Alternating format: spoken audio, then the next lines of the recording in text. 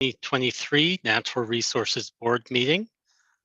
We will begin the webcast in 3, 2, 1.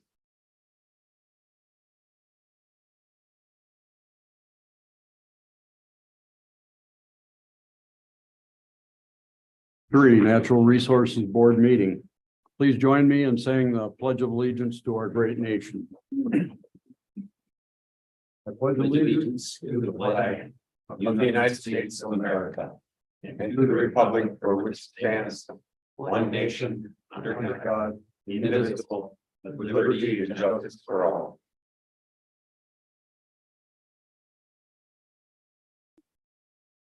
I'll now call our hybrid meeting of the Natural Resources Board to order. I've got some administrative reminders to go through. Please turn off your phones and any other electronic devices that might interrupt the meeting. Our meetings are televised via YouTube, and we welcome and thank all viewers that are joining us today. Records of our past meetings are also available for review on the DNR website under Natural Resources Board Briefs of Action. Direct public involvement and open, transparent meetings are the foundation of how we do business and how we've operated over the last 50 years and how we will operate today.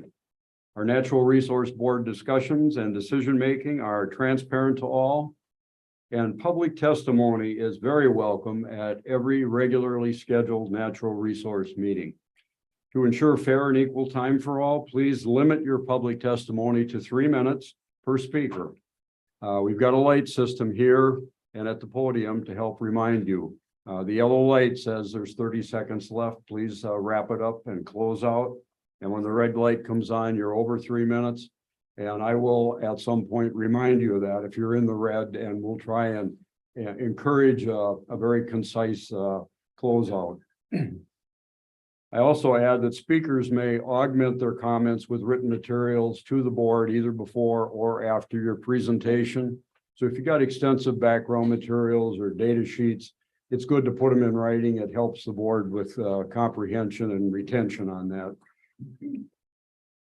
Any presenters on Zoom, please make sure you're muted and your video is turned off until your item is announced. For all participants, please note there can be delays in the Zoom broadcast, and it's easy to talk over one another. That'll happen. I ask everybody to be patient, and we'll try and slow things down and make sure we get a well understood and accurate account of your testimony.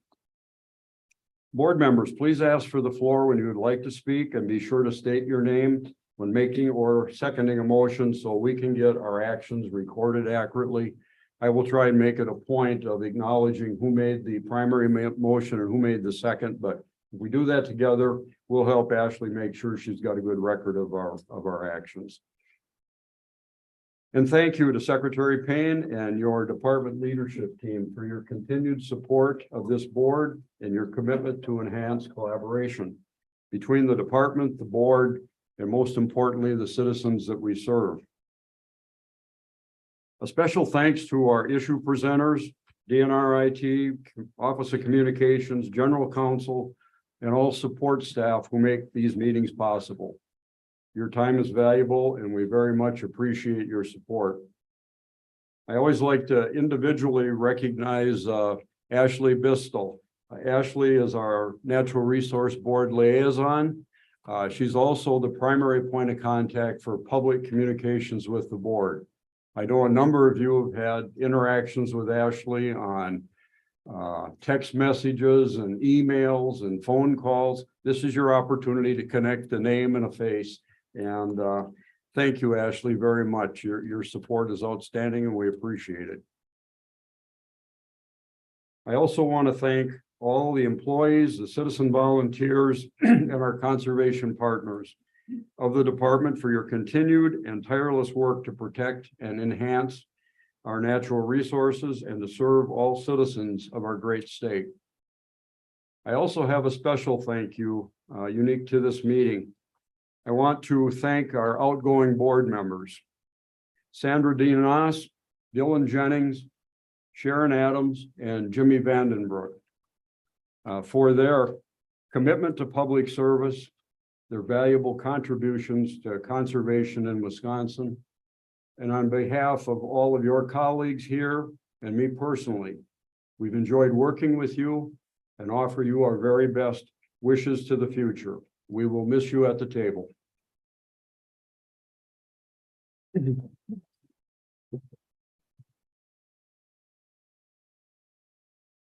Board members, any comments or questions? Hearing none, Ashley, please call the roll. Todd Ames. Here. Paul Berg, Here. Doug Cox, Here. Patty Shetler, Here. Robin Schmidt. Here. Bill Smith Here, and Marcy West. Here. recognize that we have a quorum. And at this point, I'd also like to welcome our incoming board members. Newly appointed by Governor Evers, Patty Schachtner out of Somerset, Doug Cox out of Kashina, Robin Schmidt, La Crosse, I believe, and Todd Ames, Port Washington. We look forward to your ideas, your unique perspectives, adding to the decision-making process of the board, and we're eager to work with you. Let's please take a few minutes to go around the table and ask each of the incoming board members to make a statement to introduce yourself to our conservation world here in the room and on the screen. Patty, would you start out, please? My name is Patty Schachtner. I am from Somerset, St. Croix County, born, raised, and have lived my entire life in the St. Croix River Valley, one of the most beautiful places Wisconsin has to offer. I'm married, have 6 children, 13 grandchildren, and professionally, I have worked in the emergency services as a first responder and a last responder. This appointment is it's such an honor and a privilege for me. I cannot tell you how fantastic Ashley and the rest of the team was to get us up to speed and reading all the material and answering the questions that we had very promptly. So I feel ready to proceed. So thank you. Thank you, Patty. Doug? Thank you, Chair. Doug Cox, from Kashina, Wisconsin, born and raised on the Menominee Reservation. I'm an enrolled member of the Menominee tribe. I've worked in natural resources all of my career, started in 1992, still doing that. Still excited to do it. Excited to be here as well. I've got a lot of experience on various boards in various capacities. Currently serving the state in a couple more roles. I'm on the task force for broadband for the state appointed by the governor, as well as the Invasive Species Council, the Governor's Invasive Species Council. Doing those, fantastic family. Sounds like I'm going to compete with Patty here. We've got seven kids of my own, 15 grandkids, and a beautiful wife, Jean. Really excited to serve. I'm really excited to work together with the folks that are here, protecting and managing the resources of this great state that we all share and live in. So pretty excited and appreciative to be here. Thank you, Doug. Todd? Well, I'm very honored to be here, humbled by the opportunity. As I know many folks know, I spent my life in and around public service, devoted more than 4 decades of my career to conservation and natural resource administration. I retired from the department at the end of 2021 as the deputy secretary. Promptly moved over to Port Washington, and for the last year and a half, my most significant existential crisis has been which direction am I walking the dog? That and getting accustomed to what it's like to live a half mile from one of those big puddles of water called Lake Michigan. So, but it really is, it's an honor to be here. My only regret, as Bill's already referenced, I certainly was dismayed by the circumstances that brings me here. As he said, all 4 of the previous board members, well-qualified, dedicated conservation leaders who did not merit the treatment that they received last week. But here we are. I've spent the last week diligently preparing for today. I've already made more trips back to Madison the last week than I did in the last 6 months. The two main items on today's agenda, which of course is why many of you are here, the Wolf Plan and the rules are of course very familiar to me. For those that don't know, in both 2020 and 2021, I was intimately involved in the Wolf issue, both as Assistant Deputy and Deputy Secretary. So I've carefully reviewed all the materials for today's discussion and really look forward to our deliberations both today and in the future. So thanks again for the opportunity to serve. Thank you, Todd and Robin. Well, yes, thank you so much. I'm so honored and humbled to be sitting at this table with such esteemed colleagues.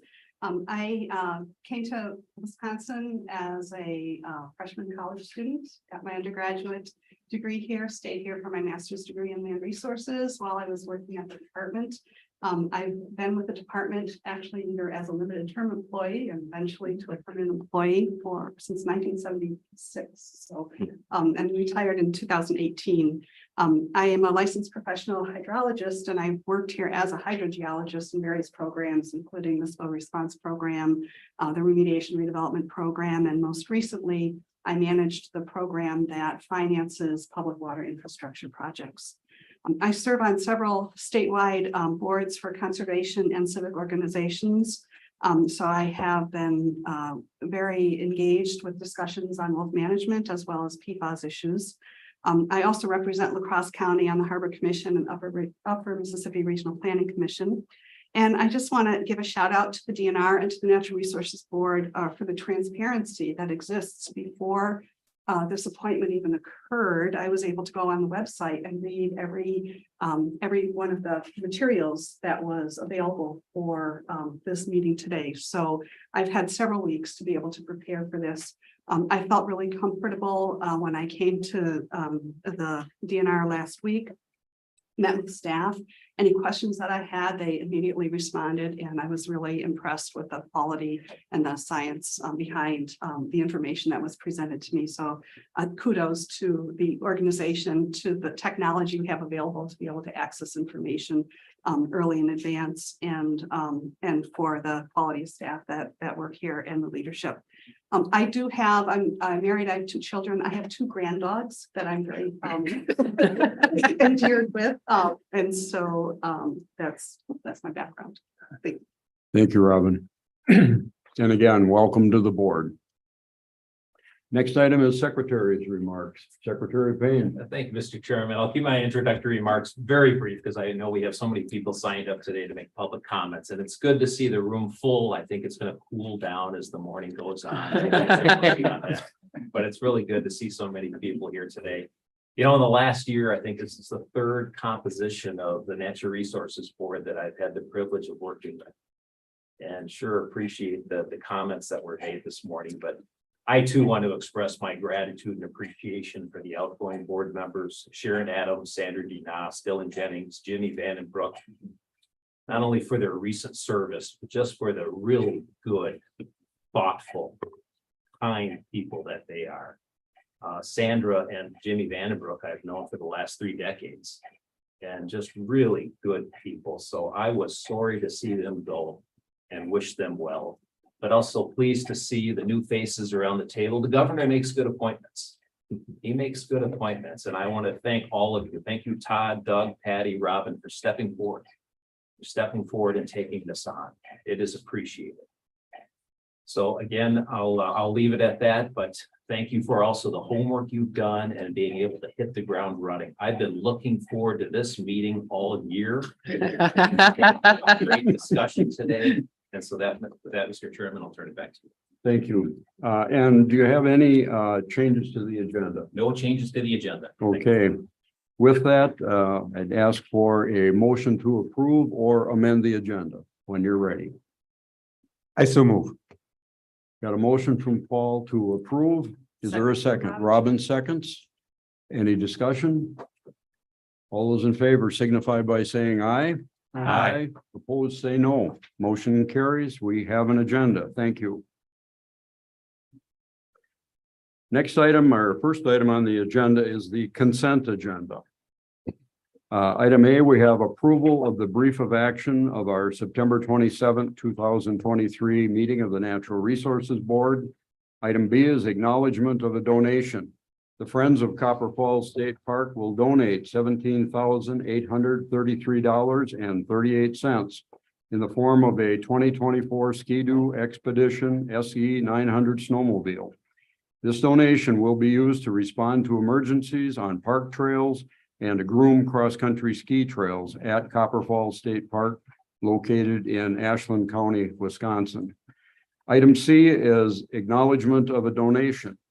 The Natural Resources Foundation of Wisconsin will donate $25,000 to support oak conservation at South Bluff State Natural Area. Are there any consent agenda items the board would like moved to item 3 for discussion? Hearing none, I'd request a motion to approve.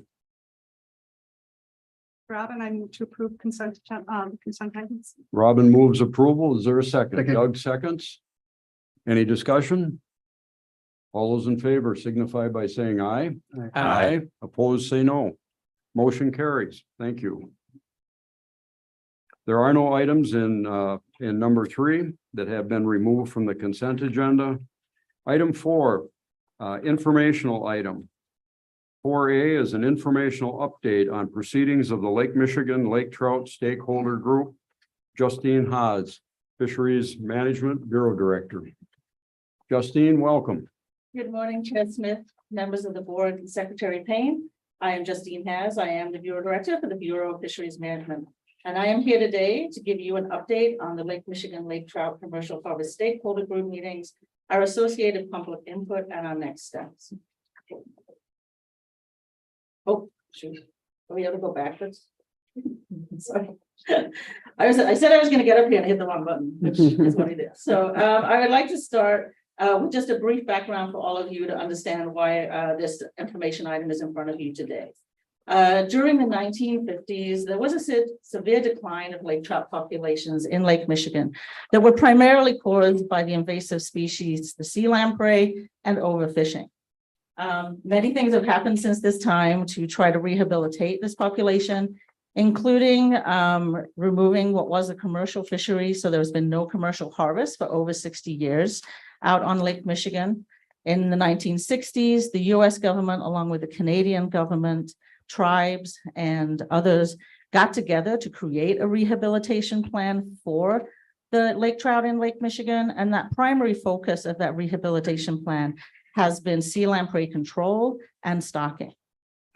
In addition to those two main factors that we've been working on to rehabilitate lake trout, we have also been working very hard to regulate the sport harvest as well, to make sure that there is not an overharvest of the fishery. In the 1980s, we saw that even with just the sport harvest, there was still no progress in the improvement of the population. So we instituted what we call the safe harvest limit to limit the sport fishery to make sure that there were enough lake trout out in the lake. And now we sort of get to more modern days. So back in 2016, the Lake Michigan Commercial Fishing Board requested of the department to look at opening the lake trout again as a commercial fishery in Lake Michigan. And in September of 2022, there was a formal request to the Secretary of the Department to create a scope statement for a commercial harvest of lake trout in Lake Michigan. In January of 2023, the department created a Lake Michigan Lake Trout Commercial Harvest Stakeholder Group to basically explore, where we've come from with the lake trout and where it's going to make that decision on the scope statement. So the Lake Michigan Lake Trout Commercial Harvest Stakeholder Group, and I'm going to call it the stakeholder group from here on out because it gets a mouthful otherwise, was charged with reviewing the current and historical lake trout population levels in our current data. We wanted them to provide different viewpoints and inputs and perspectives. We wanted them to actively engage not only with the department, but with others that we brought in to present, as well as the groups that they represented and others. And then finally, we wanted the stakeholder group to provide input to the department leadership on, with recommendations on, where we're going to move for our next steps. So the stakeholder group was quite diverse. It included Lake Michigan Commercial Fishing Board members, Lake Michigan wholesale fish dealers, Fishing for Hire businesses, which is both the charters and guides, the general angler, the Wisconsin Economic Development Corporation, the Wisconsin Conservation Congress, and the Wisconsin Sea Grant. We held 4 meetings between the months of February and May. They were open to the public, so it was, the stakeholder group was invited, but on top of that, it was open to the public, and it could be attended in person or via Zoom. And there are recordings of all these meetings available on the DNR website that could be viewed afterwards. They're still up there now too. So now I'm just going to go through the highlights of each of the 4 different meetings. So in the first meeting, the DNR staff presented on the annual surveys and data collected by the state and other agencies that monitors the status of the health of the population of the lake trout in Lake Michigan. The data collected is used to identify if the lake trout population is meeting the rehabilitation goal. And just so you're aware, the rehabilitation goal is to reestablish in targeted high priority areas and refuges of Lake Michigan a diversity of primarily lean lake trout populations that are predominantly supported by natural reproduction that provide sustainable yields to recreational, commercial, and subsistence fisheries. So that's the goal we are trying to reach. In order to assess if we are reaching the rehabilitation goal, there are set metrics that are identified. And so we presented on those metrics and how we were doing to reach those metrics. I'm not going to go through those with you today, but the key findings were that some of these metrics are being met and others are not, that the metrics actually show regional differences across Lake Michigan. So in some areas, things are doing better than others. That lake trout are not yet self-sustaining. And then overall, we are still seeing positive trends. We are seeing positive trends in the population with all the work we're doing. And then finally, in the first meeting, we did talk about those sport harvest trends and the fishery. And of note, we noted that in the past 10 years, on average, about 29,000 lake trout are harvested each year out of Lake Michigan. In the second meeting, Matt Cornish of the U.S. Fish and Wildlife Service presented on the lake trout mass marking program, and he presented the key findings of that program. So this research indicates that lake trout tend to remain within 60 miles of where they were stocked. They also tend to stay within the state that they were stocked. So they're pretty much homebodies. We also know from these studies that naturally reproduced lake trout abundance is increasing in southern Lake Michigan and in Wisconsin waters. That overall abundance of stocked lake trout is decreasing due to stocking reductions across the lake. That overall total lake trout numbers have declined in Wisconsin waters between 2014 and 2022 in both our gillnet surveys and our sport fishery. And then that lake trout abundance is higher in southern Wisconsin waters than in northern Wisconsin waters. And finally, this information also has some biological data. And in particular, there was a lot of interest in the diet of these fish. And alewife are the prominent diet in the summer for lake trout, and round gobies are consumed most readily in the spring and the fall. In the third meeting, my head was exploding because we were talking a lot about modeling. And for those of you that don't do this on a daily basis, it's a very complex thing. But Rick Clark presented the results of the new model. You'll see a map here that defines the areas that we're going to be that we talked about. So these models were developed by Rick Clark, Mark Ebner, and Jim Bentz with the Quantitative Fisheries Center at Michigan State University. The model is basically modified the existing lake trout model, which is MM67, which is noted in yellow on this map, which is what we call the Michigan model for lake trout. They modified this to fit 2 different areas, WI 345, the area is highlighted in blue, and WIM, which is Wisconsin, Illinois, Indiana, Michigan, which is noted in the pink. I'm not going to go through all the details of what is in the model. You can definitely see the recording for that. But basically, after fine tuning the model, it was recommended that the lake trout total mortality goal of 40%, which is something that had been used in trying to reach that rehabilitation goal, was too high.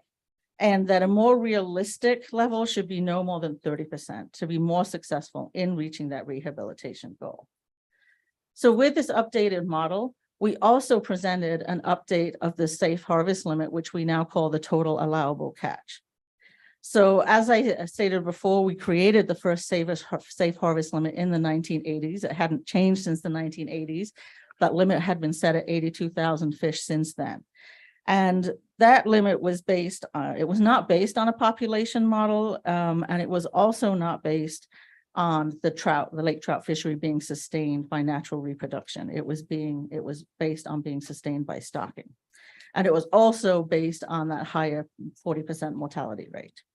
So in 2023, we decided that we, with the new model and the new data and information that we've been gathering, we really needed to take a look at that number and see, you know, in today's world, what should that number look like? So we, with Rick Clark and others, our staff worked on recalculating that total allowable catch. So in 2023, that number has been reduced to 48,443 fish. And that is based on the most current data, that population modeling, and establishing a lake trout population through natural reproduction. The fourth meeting is a potpourri of things. It was basically in the final meeting, we presented a range of topics that were based off of the questions and comments and requests for more information that we heard through in meetings 1 through 3. In each of those meetings, about half the meeting was public comment period and discussion following the presentations. So we presented additional information on the key topics that the stakeholder group members, as well as the public, had asked to help them make recommendations to us. And then following going through all of these presentations in the fourth meeting, there was a longer discussion and some specific questions that we asked the stakeholder group and the rest and other people that were in attendance. So from the meeting, at the final meeting, we asked the stakeholder group in attendance if they supported the DNR moving forward with the development of a scope statement to explore Lake Michigan lake trout commercial fishery. And as you can see, it was definitely split 50-50 in those supporting the move forward and those who did not or didn't know and they needed more information to be able to make that decision. In addition to asking the questions at that meeting to the folks that were either online or in the room, we additionally allowed for public comments to be accepted for 2 more weeks following that final meeting.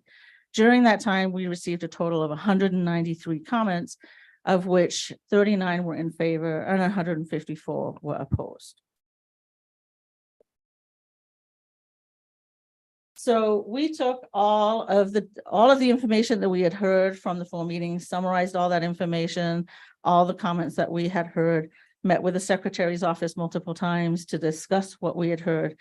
And so what we're here at the end today is looking forward about how we are going to address this question that was posed to us and our timeline of next steps. So our goal is now through May of 2024 that department staff working with others to work on the pre-scope statement tasks where additional information is needed prior to us drafting the scope statement. We would then anticipate that June through September of 2024, we would develop, draft, and route the scope statement. So the goal is at the October 2024 NRB meeting that we would be here requesting a preliminary public hearing on the scope statement. And then with the goal of being back on December of 2024 for approval of a full scope statement. So with that, that is a very quick summary of the 4 meetings, and I'm available to take any questions that you have at this time. Are there any questions or comments from the board? Looks like a preview of business to come. Marcy. Yep. Question. Thank you, Justine. The breakdown of those public comments, was there any demographic collected of where the public comment came from and how we would do more outreach as you go through that lengthy timeline?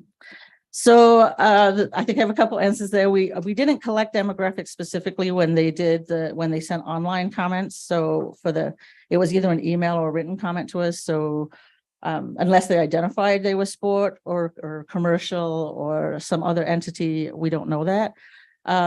We do have a survey that's going out to a random sample of people right now that has which we added some questions to try to figure out, did we reach all the right people in these 4 meetings?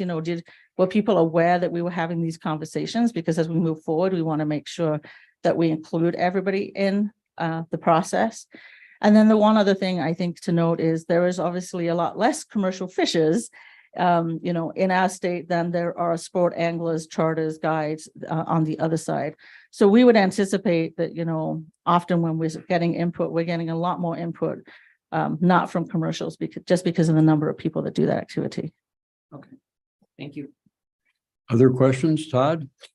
Yeah, thanks. I think this is a good step to move forward with this scope statement. I want to make sure I get the numbers right. So the annual harvest recently has been averaging around 29,000. Correct. And you've now adjusted the limit to about 48,000 and change. Yes. Yeah. Correct. Okay. All right. Well, it'll be instructive.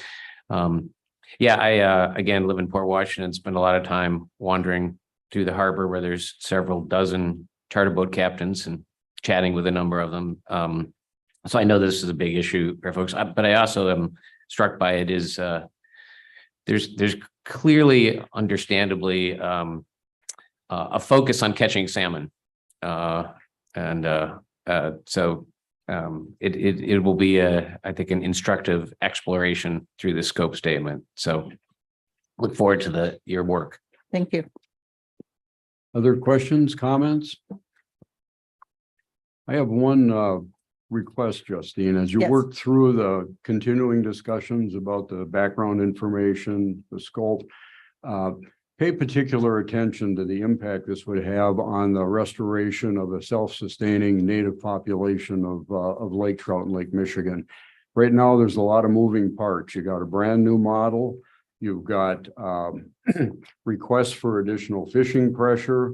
The stocking commitment has changed considerably the last few years, and all of these pieces would have an effect on that. And I know that's an important goal, but as you work through it as best you can with staff, try and give the board information as to what the impact on that restoration might be in terms of the timeline or the the relative opportunities for positive movement and success.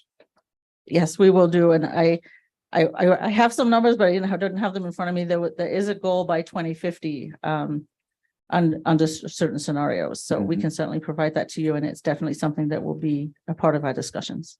Thank you. Any more from the board? Thank you, Justine. We'll Thank look you. forward to next year and seeing you again. Yes, I'm going to put this up because I think the next person's taller than me. Next item on the agenda is 5A. This would be request the board adopt board order WM 0921. These are proposed rules affecting chapters NR 8, 10, 11, 12, 17, 18, 19, and 27 to the 2021 Wildlife Management Housekeeping Rule. Scott Carroll, Morning. Wildlife Policy Specialist. Welcome, Scott. Chair Smith, members of the board, Secretary Payne. I am Scott Carroll. I'm the Wildlife Regulation Policy Specialist, and we're asking today for adoption of our housekeeping rules. This is WM 0921. So just briefly, we are at the final rule adoption stage of this process. We had a board scope approved in May of 22. We've gone through the public hearing and drafting process, and now we're here asking for final adoption. So this is a not fairly non-controversial rule. We do these housekeeping rules semi-regularly, probably every 2 years or so. And what this is meant to do is correct inconsistencies, update outdated language, and just provide clarification where we find that in our many chapters of administrative code, it's needed. And as I did mention, this scope was approved by the board in May of last year. I did want to highlight, there's a bunch of individual pieces of this rule, but I did want to highlight two specific things. One is that this rule clarifies the youth turkey season bag limits. So we do have a 2-day youth turkey season prior to the start of our spring turkey seasons each year. And up until a couple of years ago, when the first youth turkey season started up until a couple of years ago, we had in our administrative code that the bag limit was 1 bird per youth hunter per season. Then in a separate administrative rule, which was meant to update language about carcass tagging, it was removed for turkeys several years ago. The bag limit language was inadvertently changed to make it more ambiguous, so we couldn't really restrict it to 1. We learned about it. We went and talked to our partner groups. They expressed a desire to have it returned back to the original bag limit, so that's what we did in this rule. We also in this rule update the definition of a muzzleloader. Several years ago, we did a fairly wide-ranging weapon simplification effort because we wanted to let our rules adapt to changes in technology. And right when we were bringing this to the board, we were made aware of a new muzzleloader technology that did not meet despite our best efforts, didn't meet our intention of our weapon simplification. There's a muzzleloader that doesn't have a breech thread or a breech plug attached with threads, and it's fairly popular. So we went through this effort to allow that to be used in our muzzleloader seasons. So that's just 2 items I wanted to highlight. I'd be happy to answer any questions on the rule if anybody has any. Thank you, Scott. Any questions from the board? Make a motion for adoption. I should note we have no public speakers on this item as well, and we have a motion to approve from Marcy. Is there a second? I'll second. Second from Todd. Any discussion from the board? All those in favor signify by saying aye. Aye. Opposed, say no. Motion carries. Thank you, Scott, and hang around. We're Yeah, gonna see a lot of you today. I'm sorry. I'm really sorry. Take a deep breath. The next item on the agenda is another wildlife board order. Request adoption of board order wildlife WM 1622, proposing rules affecting chapter NR 10 related to establishing the 2023 and 2024 migratory bird season framework and regulations. Again, Scott Carroll. Hey, it's me again. So again, we are here at final rule adoption. As we were the past rule, we had a scope statement approved by the board previously. And then we've also had an emergency rule associated with this rule approved, which I will go into in my presentation. So just some background, our migratory bird season frameworks, including bag limits, are established by the U.S. Fish and Wildlife Service. We as an agency have to give our preferences to the U.S. Fish and Wildlife Service by April of this year. And what we've done historically is we've used the emergency rule process to do that. Because of the limitations of a permanent rulemaking, it's quite lengthy. In order to meet these deadlines, we've utilized emergency rules. And typically we brought it to the board each April so that we can give our season choices to the Fish and Wildlife Service by their chosen deadline. But what we've noticed that in the past 20 years, our season frameworks and bag limits have barely changed at all. And we've gone through each year quite a lengthy public input process, and just for not a lot of changes on the back end. So what we've decided to do is we reached out to our partners and we kind of tested the waters with a new system where we are going to move away from the emergency rule process. And what we're going to do is we're going to establish these seasons by secretary's order. And that's what we've done in this rule. So what it's going to do is going to be similar to our deer antlerless quotas, where rather than going through an emergency rule, scope statement, public input, we will talk to our partners and we said, what are the desired season frameworks if we have a 60-day migratory bird season, a 45-day, and a 30-day. Now, keep in mind, we've had a 60-day season since 1997. So the odds of us not having a 60-day season are low, but they're not zero. So we wanted to be prepared in case that option took place. So that is in this rule. We also are deferring to the maximum daily bag limits allowed by the U.S. Fish and Wildlife Service in this rule. We do have one exception for Canada geese. Part of the Canada goose season has a little bit smaller of a bag limit than the maximum allowed, but typically we've just deferred to the maximum allowed. Now, if changes would need to be made, let's say in theory some duck species isn't doing well, we would then come back to the board with an emergency rule because there's a biological need for that. But we want to move away from doing this annual emergency rule process every year. So this is a 3-year trial. So the intention of what we're doing here is we want to start having these conversations every 5 years to coincide with when we have to tell the U.S. Fish and Wildlife Service what our preferred migratory season zones are. So we do that every 5 years, and we thought the next time we're going to have this discussion is in 2025 about the zones. It's a good time to try out this system, set the migratory bird seasons for a couple of years, come back in 2025 and see if it works. So it's not a long commitment for this initial round. And then if everything goes well, what we're planning on doing is bringing another rule to the board in 2025 if necessary, if something has changed. And then we would set those for 5 years to come back in 2030 at that point. So we want to do, it's a 3-year goal initially, then we're setting 5 years out after that.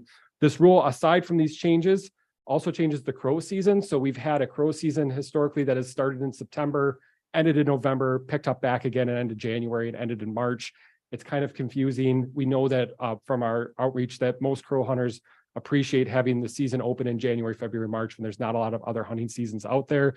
So we thought, why not make this a little simpler, have a single contiguous crow season and try that out too for the next couple of years to see how the public responds to that.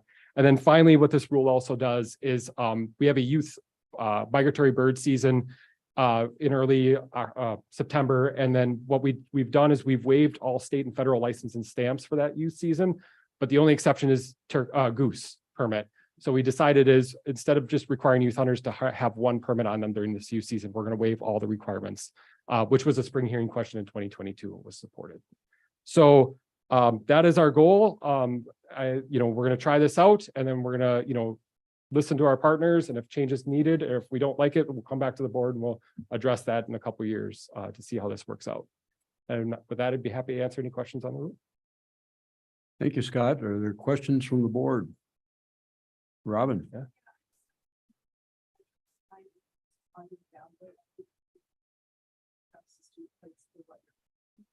We do, but would you mind if I call up our migratory bird specialist to talk about how we've done? He's right here. So, Taylor. Thanks, board secretary. I appreciate you guys all having me. So we are also going to be continuing to have all of the same meetings with all of our partners, with the Conservation Congress, with the Wildlife Federation, with everybody to discuss. It's not like we're not collecting annual input. We're still collecting all the public input that we have throughout the entire period, but we'll just go through a formal process after this 3-year trial period. So yeah, we'll be collecting the same information that we collect on an annual basis, just have a lot more of it in one lump. So yeah. Thank you. Perfect. Thank you. Other questions? I have a quick one kind of relating to what Taylor was talking about in terms of public input. I recall a short time ago when the emergency rule came through with some of these changes, there was a significant public discourse between different parts of the waterfowl world. Has there been any significant public input leading up to this proposal? Oh, great question. So yes, for clarification, in the April 2023 emergency rule, we made a change to the goose season start date on the Mississippi River zone. So typically it started end of October, and we decided to, based on public input we received from our partners, there was a desire to have it start 2 weeks earlier to coincide with the start of the duck season on the river. And we had heard some concerns about overcrowding, especially from some hunters on that area. So what we did is we told the board we would listen, have our agency folks go out on the river during that time, see what actually is going on, and we report back. And we've had wardens make contact. We had wildlife staff out there at that time period. We had no major issues reported to us. We had basically when we touched base with people, they were really happy to have the extra opportunity. So yeah, no controversy there. We were happy to hear that. That's kind of what we had assumed, is that there's a lot of things going on in the river already, and this wasn't going to add too much more than what's already happening. Okay, thank you, Scott. Again, we have no public speakers on this item. Any last questions or comments from the board? Then a motion would be in order. I'd move to approve the scope statement. No, it's not. No, sorry. it's in order. It's It's an order. Yes. Sorry, I was on the wrong page. Okay, we have a motion to approve from Robin. Is there a second? Second. We have a second from Doug. Any last discussion from the board? Todd? Yeah, I just would note, I'm supportive of this, but I've always felt over the years that if you do an annual emergency rule, it kind of negates the whole concept of emergency. So I approve that approach. I'm only just caution to you all to make sure that as you're going through this evaluation process and also doing the annual executive orders, that you've got ample opportunity for input before that's put forward, just to make sure that folks aren't feeling like this is some sort of a end around for the waterfall public. Yep, no, and this order would establish, or this rule would establish a public input period if necessary if we make any changes to any of the seasons. Yeah, I think that's really important. Yeah. All right, thank you. Any other comments from the board? We have a motion and a second to approve. All those in favor signify by saying aye. Aye. Opposed, say no. Motion carries. Thank you, Scott. Take another deep breath. And we're on to scope statements, All right. item C. It's the last one of me for a little bit, so. In this case, request the board approve a statement of scope for board order WM 0923 and conditionally approve the public hearing notice for board order number WM 0923. And notice of submittal of proposed rules to the Legislative Council Rules Clearinghouse for proposed rules affecting Chapter 12 related to wildlife damage and abatement. Once again, Scott Carroll. Okay, so we're at the scope statement phase of this board order. So we have to get approval from the board and then approval from the governor. And then once we get that, we can begin drafting rules. So, no, sorry, we've already had approval from the governor. I'm sorry. Once we have board approval, we'll begin drafting rules. So what we're doing here is chapter NR12 is our wildlife damage and nuisance chapter. So, this chapter's been around for a while, and what department staff felt was necessary was to reach out to sit down with some of our partner groups and go through this chapter and see if it's still working for everybody, right? It's heavily impacts producers, landowners. So we wanted to get input is what we're doing here still good and still accurate? So what we did is myself, several department staff, we met with producers, we met with USDA, which helps implement our nuisance and damage program. We met with Conservation Congress, and we went through over 3 different meetings, every single line of chapter NR12. And we just asked, is this good? Do we need improvements? Do we need to delete it? Do we need to add something here?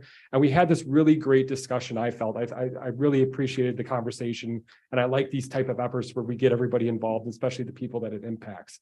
So what we did is we created a list of things that we felt could be improved upon within chapter NR12. It's not going to be a huge departure from our existing rules on wildlife damage and nuisance, but more tidying things up, kind of more similar to the housekeeping rule that we just discussed, but specifically to this one chapter of code. So we're really excited about this project. And if we should get board approval, we're going to begin drafting a rule and potentially have this back to the board sometime in the early winter of next year, so we can have it impacted. We, ideally these would go into effect when the damage season starts, which is the first of the year. So be happy to answer any questions about this scope statement. Questions from the board? Comments? We have no speakers on this item. Hearing none, I'd ask for a motion. I'll move. Todd moves to approve or deny. Sorry, to approve. Thank you. Moves to approve. I'll second that. And we have a second from Paul. Any further discussion from the board? Hearing none, all those in favor of the motion signify by saying aye. Aye. Opposed, say no. Motion carries. Thank you, Scott. Take a brief rest. Next item on the agenda is item D. Request the board approve another statement of scope for board order FH 12-23 and emergency board order FH 11-23E. And conditionally approve the public hearing notice for board order number FH 12-23 and notice of submittal of proposed rules to the Legislative Council Rules Clearinghouse for proposed rules affecting chapters NR 20 and 25 related to Lake Superior Cisco and lake trout regulations. Meredith Penthorn, Fisheries Management Policy Specialist. Welcome, Meredith. Thank you. Good morning, Chair Smith, members of the board, and Secretary Payne. My name is Meredith Penthorn, and I'm the Policy Specialist for the Bureau of Fisheries Management. Say that again. Okay, like Scott presented in his scope statement presentation, we are at the statement of scope phase for today's meeting. And so we're hoping to get that approved to move forward with rule drafting. So what our scope statement intends to do, it's the first step in the rulemaking process. So once we get this approved, we can actually begin the rule drafting stage. The scope statement outlines what future rules may include, an overview of the topics that we're going to look at in the rulemaking process. And for this particular scope statement, it focuses on Lake Superior, lake trout, and Cisco quota updates, as well as associated commercial and recreational fishing regulations. We did hold a preliminary public hearing on the statement of scope per request of the legislature. And we had 3 people in attendance and no one provided comments. They only had clarifying questions on our preliminary public hearing presentation. And most of their questions related to Lake Superior lake trout populations. So to provide sort of an overview of where we are as far as the Cisco and lake trout quotas, we have a newer Cisco quota. It was first established in Administrative Code in 2016, and then we updated that quota 3 years ago in 2020, ahead of the 2021 Cisco season. And then the lake trout quota has been in Administrative Code for quite some time, a few decades now. And it's been updated every 3 years based on updated biological data. And again, we last updated that in 2020. And so we pursue one of these Lake Superior scope statements and associated rules every 3 years in order to update those 2 quotas with biological data through the most recent year. So updated data through 2022. Our Cisco quota was successful in helping respond to a population decline in Cisco. And it looks like we have good news coming down the pipe on that, because data indicates that 2022 had a really strong year class coming through in terms of Cisco. So those fish will likely be available for the fishery in the next few years. And then similarly for lake trout, quotas helped alleviate a population decline that we had noted the past few years. The sport harvest season was actually closed early in 2021 to prevent lake trout harvest in the sport fishery from exceeding the sport harvest limit. And then commercial harvest has been below the established quota. So again, we're requesting approval of our scope statement that will cover both emergency and permanent rules. These rules will help us manage the multi-use Lake Superior fishery between sport, tribal, and commercial fishers by setting new quotas and establishing associated rules. And we'll also be able to incorporate that updated biological data to do so. And then we will also hold additional hearings and meetings throughout the process, starting even before we bring back an emergency rule to discuss what the new quotas will be, as well as the potential rule change options we're going to be considering to ensure the sustainability of the Lake Superior fishery and ecosystem. And I should also note here that the Lake Superior Commercial Fishing Board has been really engaged in the efforts throughout these every 3-year quota update processes, as well as teams up in the Lake Superior region have meetings open to the public to learn more about the Lake Superior fisheries and population as well. And with that, I'd be happy to take any questions you may have. Questions from the board?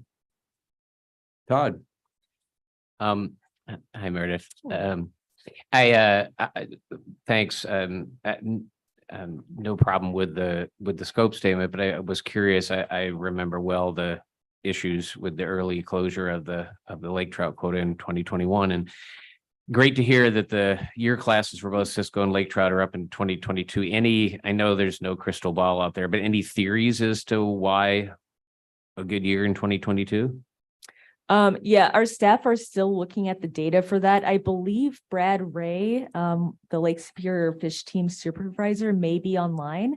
If he could respond to that question.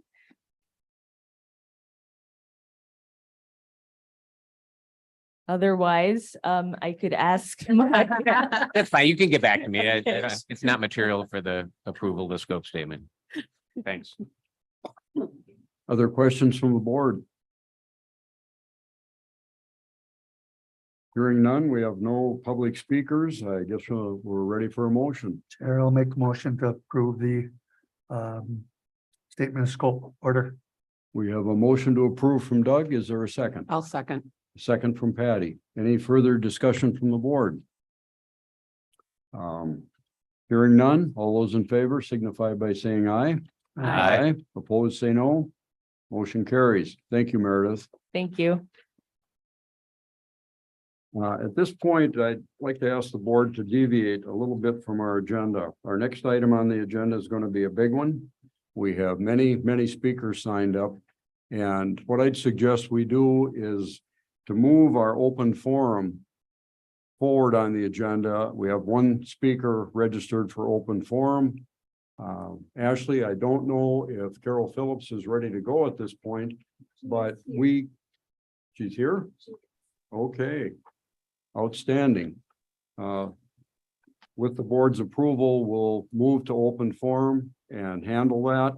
And then after that, I'd suggest we take our morning break and come back and pick up item F, which is work management plan. I think we can do this without, but there's a lot of changes of moving the agenda item. I guess I'd ask for a motion from the board to Yeah. show your support. I'll make a motion to go to number 6, open forum. Okay, we've got a motion from Doug to move to item 6, second from Robin. Any discussion? All those in favor signify by saying aye. Aye. Opposed, say no. Motion carries. Thank you. Okay, item 6, open forum. We have one individual signed up to appear in open forum. Carol Phillips is here to talk about wake surfing legislation. Carol, are you here and ready to go? Yes, Carol Phillips, Presque Isle. I'm a retired former registered professional civil engineer. Fishermen will be particularly hard hit by the wake surfing bill proposed last week by Northwoods Representative Rob Schweringer and Senator Mary Felskowski. Wake boats are large ballasted boats designed to make the largest wake possible so someone can surf the wake without a tow rope, like surfing in the ocean. The proposed bill allows these wave-making machines to pass just 100 feet from anchored fishermen and 200 feet from shore and docks. The boating industry's own study shows that the wake surf waves reaching a fisherman 100 feet away are still 20 inches high, and at shore 200 feet away, they are still 16 inches. Fishermen casting toward shore are particularly vulnerable. Several have been knocked over and injured when blindsided by the massive waves. I spoke to a fisherman whose boat caught a wave and was carried several feet to the shoreline. Another watched his moored pontoon be tossed onto his dock. Even Vilas County's largest lake, 2.5 miles across, doesn't have 16-inch wind waves on the windiest days, but a wake boat circling a small lake can hit every shore of every sheltered bay with 16-inch waves. The underwater energy in those waves extends far deeper than wind waves, destroying fish habitats and nests and churning the lake bed. Phosphorus is released, leading to algae blooms and fish kills. Mercury is reintroduced into the food web, accumulating to dangerous levels in fish. Big walleye are particularly susceptible. The proposed bill permits wake surfing in shallow water, despite studies showing that the wash from the powerful motor and downward angle propeller blast 20 feet deep or more, disrupting the lake bed and also the thermocline. And how is that going to impact the water quality and fish health? The wake boat's ballast systems can't be emptied completely and can transport invasive plants and animals from lake to lake, upsetting the entire ecosystem, resulting in fewer large game fish. There are 2 studies that claim 200 feet from shore is enough. Both are by the boating industry. The Water Sports Industry Association acknowledges that the ocean engineer they hired only collected data. They came up with the unfounded assertion that 16-inch waves coming ashore don't hurt shores and docks. And the National Marine Manufacturer Association's computer study was reviewed by a respected expert who was cited in both papers. He said, "This study fails to provide the material and the evidence from which to make any sound conclusions." 1.2 million fishing licenses were issued in Wisconsin last year, but very few families can afford wake boats. They cost upwards of $100,000. Yet all lakes over 50 acres can be turned into water parks. And the bill includes a provision that robs towns of their right to establish stricter local laws to suit local conditions. Hopefully you received my handout this morning. It includes the proposed bill and my documented commentary. Thank you.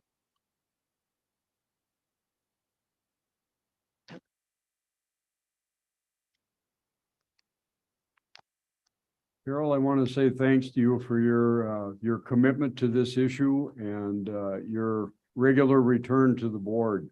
You bring us valuable information and I would say disturbing information all at the same time.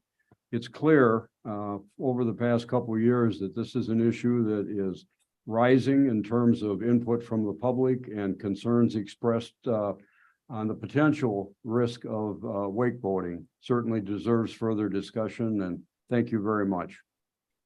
Thank you. With that, we'll take our mid-morning break and return at 9:45. And at that time, we'll take up issue F on the wolf management plan. Thank you all.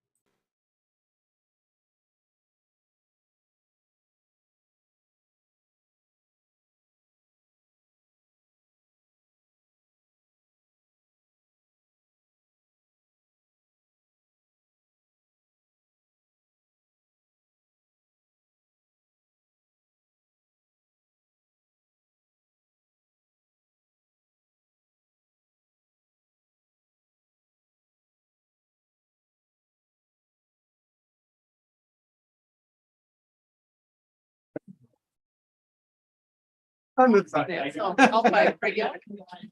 By Craig Yellen, the chief of police. Oh, I don't know where you live. Yeah, he lives out in that area. Yeah, yep.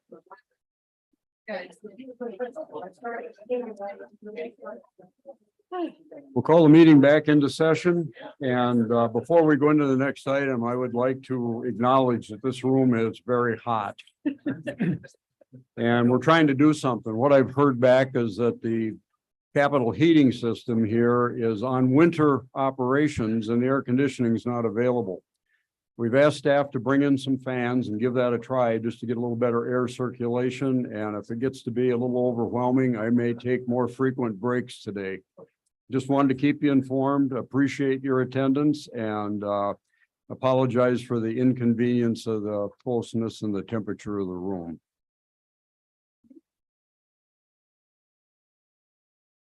We knew this had the potential to be a hot meeting, but I never envisioned this.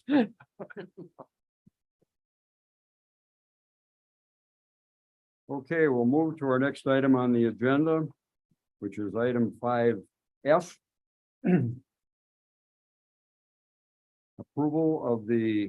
Request approval of the Wisconsin Wolf Management Plan 2023. Randy Johnson, Large Carnivore Specialist.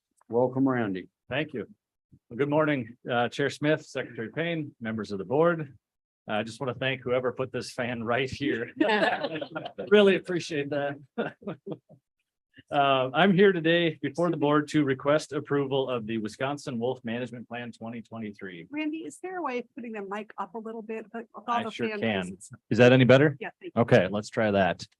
Once again, I'm here before the board today to request approval of the Wisconsin Wolf Management Plan 2023. That's a line that I've been waiting to say for some time, and I'm excited to be here. I just want to, before I jump in, I want to acknowledge it's been great working with everybody on the board, but especially the 4 new members here today over the last week. I've enjoyed the discussions and the questions and you know, helping everybody feel comfortable with what's in this plan and answering those questions. I appreciate your time and so thank you for that. Let's see, I got to run the slides. So let's jump into this. I'd like to start once again with a review of the process. How did we get here? We started this in early 2021. So almost 3 years ago now. And it's been a long road with lots of public engagement, public input, working with different partner groups, the Wisconsin's tribal nations, in many different ways to help inform this plan. A couple key components of this process included a wolf management plan committee. So this was a group consisting not only of different stakeholder organizations from across the spectrum, but also tribal representation, agency partners, and the Conservation Congress to help share input, have discussions, and help basically provide some of the information to help shape the future and this document.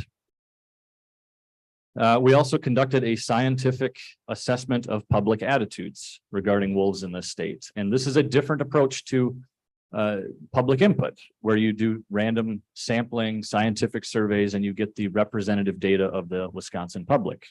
And so each of these pieces, each of these ingredients, if you will, is really important. They're all equally important. They all have their place and they all factor in. And throughout this process, the writing of the plan was led by a team of DNR staff, led by me. And we wrote this plan and its proposals within the scope of current state and federal law. We had a draft plan that was first shared in fall of 2022, almost a year ago. And that draft plan was out for public review and comment for 3.5 months. We received several thousand comments on this, and we spent last spring and summer reviewing these comments and analyzing them and trying to, you know, understand the feedback we were getting through this process. Areas of agreement, areas of disagreement, improvements that could be made, et cetera. And from that, we had the revised version of the plan. The revised version of the plan was shared August of 2023. And again, the revisions made in this version of the plan were based upon that feedback and internal discussions. So here's a timeline of more recent activity that I'd like to walk through. We've been busy with this thing, and that's a good thing. We shared, again, that revised version of the plan August 1st. At the same time, we were nearing the final stages on the rule process or rule side of it. So these two items came together. Scott will be here to talk about the rule, I believe, next. But September 12th, public hearing on the rule, the comment period on that closed shortly thereafter. September 20th, we engaged in a state tribal wolf consultation. So DNR leadership and staff met with leadership from the Wisconsin tribal nations, as well as Gliffwick, and had, I think, a really good meeting, positive meeting, discussions, answering questions about the plan, what the future might hold with wolves, and just sharing information back and forth. I thought it was a very good meeting. A couple days later, I was at myself and Scott joined the Conservation Congress's Wolf Committee for their meeting to answer their questions, provide updates on the plan, the process, where we're at, and take their feedback. Let's see, September 27th was before the board presenting an informational item on this wolf plan. That meeting was in Manitowish Waters. And again, good discussion, good questions, all focused on this plan. A few days later, October 2nd and 3rd, DNR hosted 2 open house meetings on the wolf plan. These were informational. One was in Ashland, one was in Marshfield, and these provided anybody that was interested in attending one of these to engage directly with DNR staff and others on this issue. We had tables set up around the room with different information related to the plan, but beyond the plan, we had ecology and conflict demonstrations set up. It was, I think, a really good meeting, or 2 good meetings, and I felt a good vibe in the room, a good sense as I talked to people, answered questions. So I think a positive outcome there as well.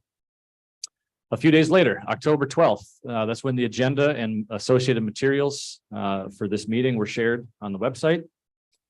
Those materials included a slightly revised version of the wolf management plan that's reflected in your green sheet packages. We made 13 small clarifying edits in the document. These were not substantially, changing any content. They were intended to clarify some of the existing items in the plan based on feedback we've been hearing over the last couple of months.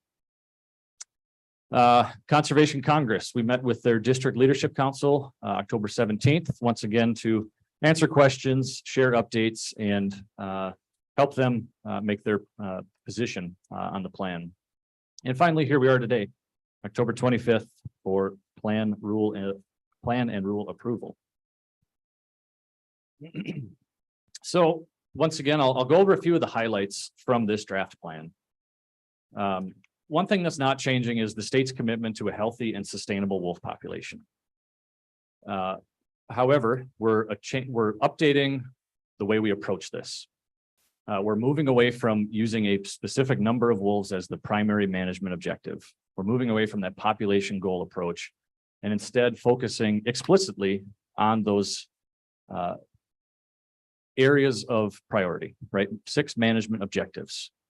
We're going to focus directly on those. These include things like ensuring a healthy and sustainable wolf population, addressing and reducing wolf conflicts, providing multiple benefits, including regulated public hunting and trapping of wolves consistent with state law.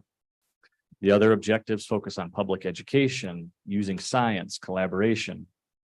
So those are explicitly stated, and that's where our efforts are going to go, instead of focusing specifically on a number of wolves as the goal. Further, the plan lays out an adaptive management framework for working towards these objectives.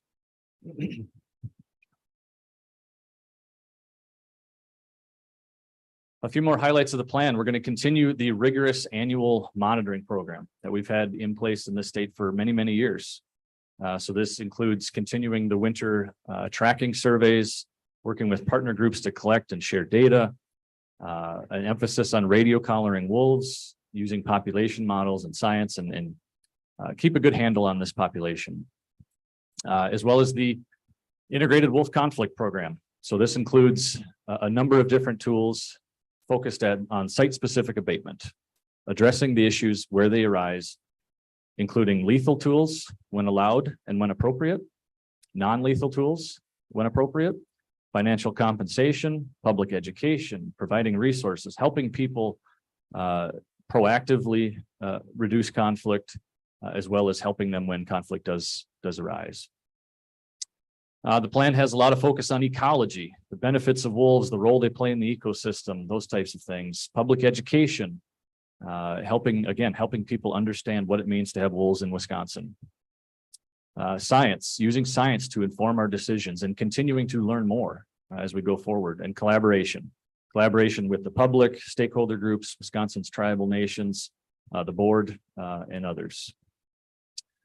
A lot of attention in this plan is towards wolf harvest. As I mentioned, Wisconsin state law requires a wolf season when wolves are delisted in the state. And so the previous wolf management plan speaks very, very little about wolf harvest in this state. So a lot of attention in this plan towards, lessons learned from the last 10 years, including 4 wolf seasons, and in making improvements to the implementation of future seasons. So a few things listed: shortening that harvest registration time down to 8 hours. A successful wolf hunter or trapper has 8 hours to share that data with the department. Zone-specific licenses, meaning your license is valid in one specific area of the state as opposed to statewide, which is current. And then taking a more thoughtful and measured approach to the number of licenses to be issued in each of these zones. All of these things are intended, again, to help better improve the implementation of future wolf seasons. And I mean that from the perspective of not only helping the state better meet its harvest targets, but also better implementation for those that want to participate in the season. A season that lasts 2 or 3 days is not necessarily a good season for somebody that wants to participate. So we can improve implementation from both aspects. Management zones, I've mentioned that a few times. We've modified those boundaries based on an improved understanding of where wolves are and where wolves aren't, where conflict tends to occur and where it does not tend to occur. And we've created some subzones. One set of subzones is around large tribal reservations in the north and is intended to reduce harvest pressure in these areas. And the other subzones encapsulate some areas of chronic wolf livestock conflict. And those subzones are intended to direct harvest pressure or increase harvest pressure in those specific areas. I mentioned this already, but I'll kind of come back to it. We had the first draft of the plan, took a lot of public feedback, and we made some key revisions. Some of those key revisions are listed here. We improved the executive summary to help people, it was a communications effort, help be more clear in what this plan contains, what it lays out, to help people understand it and then feel more comfortable with it. That includes adding a goal statement with much of the same intentions. A lot of the comments focused on population sizes and specifically what does management look like without a numeric goal? And so we added a lot of language and the table to help improve transparency and expectations in that respect. We also added and clarified metrics in the plan. We've already heard today about metrics, the importance of measuring. How well are you doing? Are you achieving what you want to achieve? So we added quite a few metrics in this plan to help us with the implementation phase. And then finally, the timeline. We clarified that we expect to implement this plan over the next 10 years. And we'll be reviewing it along the way to make sure it's reflective of the ever-changing world that surrounds wolves. Here's the goal statement. It's on the screen, but I just want to take a moment to read the goal statement because I think it really encapsulates the overall vision of this plan. So the stated goal of the Wisconsin Wolf Management Plan is to ensure a healthy and sustainable wolf population that fulfills the numerous ecological, cultural, and recreational benefits of wolves, while being responsive in addressing and preventing wolf-related conflicts and recognizing the diverse values and perspectives of all residents in Wisconsin. It's a broad statement, and I think that's appropriate. Wolf harvest in this, in this arena, if you will, gets a lot of the attention, but this plan is much bigger than that. The harvest season certainly is an important piece of this plan, but again, it's much bigger than that. Okay, I mentioned this table. Again, this was a revision made in the revised version of the plan. focused on helping address these public expectations and transparency. And so the revised draft continues to recommend the adaptive management framework we laid out, but this table more explicitly lays out what the contemporary science suggests a biologically sustainable population range might look like in the state. It's informed by our current understanding of biological carrying capacity in the state, which is estimated to be some 12 to 1,300 wolves, and consistent with most wildlife species and population dynamics, we're committed to maintaining that population above 50% biological carrying capacity. So what we're saying is, in this space between, half carrying capacity and approaching full carrying capacity, that's where we expect this population to be as we apply the adaptive management process going forward. Related to that are some growth, stability, or decline options on the right. And again, this is guidance only, but if we are on the lower end approaching that 50%, we're probably going to look to grow the population. If we're on that 1,200 end approaching biological carrying capacity, we're probably going to look to reduce the population. And if we're really anywhere in between, it might be growth, stable, or even decline at the statewide level. And so any future wolf harvest recommendations should not only consider these guidelines, but also the objectives and metrics of the plan, any scientific developments, legal requirements, and other relevant factors that may come up. And the department's Wolf Advisory Committee should play an important role in evaluating these things and developing these recommendations. Now, this is an area that, unsurprisingly, has captured a lot of attention and unfortunately some misinformation. So I just want to stay on this for another minute longer here and try to clarify a couple things that we've heard, just to make this hopefully crystal clear.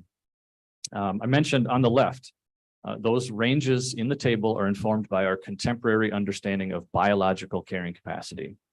The state's committed to maintaining at least 50% of carrying capacity in the state, and up towards biological carrying capacity. However, as we approach that biological carrying capacity, that 1,200 plus, there's a recognition here that social carrying capacity is likely less.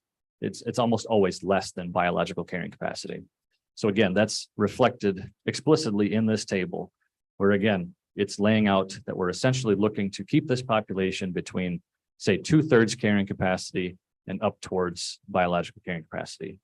And those decisions, again, would be informed by the state of the population, the state of conflicts in the state, public input, engagement, these conversations, the metrics, all of the things laid out in the plan. On the right, a couple other clarifiers that are worth mentioning. Assuming wolves are delisted, we would expect to have a wolf harvest season every year, regardless of where we're at in this table. The harvest rates, the number of wolves taken, would be adjusted accordingly, depending on what our goals are. And so, to clarify, we can have a wolf season while also promoting population growth.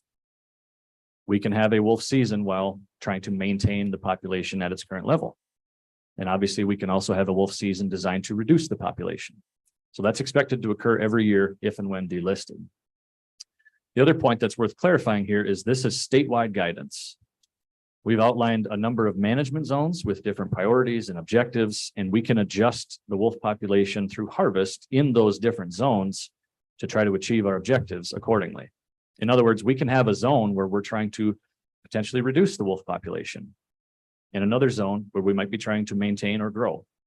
We can take different approaches through the zone management approach while keeping an eye on the statewide population consistent with this table. Finally, one of these 13 edits here towards the end is a statement that was added that clarifies that biological carrying capacity is also not static. And therefore, the information in this table may be updated in the future as we continue to learn more. So, from recovery to sustainable management, this is a tagline I've used throughout this process, and I think it really captures the essence of what this plan is and where we're at in this state regarding wolves. We've had past wolf plans for a number of years. They've largely been focused on wolf recovery. This plan recognizes explicitly that wolf recovery, biological wolf recovery, has occurred in this state. Populations recovered. we're now looking towards the next chapter. What does long-term sustainable management of the wolf population look like in this state? And so this plan, reflects this reality. And while it cannot answer all of our questions for us, it cannot tell us what the next wolf quota should be. It cannot tell us what the right number of wolves in the state should be. It provides for us a framework for making effective and responsible decisions based on public input and science to help us with this next chapter, if you will. Okay, my last slide here. A quick look ahead. Regardless of what happens with this plan, we're going to continue to anticipate a potential change in federal status related to wolves. Again, right now they're federally endangered. There's some different actions out there right now that could result in a change. We're going to keep our eye on that. Winter tracking season is coming up. We've got staff getting trained up right now. We've got some volunteers getting trained up. We're making plans to once again do many miles of snow tracking surveys this winter to collect the data for our population models.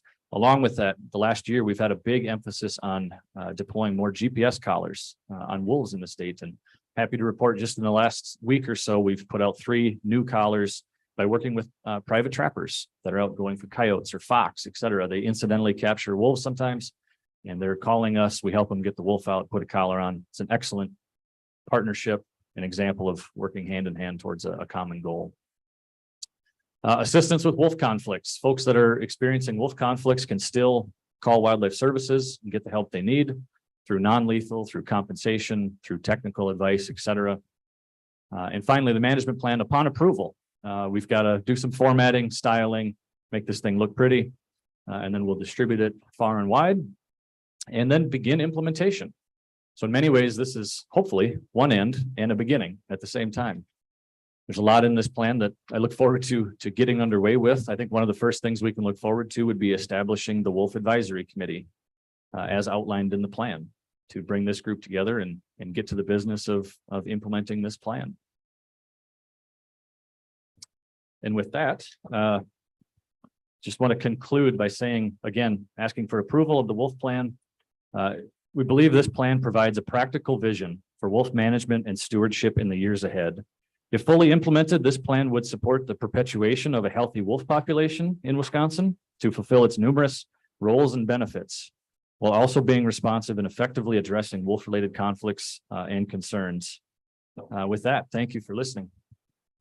Thank you, Randy. Does the board have any immediate questions on clarifications of what Randy said, both for ourselves and for the people that are listening here? If not, we've got a lot of appearances coming, and I'd suggest we move to the appearances and have the more substantial debate and discussion following that. But again, if there's a clarification that's important, now would be a good time to ask the question and get that. Okay, hearing none, we'll move into the public appearances.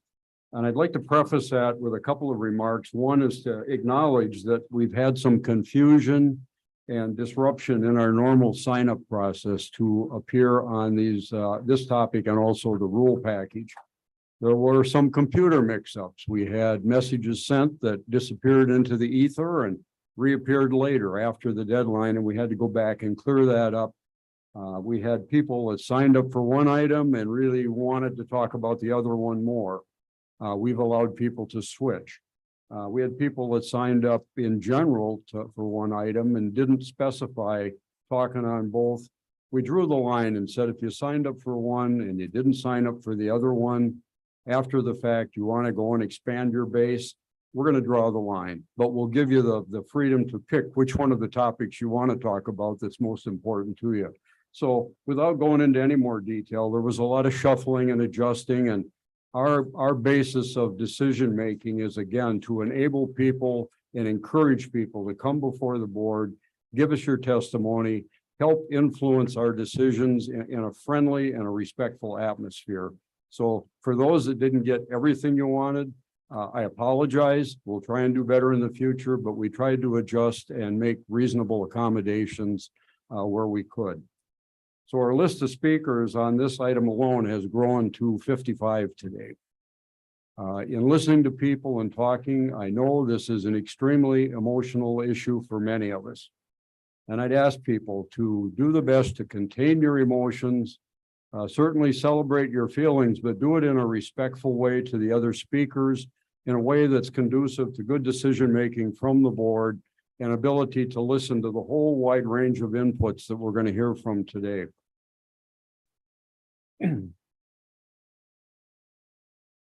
I think that that covers that. Let's move into the appearances. And I'll also note that we run strictly by the light system again to give everybody a fair and equal opportunity to speak to the board and influence us in a good way. There are a few people here that get special dispensation and are not held to the 3 minutes. Our statutory advisory body, the Wisconsin Conservation Congress, their representative gets to speak beyond the 3 minutes. Elected officials, in this case, we have 2 official tribal representatives speaking to us today, and we're honored to have their input. And like we do with state elected officials, we give them the respect to go beyond 3 minutes. But I'd ask everybody to watch your clock and stay closely to 3. We've got the light up front. Yellow light means 30 seconds, wrap it up. And when the red light comes on very shortly, I will remind you that you're beyond your limit and to wrap it up. So thank you again for your support to that and your sensitivity to everybody in the room. Our first, and we've got a number of speakers coming in on Zoom. And so that has some of its inherent clumsiness also. And I just, again, ask for everybody's patience. And the end goal here is to get good, understandable comments from everybody from all perspectives and give the board a fair chance to hear what you've got to say and to influence our decision making with your testimony. First item on, or the first individual on the list is Alex Medorsky, Madison. Alex, you ready to go? Welcome.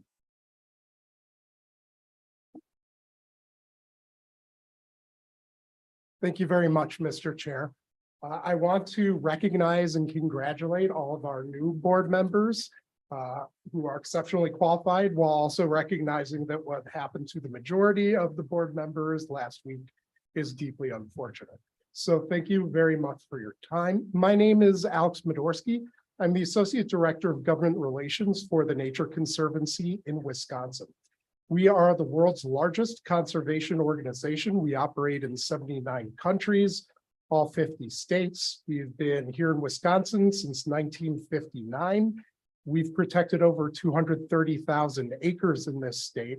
By law, many of those acres, all forms of legal hunting, including any future wolf hunt, wolf harvest, are permitted on our land. So this is deeply important and personal to the 26,000 household members we have in our state. Mostly I want to say, and the reason I came here today is to say thank you to the staff, to Randy Johnson and his full plan team, to Todd Ames, your previous many incarnations with the department. This 119-page document really is exceptional work. And I think it represents the fact that employees of the department can still do great things if given the opportunity to do so. So thank you very much for all that work. Specifically, I want to praise moving towards the adaptive management approach and away from just a harsh numerical quota, which is a real blunt instrument for trying to manage a complicated species population. That is very important. If there was still a quota system in place, the Nature Conservancy would be recommending a 0 quota for a future harvest. The wolf is an iconic apex predator in this state, and we want to make sure that the science that exists is as exacting as possible if we're going to resume wolf hunting, wolf harvesting in this state. We also believe that the utmost deference needs to be paid to the spiritual and cultural beliefs of the sovereign nations, tribal nations that exist in this state. Ultimately, all of these wolves, as well as all of us here in this room today, exist on lands that once belonged to the indigenous peoples of this state, and therefore their beliefs really need to be taken into account as strongly as possible. I will give back my last 25 seconds. Happy to answer any questions board members may have. Other questions for Alex? Thank you, Alex. We'll make good use of that last 10 seconds. Our next appearance is tribal representative from Stockbridge Muncie community, Joe Miller. Welcome, Joe. Very honored to have you here today. Honor's all mine. Put your second here. First and foremost, in my Mohican language, I say Anishik Oniba Kishela Mokwe. In a sign of gratitude and thanks to our Creator. The other customary accolades I'll defer to at the end of my speaking engagement here. On behalf of Stockbridge Muncie community, we submitted, although a little late, but we got them. We got them to Ashley and we got them to you, to Shelley, and to the board and to the department. So highlighting for those in residents of the state of Wisconsin that aren't privy to those comments, many are not. I'll preface them by probably three main points. Number one, we're highly supportive of this plan. As was stated earlier, nothing's perfect. Not everybody can get what they want. There's got to be compromise. There's got to be concessions made, all to look out for our creature relative brothers and sisters that do not have a voice. Indian country will always be the voice for them. Specific to the plan, lethal control problem with problem wolves. We understand that Stockbridge Muncie is not opposed to, based on our geographics. In the southern zone, where we are surrounded, first on one side by our brothers and sisters of Menominees, but on all the other three sides by agricultural lands. We understand that. And we understand that those geographics require special consideration.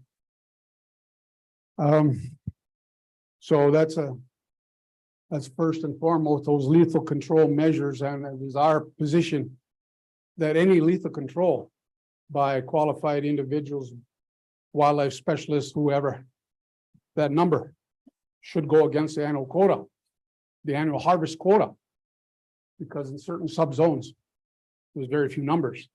So that should come. In the southern zone, which we are in, we have an issue with training dogs in the southern zone. Number one, it's not allowed in the southern zone for hunting bear. Why would it be in the southern zone for hunting wolves?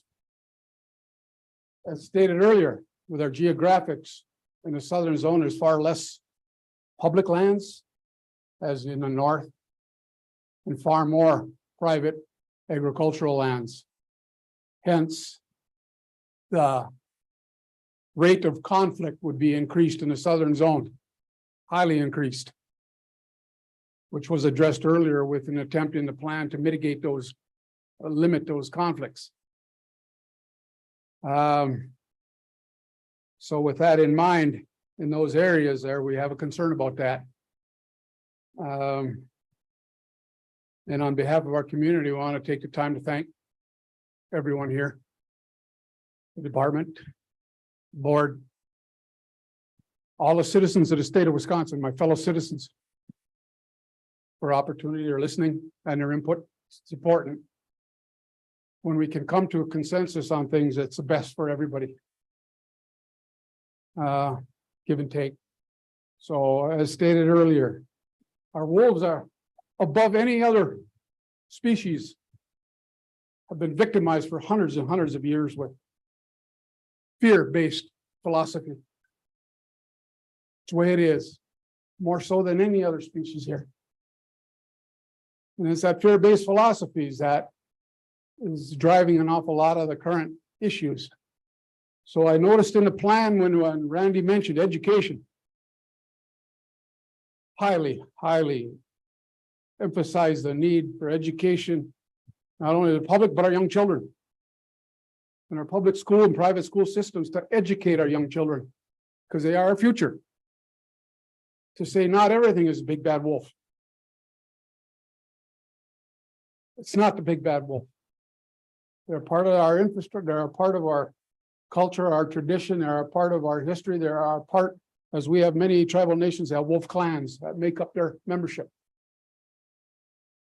So without rambling on too terribly much and with all due respect to the countless number of people yet to speak. On a personal note, condolence to the previous 4 appointees and their rejection. And to the newly appointed members. The only thing I can say based on current events, don't get too comfortable sitting in those chairs.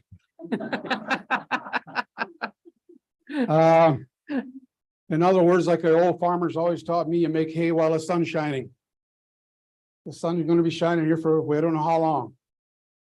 But nothing to do with your experience and your qualifications, and nothing to do with natural resource conservation, preservation were these decisions made. Totally political, which we have no control over until we enter the ballot box. So with that, I say Anishik. God bless you all. May the Creator bless all your travels. Keep you safe. And with that, I say, aho. Thank you. Thank you, Joe. Are there any questions from the board? Thank you very much. Yeah.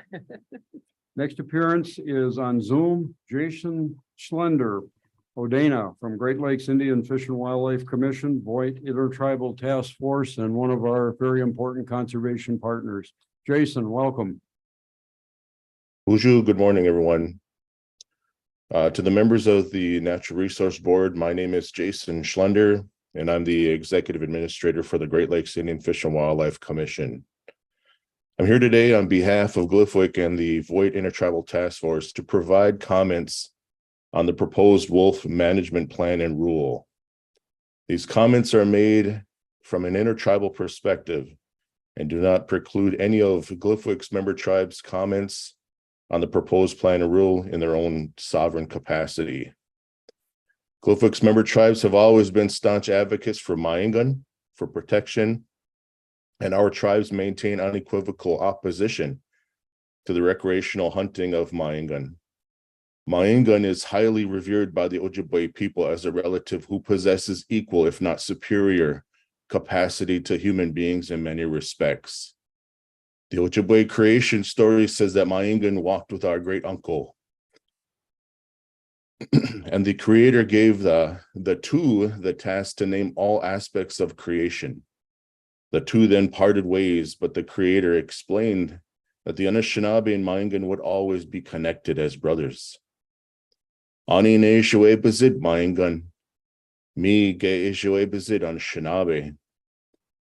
Ani ishwe bezid Anishinaabe, mi ge ishwe bezid Mayingun. That translates to what happens to the wolf will happen to Anishinaabe. What happens to Anishinaabe will also happen to the wolf.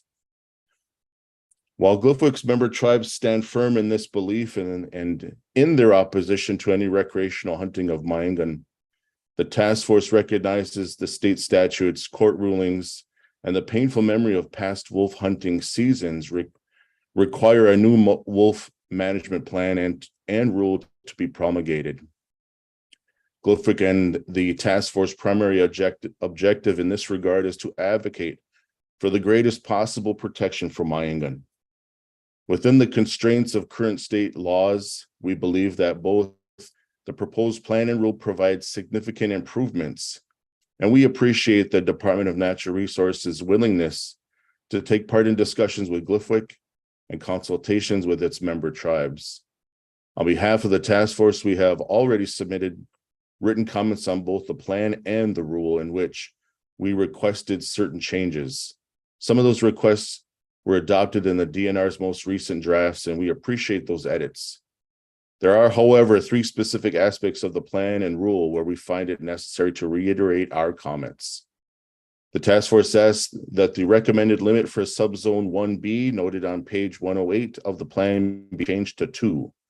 The average pack size according to data in the plan is 4 wolves. Having the limit for this subzone be equal to the average pack size could allow for an entire pack to be wiped out. In the interest of protecting wolves and preserving reservation packs, we ask that the limit be lowered to 2. However, if the limit cannot be lowered, we ask that the plan recommend that if 2 wolves are taken from the same subzone area that is around a single reservation, then that part of the subzone be closed to further harvest. Such a measure would provide greater assurance that a reservation pack would not be exterminated. The task force also supports edits to sections of the plan and the rule that relate to the protection of wolf den sites. The most recent version of the plan and the rule changed the protection from wolf dens to occupied wolf dens. We believe that this change in wording provides less protection for wolves and may result in issues with enforcement. Additionally, other sections of the Wolf Administrative Code, which protect animal dens, refer to all dens. In order to provide clear and adequate protection for wolves and to align with existing laws, we support changing the wording back to wolf dens instead of only occupied wolf dens. The task force once again asserts its recommendation that there be 2 separate committees to advise wolf stewardship. A science committee made up of technical experts from tribal and state agencies and a stakeholder committee. While we ask the board to consider these requests, GLFWC and the task force support the plan and rule. This testimony has been provided to the NRB in written form from previous comments on the plan and rule included as attachments. Miigwech for the opportunity to present this testimony to you all today. Very much, Jason.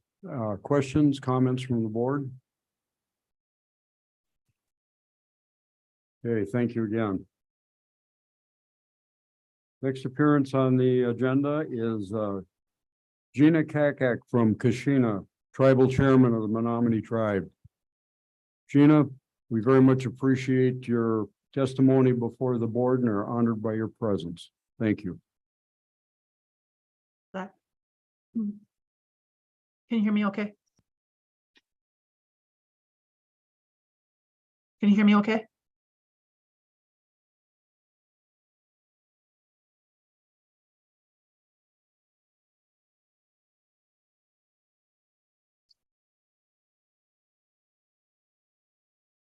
Can you hear me okay? You can hear me now?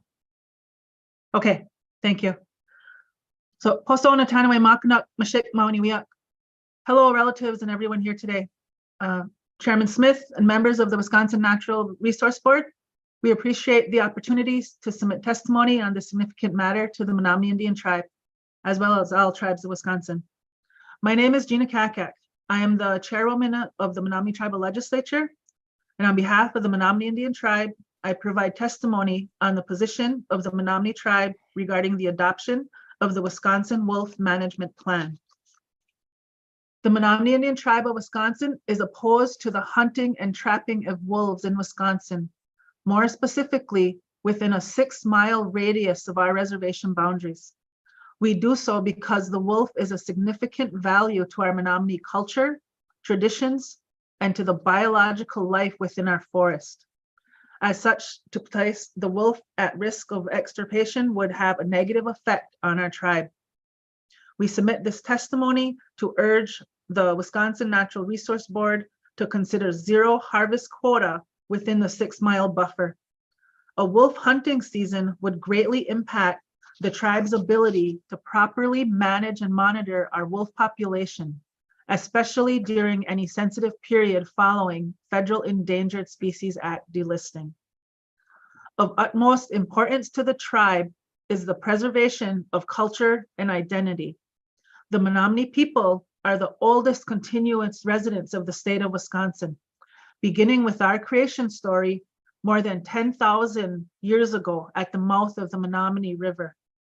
Wisconsin consists of ancestral and treaty lands of our tribe.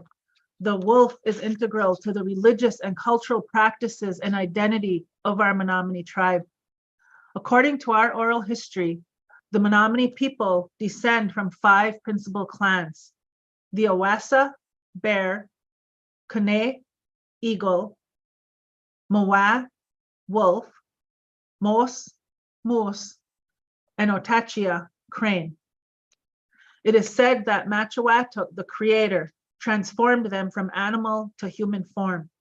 And in ancient and modern society, each clan serves a critical purpose to the tribe. The Menominee people, as with people of all nations and ethnicity, place significant meaning on those cornerstones that establish identity, language, culture, and tradition.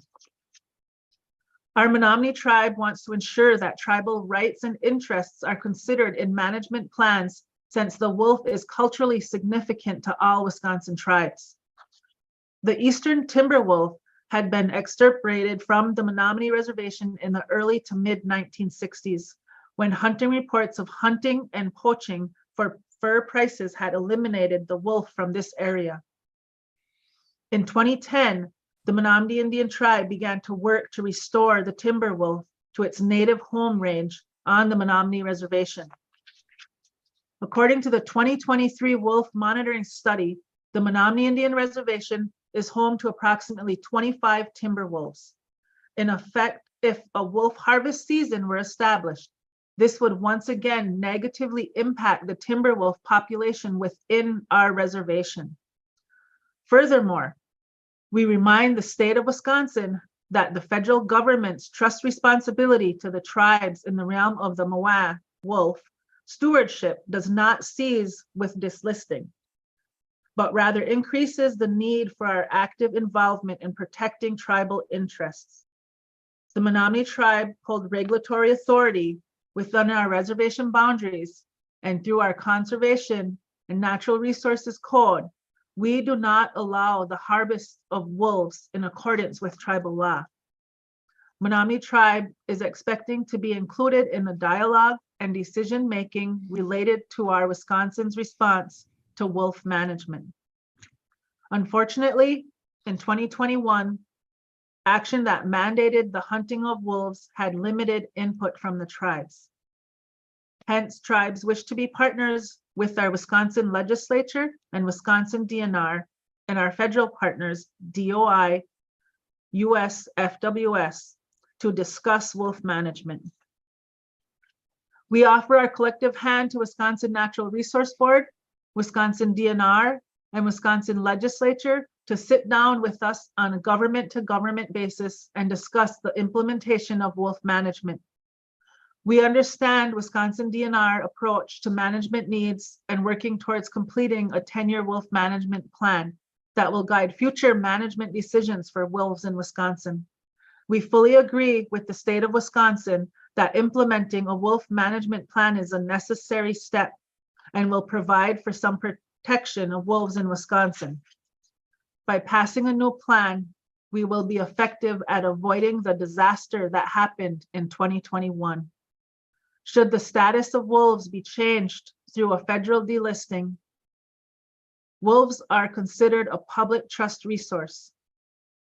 Under North American wildlife law, this public trust doctrine establishes a trustee relationship of our state government to hold and manage for the benefit of the wolves and public. We emphasize the absolute necessity for the trust responsibility with tribes honored. The Menominee Indian Tribe of Wisconsin is dedicated to protecting the timber wolf population, especially on the Menominee Indian Reservation. The Menominee Tribe requests the following: recognize tribal sovereignty and respect for the cultural views of wolves held by tribes through meaningful collaboration. Consult with Menominee Tribe on management decisions within the subzones around the reservation that would prohibit wolf harvest to better protect wolf packs on tribal lands and contribute to wolf conservation. Urge Wisconsin Natural Resource Board not to allow a harvest quota within the 6-mile subzones. On behalf of the Menominee Nation, I would like to extend our appreciation and gratitude for Wisconsin Natural Resource Board, respect of Menominee culture, traditions, biological systems, and our sovereignty. Waiwanan, Annette. Very much. Board members, any questions, comments? Again, thank you very much for your comments. Next individual on the appearance list is Rob Bowman, Racine, Chair of the Wisconsin Conservation Congress, and again, a statutory body that is not held to the 3 minutes. Rob, on Zoom, go ahead. Thank you, Chairman Smith, Secretary Payne, and board members. I'm sorry I couldn't be there with you today. I am out of town working, but I've asked Ed Harvey, former chairman of the Congress from 2006 to 2011, who was my predecessor the first time that I served as chairman, and he is our chair of our fur harvest and our wolf committee, to speak on behalf of the Congress today. And just to touch base, that the DLC, our District Leadership Council, did meet last Tuesday. Ed presented the decisions that our Wolf Committee made earlier in the month, and our DLC did not approve the plan, support the plan, but we did support the rule. So at that time, I'd like to hand the mic over to Ed Harvey. Thank you, Rob. Ed, you're on. Welcome. Hi. I'd like to thank the board for this opportunity to come over here and address you this morning and see a lot of people I haven't seen in a long time. The Wolf Committee of the Conservation Congress met on December 8th, 2022, almost a year ago, and reviewed to review and develop recommended position on the draft wolf plan that was out for review at that time. On January 13th, 2023, the District Leadership Council met, and we presented our recommendations to them at that time, and we recommended on the wolf plan that that the Congress object based on 3 points, and I'll go over those 3 points in a minute. This last August 1st, the new plan came out. In between there was a period of public comment, during which time the department accepted, I think, 3,400 comments, and including ours, and we commented both as the Congress and through that mechanized comment portal. Without a good management plan, or without a new management plan, now we know that we need to go ahead, and we're not going to be able to go ahead and have a delisting, which would be required in order to have us have a season in the first place. But the Congress and the citizens of Wisconsin have worked a long time on this, very hard, and they need the plan, and things need to happen. We oppose the 3 issues. The primary one issue is the draft plan proposes that we manage bulls based on measurable criteria reflecting important biological and social factors. This has become a popular tool in managing, or a popular approach to managing a lot of species, not just in Wisconsin, but across the nation. And it's how we manage deer here, at least. And I think reportedly in the plan, it says we manage everything but elk that way now. And that's probably close to true. The committee feels, and will continue to, and continues to feel, that we need to have a target goal, a ceiling number to which to manage, and we need to do a good job of counting wolves so that we know where we are relative to that goal at all times, similar to the way we used to manage deer, and similar to the way we currently manage a lot of other species. So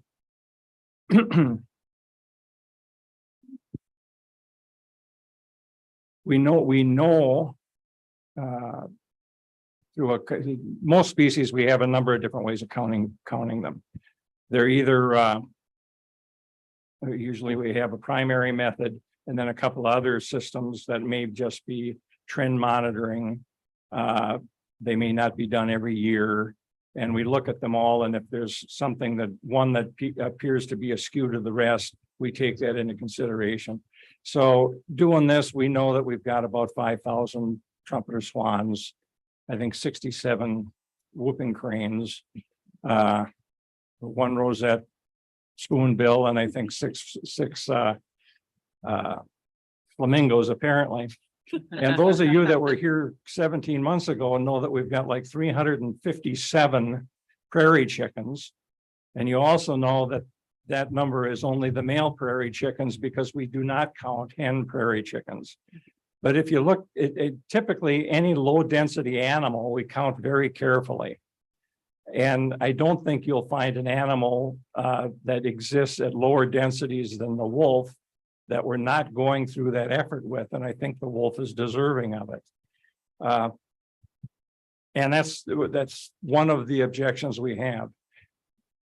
Apparently, or the appearances are, the rationale that the public is accepting as the reason that we aren't proposing to count wolves is because if there's a solid wolf number, then a goal can be applied and the public will know when they're due, you know, when it's appropriate or not to harvest more wolves or harvest fewer wolves or apply other management prescriptions to the wolf population, which is where the rub comes as far as the we were calling it the reactive method. I don't know if that's right, but that's what we've been doing. So we can't, until we have a really good wolf number, a decent wolf number that we're comfortable with over a period of time. And I think if you read George Meyer's comments to you, he talked about the hypothetical and that over to the hypothetical biological carrying capacity. But over time, that can become more than hypothetical, but time needs to pass. And that in the interim, we need to actually be counting wolves. So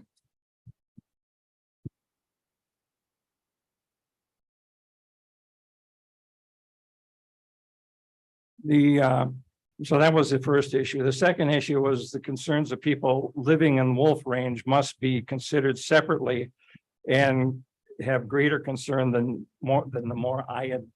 greater weight than the more idealistic concerns of their metropolitan counterparts. The 350 goal is in fact the Congress's specific position. That's not a number that the Congress invented. That's a number that the DNR board invented and has come up, and that's the number that's in the plan now. In 2022, we went back and asked at the spring hearings, asked the public through the online portal to let us know if they approved of that number or didn't. And by nearly a 2-to-1 margin, they wanted to use that number. We can change that number. The Congress only reflects public, our effort, our goal as a Congress is to only reflect public perception and public information. We call ourselves the Congress, the Conservation Congress, but our product is really public and public opinion. So if you look going back to, and typically that's the way anything is managed, is that it's done at a local level. If you can imagine what the landscape in Wisconsin would look like if the entire state got to vote on quotas for every county, deer quotas for every county. It's not done that way. It's managed with at least significant weight added to the opinion of the people that are living there and are dealing with those, in this case, wolf issues, but the wildlife issues, whatever they might be, depending on whatever the species might be. And this is going on all over the world right now. If you've been watching what's going on with wolves in Spain, tigers in Nepal, elephants in Africa, the same exact scenario is coming to the forefront, and all of a sudden something that needs to be worked around. In the past, that's not been the case in Wisconsin. In Wisconsin, we have traditionally had game management dealt with pretty much locally. In 2014, preparatory to another run at the wolf plan, which is the run we're doing now, I guess, we're still working on it.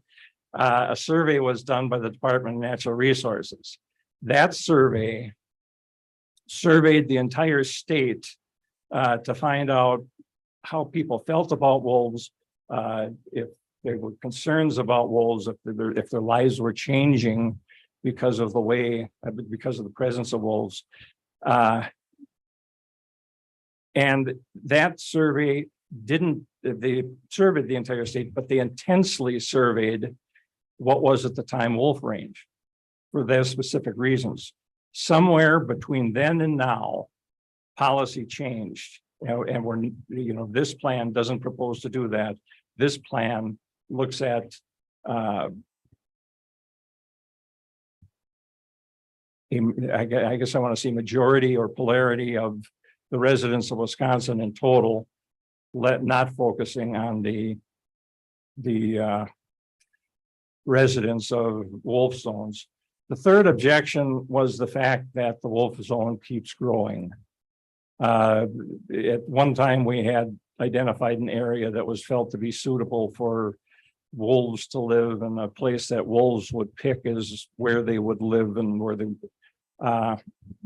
Now each subsequent new plan enlarges that area to include all the areas where wolves are actually living. At some point, management needs to be applied to discourage wolves or minimize the amount that wolves want to migrate into secondary and minor wolf range and occupy it.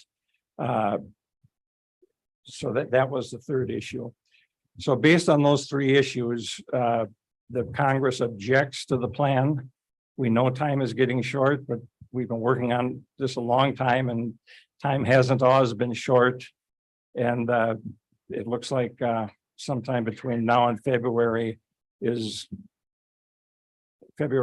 Groundhog Day is going to be an important date apparently, or some points shortly after that.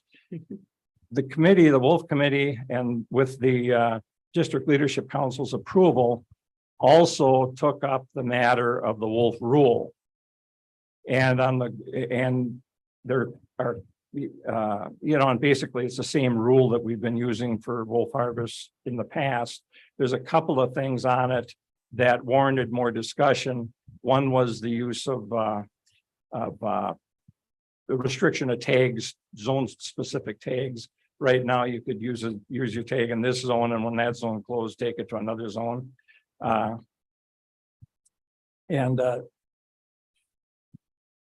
That didn't receive a whole lot of discussion. It may be important, but it may also, in reality, we'll see, it may also result in more permits being available, because when your zone is done, you're done. The other was, and the issue that took on a lot of discussion, was the point of kill at night, use of lights at point of kill at night, which occurs all over and we talked about it quite a bit, but that occurs all over the statute and administrative code, and would have to be, it's a house cleaning thing. We need to have that grammar cleaned up so that it's more understandable and people know what's legal and not. But the committee did not feel that that should be a holdup for the rule. So the Congress's position is in opposition to the plan, in support of the rule. Okay, thank you. Just as a point of order, I've allowed a broader discussion from Ed as the official representative of the Congress. It's latitude given to them as a statutory body directed to advise the board. So we take their testimony when they're here, and we allow them time to talk and the flexibility to broaden their comments. I will ask subsequent presenters to keep focused on the plan at this point. The rule package is a different decision, and we've got appearances coming in on the rule. So thank you very much. Board, do you have any questions of Ed? questions or comments? Paul? In the name of, there's no such thing as a stupid question, I feel I'm entitled to ask anything. You said that we aren't counting wolves. I thought Randy expressed that they're having a winter tracking where they do some sort of counting. Is that not population counting of wolves? Is that not acceptable? Actually, I think I said that we are counting using the occupancy, environmental occupancies model, which I'm told behaves like a wolf population fairly well. And the citizen track surveys are the tools that are used. Okay. Yeah, I misunderstood that. we have another predator in Wisconsin, the fisher, which the population for the fisher population has recently, not that recently anymore, has crashed. We don't know where they went. They're hard to find. There's still a few permits out there, but we're harvesting very few of them. They just disappeared into the sunset. Gliffwick has spent a lot of time doing research, trying to determine what happened to them.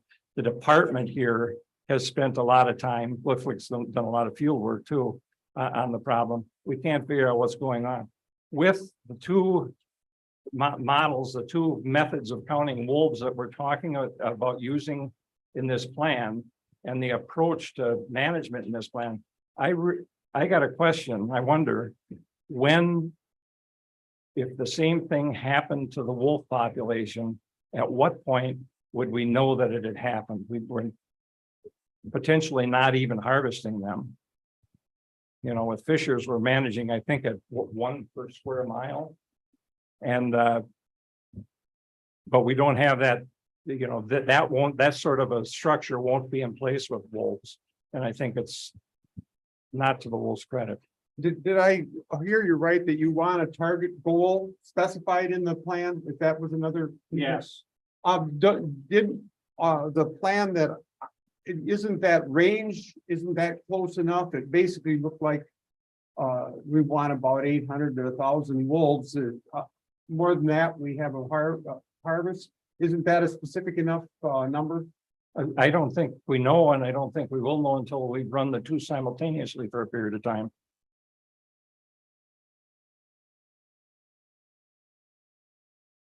Okay. Other questions? Doug?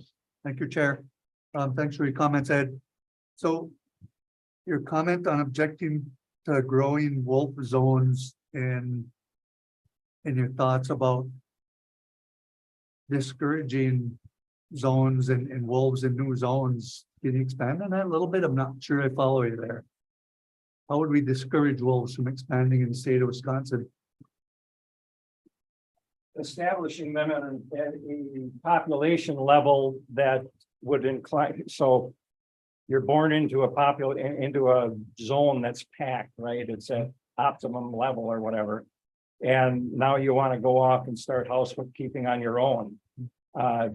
If you can't find anything locally, you're going to go out of town and find something that maybe isn't what you'd really like, but but it'll do for the time being. So if there were fewer wolves in that case, in that area, they'd be less inclined to expand. They'll always expand. That's just a wolf's nature. They'll always want to do that. But we need to try to keep them at a level where they're less inclined to do that. Thank you. Other questions? Marcy? Hi, Ed. Thank you for coming and thanks for the number of conversations we've had, and I got to attend the Wolf Committee meeting. My question or comment goes to that point that we've heard from a number of people that we need to listen to the people in wolf country. And I think, you know, it would be beneficial if you haven't, or if the Leadership Council hasn't, is to look at the full slate of comments that we got, because they're, even in addition to the tribes, where most of those are in wolf country and have an opinion, there are a number of comments and a number of hunters who wrote in, took the time to write in and indicate a support of overall protection. And I think there just needs to be that kind of awareness, because like I said, we've heard it from a couple of groups now. And I think the 2022 survey got to that point a little bit, that northern and that those people that are impacted, we're still getting, a variety of opinions on that. So it's not necessarily black and white for the people who live among the wolves on the opinions that we're hearing specific to the plan and the rule. It's just a commentary, because, and me, for example, I have the privilege of spending time in Oconto County. Do I get to have an opinion on things that happen on the local lake, for example, because that's where the cabin is. So there's this really interesting mix in Wisconsin, I think, of people who don't necessarily feel like they're getting heard, where in my opinion, it's getting heard. It's just not necessarily unanimous consent, whether you live in among the wolves or not. Thank you. Conversely, if you go to Waukesha County, you will find people that would support a wolf harvest and managing wolf differently than the majority do also. Right. Yep. So it's like the citizens of Wisconsin and especially with Conservation Congress, because you represent every county, that input is vital. And it just, kind of feels like we're getting that mixed reaction. But I just want to assure you and the Leadership Council that we're hearing from and we're reading a lot of input. It just may not be fully consensus input. Thank you very much. Thank you. Other questions from the board? I have one, Ed. I'd like a point of clarity. In your remarks, I heard you emphasize, representing the Congress, the need for a statewide number population goal. I also heard strong support for more local management, similar to some of the other species. The deer CDAX is a great example of going into the county and taking local input and influencing those decisions. It strikes me that the subzones and what the department is intending to do with them, do you see that as an opportunity for more local discussions focused on a smaller area with licenses that are issued specific to subzones, and maybe more of a local dialogue on the impact of wolf conflicts in that area and how that would influence a less than statewide harvest with more of a local focus? Can that move us in the direction of the kind of relationship you see at the CDAX? I think the answer is yes. I think you're asking about having zone goals, right? Zone specific goals as well as zone specific tags. That could be an alternative. It could be arranged. It's a number of ways of dealing with it, but I see it as a movement toward more localized dialogue and more of a specific application of the rules and the plan to meet the local needs, good or difficult. Yeah. Yeah, I agree. And probably the statewide goal should be an assemblage of zone specific goals. I know we did otter the other way for a long time until we quit doing it at all with otter now. But we had a statewide goal, or a statewide quota rather.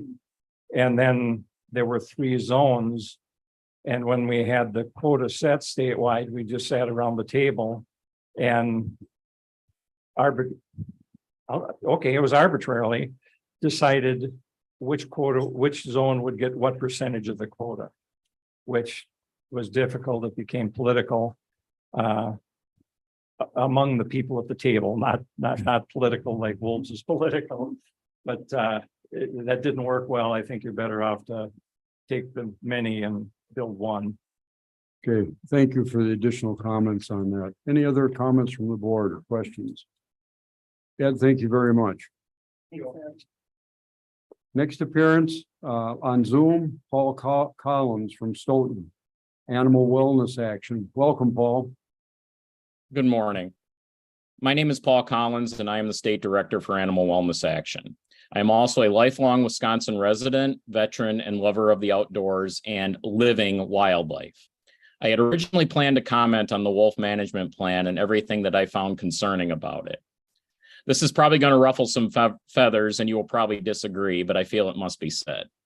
After consideration and hearing from other frustrated pro-wildlife folks, I came to the realization that it really doesn't matter what I or any other pro-living wildlife person has to say about this plan or wildlife management in general. For all the talk about stakeholders and asking for public comments, there appears to be different tiers of stakeholders that the DNR will actually listen to. Late changes to the wolf management plan are a prime example of this. Throughout the entire process, I, along with every other pro-wildlife group and individual, followed the rules, gave public testimony in public hearings, and submitted our comments according to the established timelines. Then we found out that long after the comment period on the draft management plan closed on February 28th, there were closed door and invite-only hearings hosted by the Wisconsin Wildlife Federation. While I don't care that an organization held such events, what I do care about is the fact that they were attended by the DNR secretary, DNR employees, and some members of this board. Normally, that wouldn't be an issue, but it's clear to many of us that these hearings likely culminated in significant changes to the original draft plan for the benefit of some of the anti-wolf voices attending. Not one pro-wolf organization was afforded such an exclusive audience with the DNR or NRB hierarchy. We followed the rules and the timeline and submitted our comments and testimony prior to the deadline. Yet somehow the anti-wolf groups and individuals were afforded special access long after this, and we feel that it did result in some change to the plan. I keep reading in the media how the voices of hunters, agricultural, and rural voices claim that they have not been listened to or given the opportunity to share their views. This is a completely disingenuous argument because, frankly, those voices appear to be the only voices that the DNR listens to. They bend over backwards to appease, and yet they are still not satisfied. I not only care about wolves and wildlife, I also care about democracy. We as an organization cannot in good conscience support this plan as is currently written, especially with the unofficial cap of 1,200 being instituted following the end of the public comment period. Little about this process seems transparent or democratic, as so much of it occurred behind closed doors. Not to mention the lack of pro-wolf stakeholder consultation prior to the changes being made. Folks often wonder why there are court challenges and the wolf ends up returning to Endangered Species Act protections again and again. You cannot expect to manage a species that is hated for no other reason than just existing or as part of some ridiculous culture war. That doesn't even take into account the legal dogfighting, revenge killings by the USDA, and open threats of poaching that often appear right on the DNR's own social media pages. You can have all of the plans and rules in the world, but they mean nothing without enforcement and accountability. What occurred in February 2021 did not occur in a vacuum. And I frankly do not have much hope in this agency or trust to make sure that such a slaughter will not happen again. Especially when I hear that up to 50% of the population can be wiped out in any given year under these new metrics. I hope that I am wrong, but nothing about this process gives me hope. Thank you. Thank you for closing out quickly once we got past the 3 minutes. Are there any questions for Paul? Thank you again. Appreciate your perspective. Next appearance is in person, Amy Mueller, Dousman. Amy, are you here? I am. I'm right here. Hello. All right, welcome. I appreciate the wind blowing in my hair. I'm Amy Mueller. I'm from Western Waukesha County. I live in the town of Ottawa. And I got pulled into this argument of wolves back in 2021. And I stand before you today as an outdoor enthusiast, a Wisconsin master naturalist, and a mom. And I think it's important to point out on the conversation we've had so far this morning that based on the DNR's public opinion survey conducted just last year, the majority of Wisconsin citizens do value wolves on the landscape. And that was conducted with more than half of those respondents living in wolf territory. So I think that's a very important key part of citizen input that should not be lost today in the conversation. I'm going to get right down to it. I do support this plan. I acknowledge all the work that went into it. It's been a marathon. With that, I know I want to acknowledge there's probably a fair amount of wolf fatigue in this room. I get it. With that, if you don't ask, the answer is always no, as my daughter would tell you. So I have 3 things that I really want to highlight, and I came here in person to look you in the eye and ask so that if it doesn't happen, I can still sleep at night. And those things are, and I'll give you the page numbers in the plan to write down. Okay, so first page, 108. And we heard from Jason at Glyphwick ask about changing the subzone 1B quota to only 2 wolves. And that is to preserve the wolf families that live in those areas. The next page number is 101. And I call for the creation of a science-based committee that would be made up of technical experts, both tribal and state agencies, to advise on wolf stewardship. And this would be in addition to the stakeholder committee that Randy spoke to. I appreciate and understand the need for stakeholder committees, but I have to acknowledge that everybody comes there with an agenda, right? A science-based committee would allow us and this board to hear directly from the professionals and the experts that do this for a living. And I think that's important. And my last page number, and this is a super important one, is page 115. And I strongly support the adaptive management part of this plan. In holding to that commitment, I specifically asked that table 18 on page 115 be removed. If this plan is truly adaptive, no table is necessary. With this table being included, our new plan is perpetuating an old and quite frankly, unhealthy obsession on the statewide wolf population estimate. I appreciate Randy going through it in depth earlier, but I just do call for that, as have many others, including the tribes. I'll leave you with this. There's a fun fact that the latest DNR wolf population estimate shared shows a slight statewide increase. And yet our depredations are at a 15-year low. That's only 18 farms that have been impacted with depredations in a calendar year. I think we should focus more on that, the number of conflicts, and not the statewide population. Thank you. Thank you for closing out. Any questions of Amy? Our next appearance is on Zoom, Patrick Quaintance, Bayfield. Welcome, Pat. Welcome. It's really a pleasure and an honor to be able to present my viewpoints. And Adam, I'm sorry you're going to be leaving the secretary's position. But and I want to welcome all the members of the Natural Resource Board. I'm going to just share some experience that I've had with wolves, living in wolf country for the last 30 years, and my experience being a conservation warden, and what's happened with the wolf population in my area. It's been, I got a farm to the north of me that's received a lot of depredation. I got a farm to the south of me that's received a lot of depredation. And I found calf parts from the remains of those calves on my property. I own 200 acres in between these two farms. And since the wolf population has exploded in these areas, we probably got, at one time we had one pack, was the Echo Valley pack, and we probably got 3 to 4 packs. We probably got, I would assume about 12 to 1,300 wolves just north of Highway 2 and Deer Management 3. The deer population has crashed. We don't have any to speak of deer. And 3 years ago, when the deer population crashed, we all of a sudden got a rash of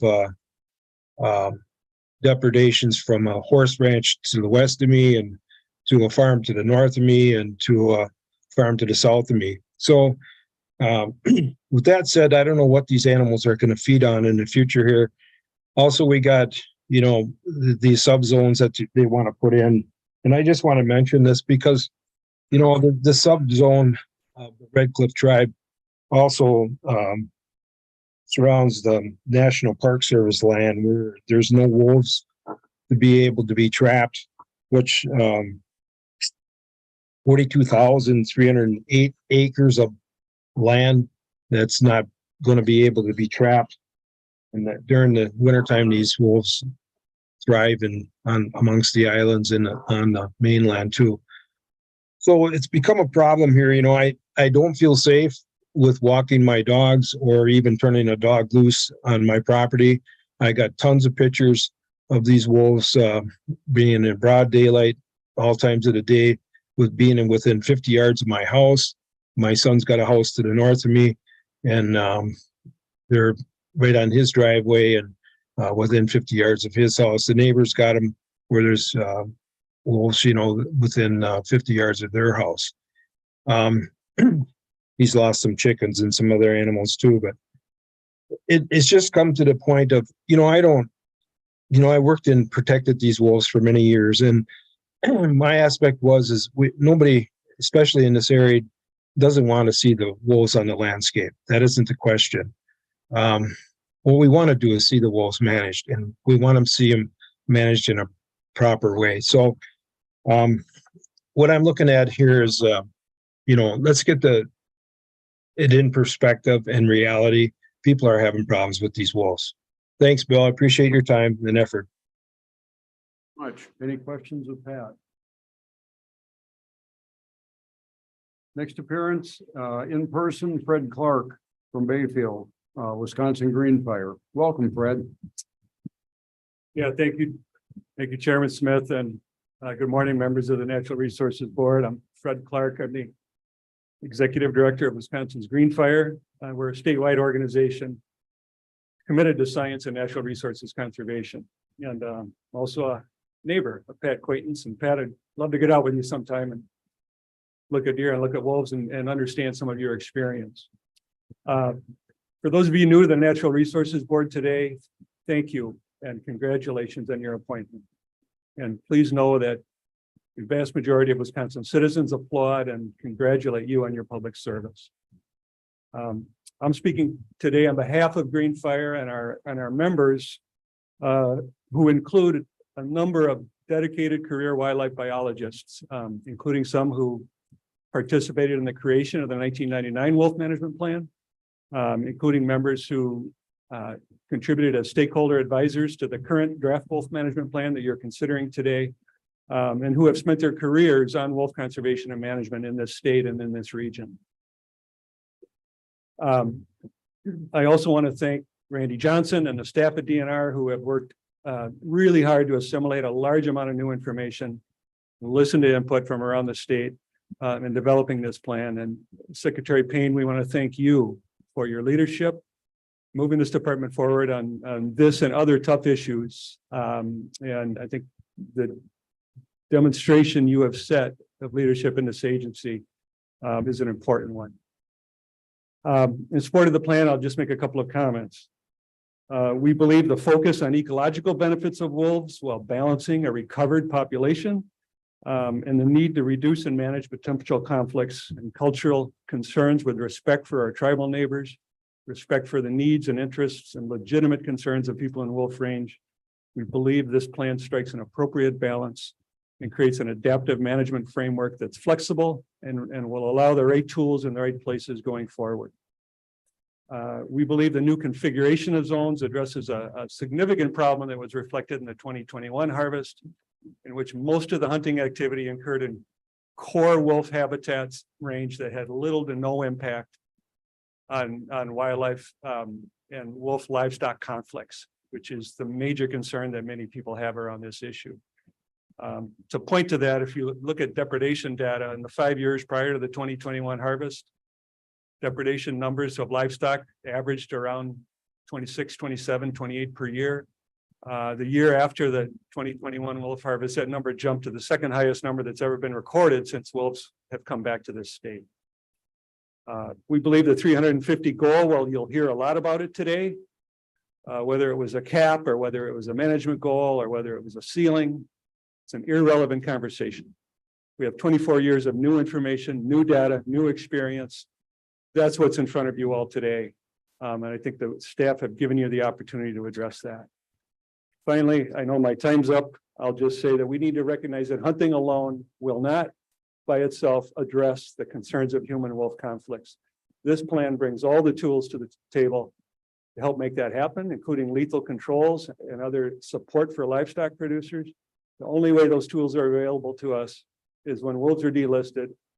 Having a conservation-oriented, sustainable management plan will be the best way Wisconsin can assure that delisting is a durable proposition and not another loop on the roller coaster of listing and delisting that we've experienced in the last 20 years. Thank you, Fred. Any questions from the board? Thank you. Thank you all. Next appearance is on Zoom. Mark Silverman, Milwaukee, Wisconsin Animal Protection Society.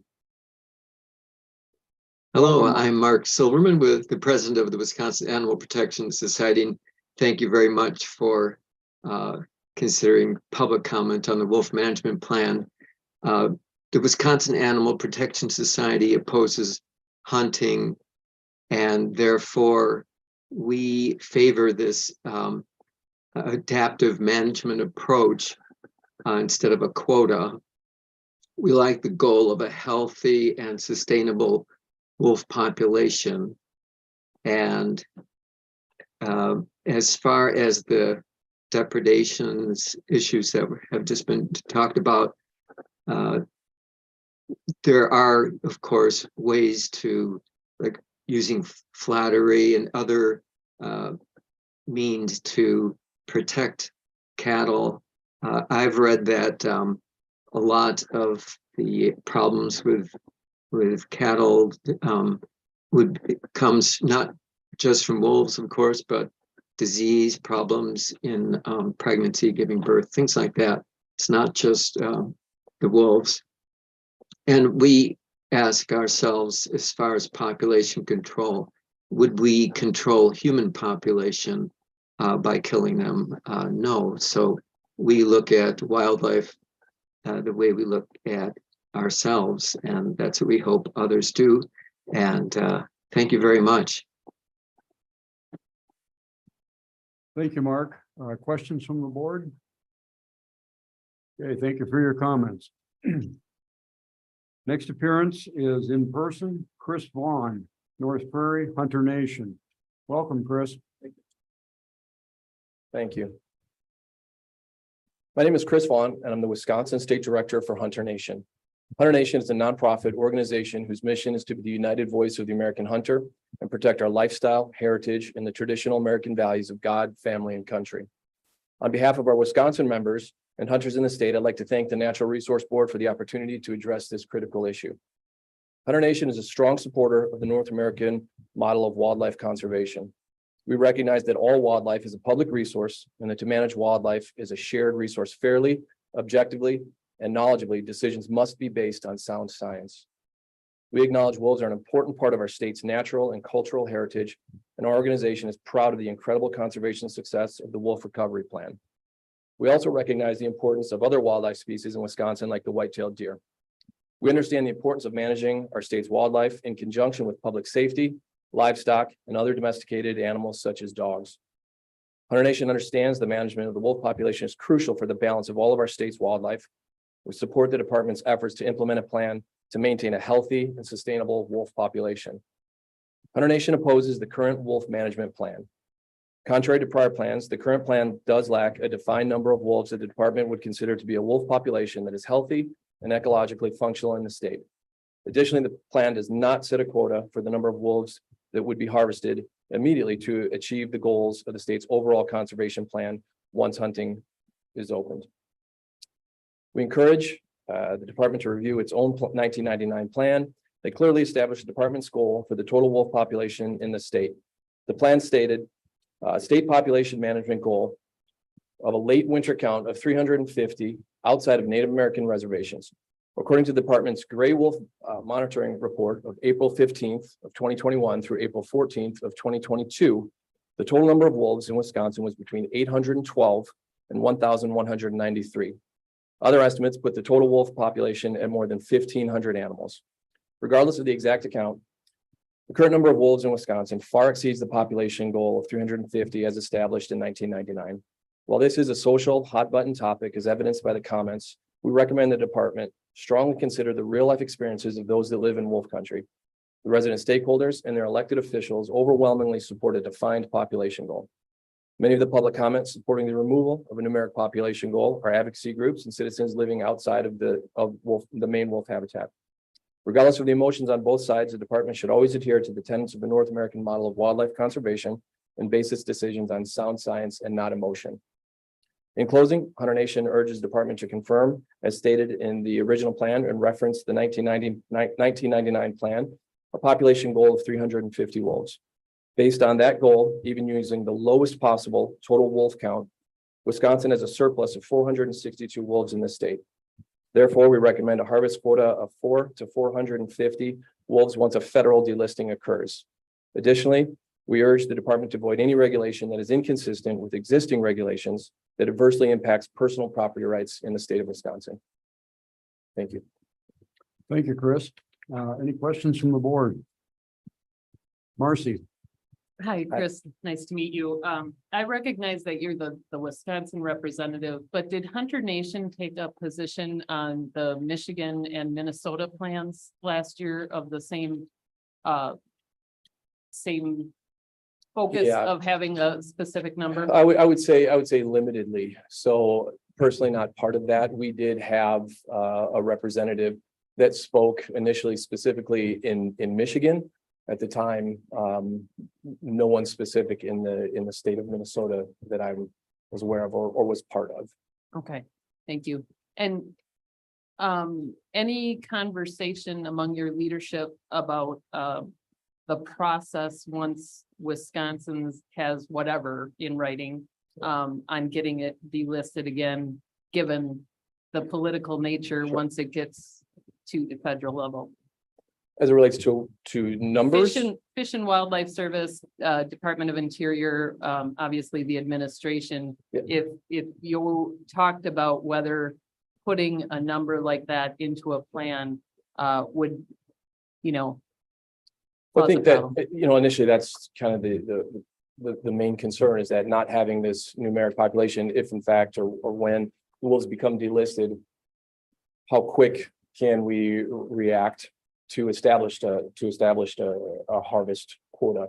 And that would be the overall concern, is that fully recognize that the DNR supports that. And we see that table that has a number that says that approaching this area that indicates a decline. But what is that specific number? And that's our main concern. Okay. Thank you.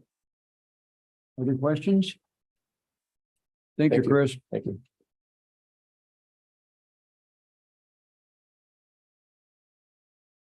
Our next appearance is on Zoom. Steve Sucamel, Medford, Wisconsin. Steve, are you with us?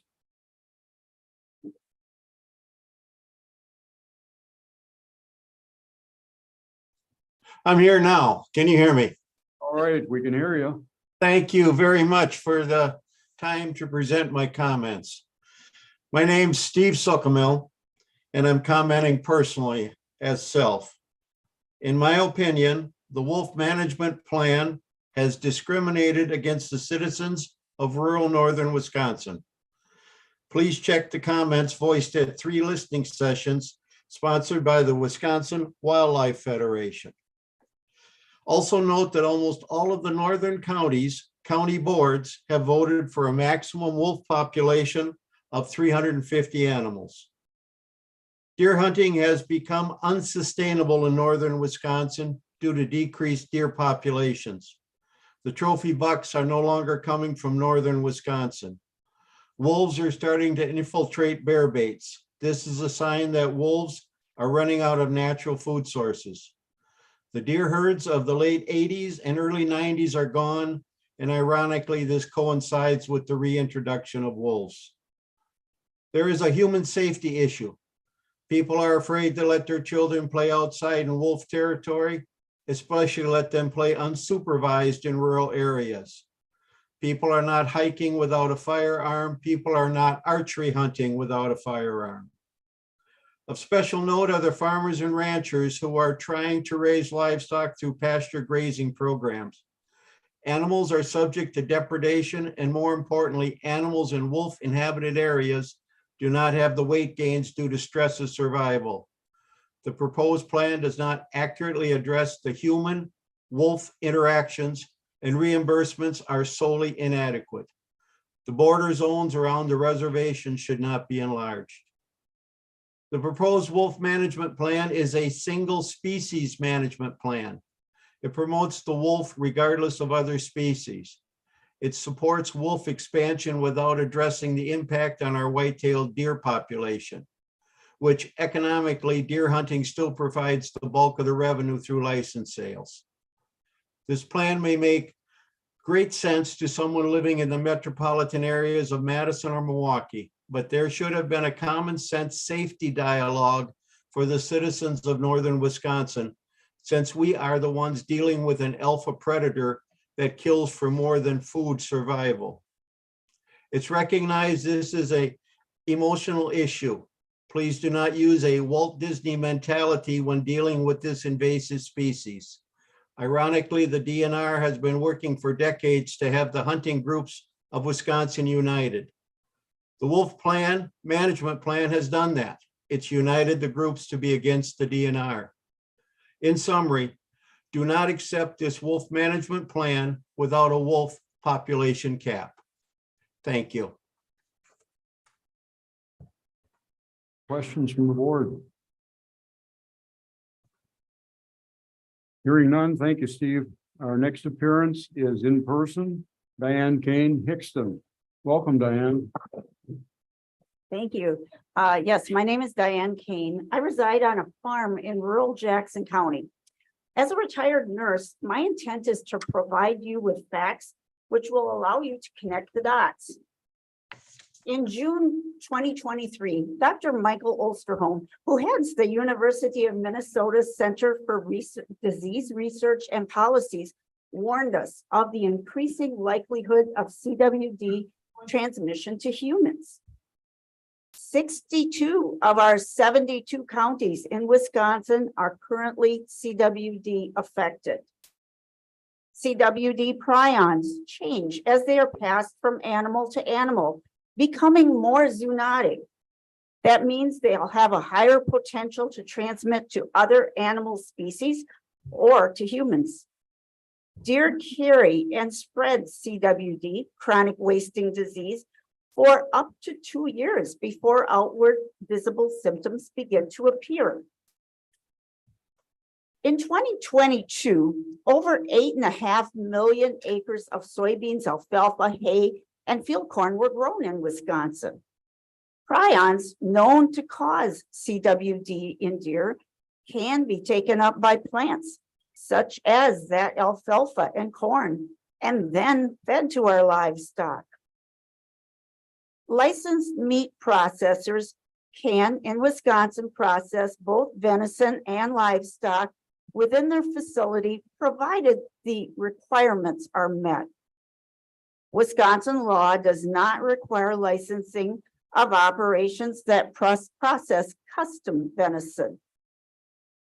Incineration temperatures of 1800 degrees Fahrenheit is the only guaranteed way to destroy prions, which may adhere to meat processing, saws, and grinders, even after cleaning.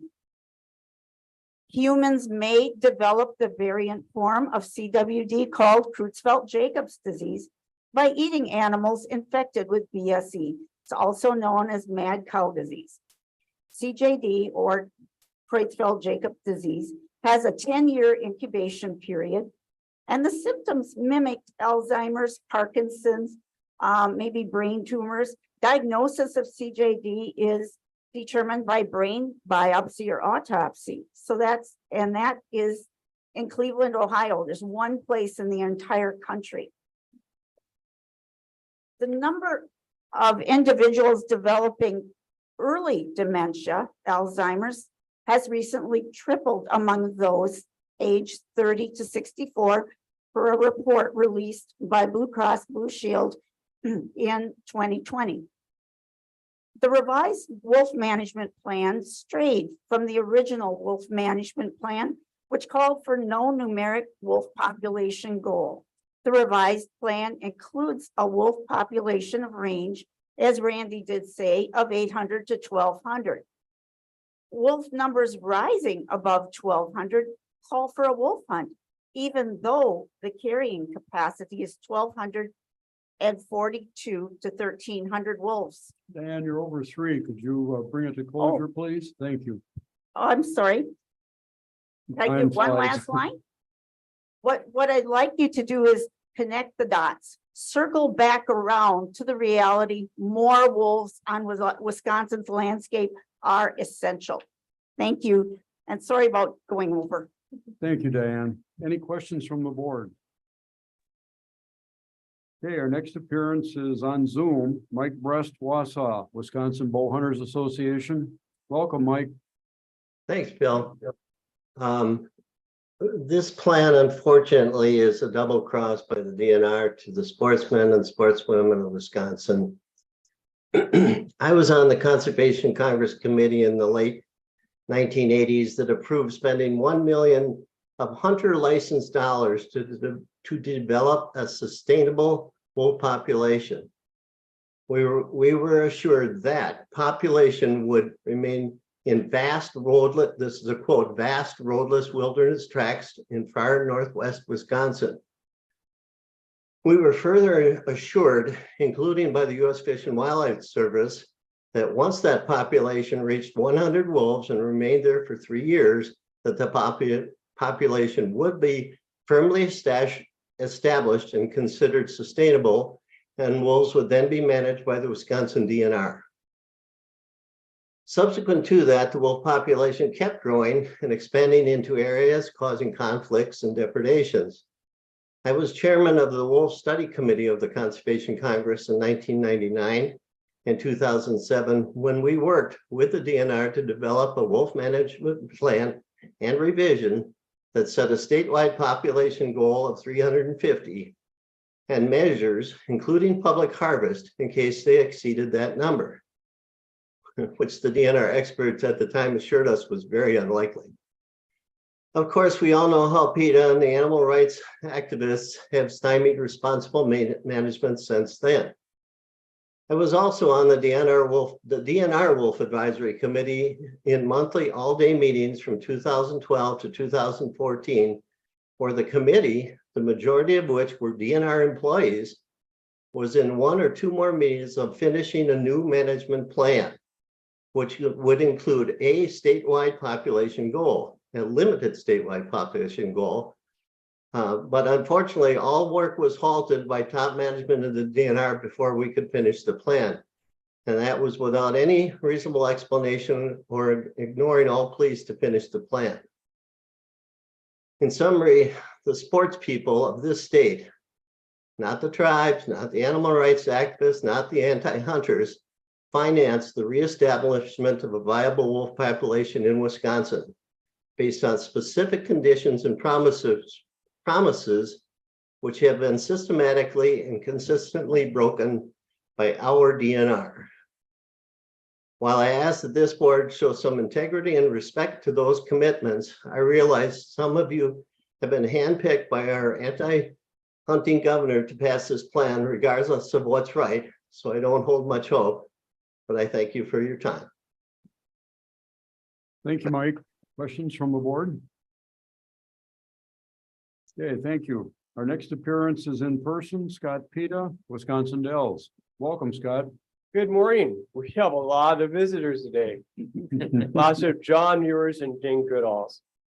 My name is Scott Pita. I'm a delegate to the Wisconsin Conservation Congress. I chair the Congress in Adams County. I'm the chairman of the Adams County Deer Advisory Council. I've been a delegate for 10 years. I live in wolf country, raised my family in wolf country. And I'm a bear hunting trout bum.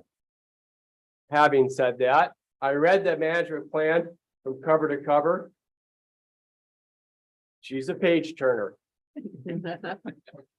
Some scientific reports are hard to read. Like Tim Van Deelen back there. I read his stuff, but you can tell he's a professor.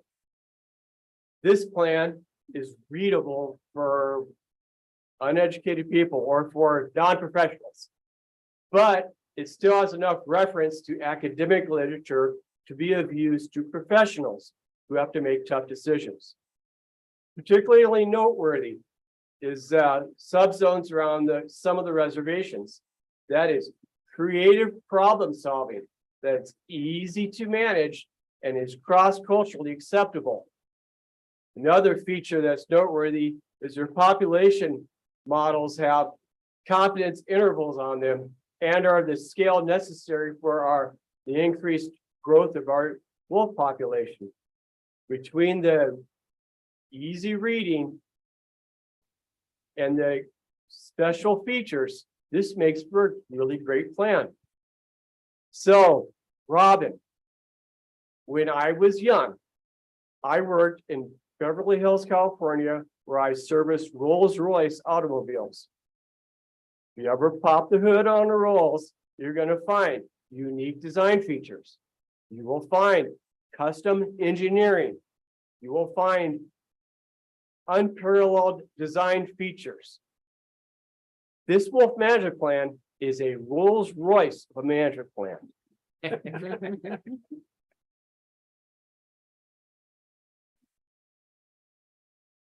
I really think that if I were a board member, and I'm not, I'm just a delegate, and I'm not even a delegate today, I'm here on my own.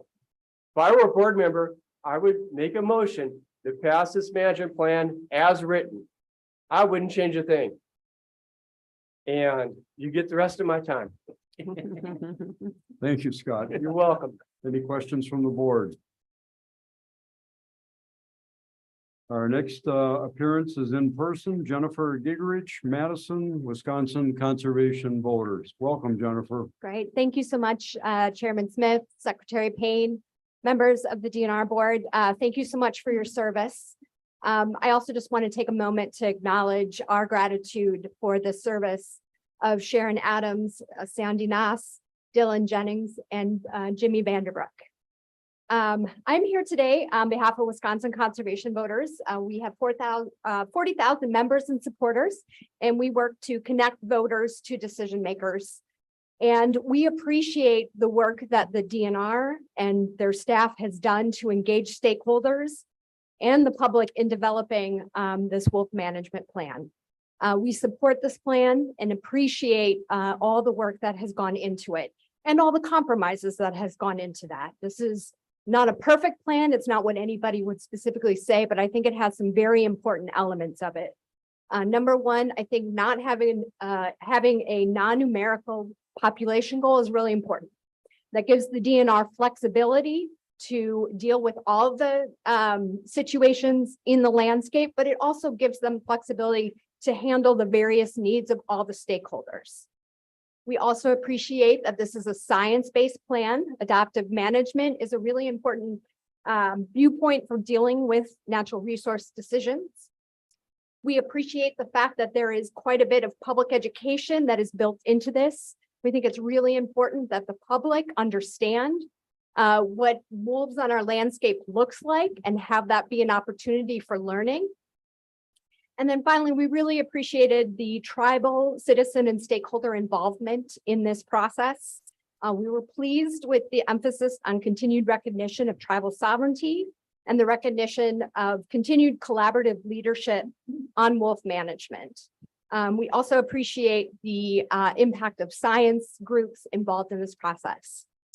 Having said that, if you were to make a change, the one change that we would like to see the board consider is we take very seriously the collaboration with the tribal nations, and we appreciate their concerns about wolf populations near their reservation territories and the cultural significance that has. So we would support efforts to have zero harvest quotas within appropriate radiuses of their reservations. Thank you so much. Thank you, Jennifer. Any questions from the board? Thank you. Our next appearance is on Zoom. Michael McFadden, Plymouth, Friends of the Kettle Moraine State Forest. Michael, are you with us? Can you hear me? I hear you loud and clear. Thank you. Okay. I see you. Thanks, Bill. I'm from Plymouth, Wisconsin. I'm representing the Friends of the Kettle Moraine State Forest. And thanks to the Natural Resources Board for the opportunity to speak today. Adam, it's sad to see you leaving. I've been involved in forest and park natural resource advocacy for over 40 years. I'm president of the Friends of the Kettle Moraine State Forest, a former president of the Wisconsin State Trails Council, board member of Wisconsin Nordic Network, and a magazine columnist of which I write about these items frequently. I'm a property owner in northern Wisconsin's wolf country, and wolves don't affect my outdoor recreation. Over 87% of Wisconsin residents enjoy some form of outdoor recreation. Many visit our forest to ski, bike, hunt, camp, and view wildlife. According to the Wisconsin statewide comprehensive outdoor recreation plan, 68% of Wisconsin residents are forest and trail users.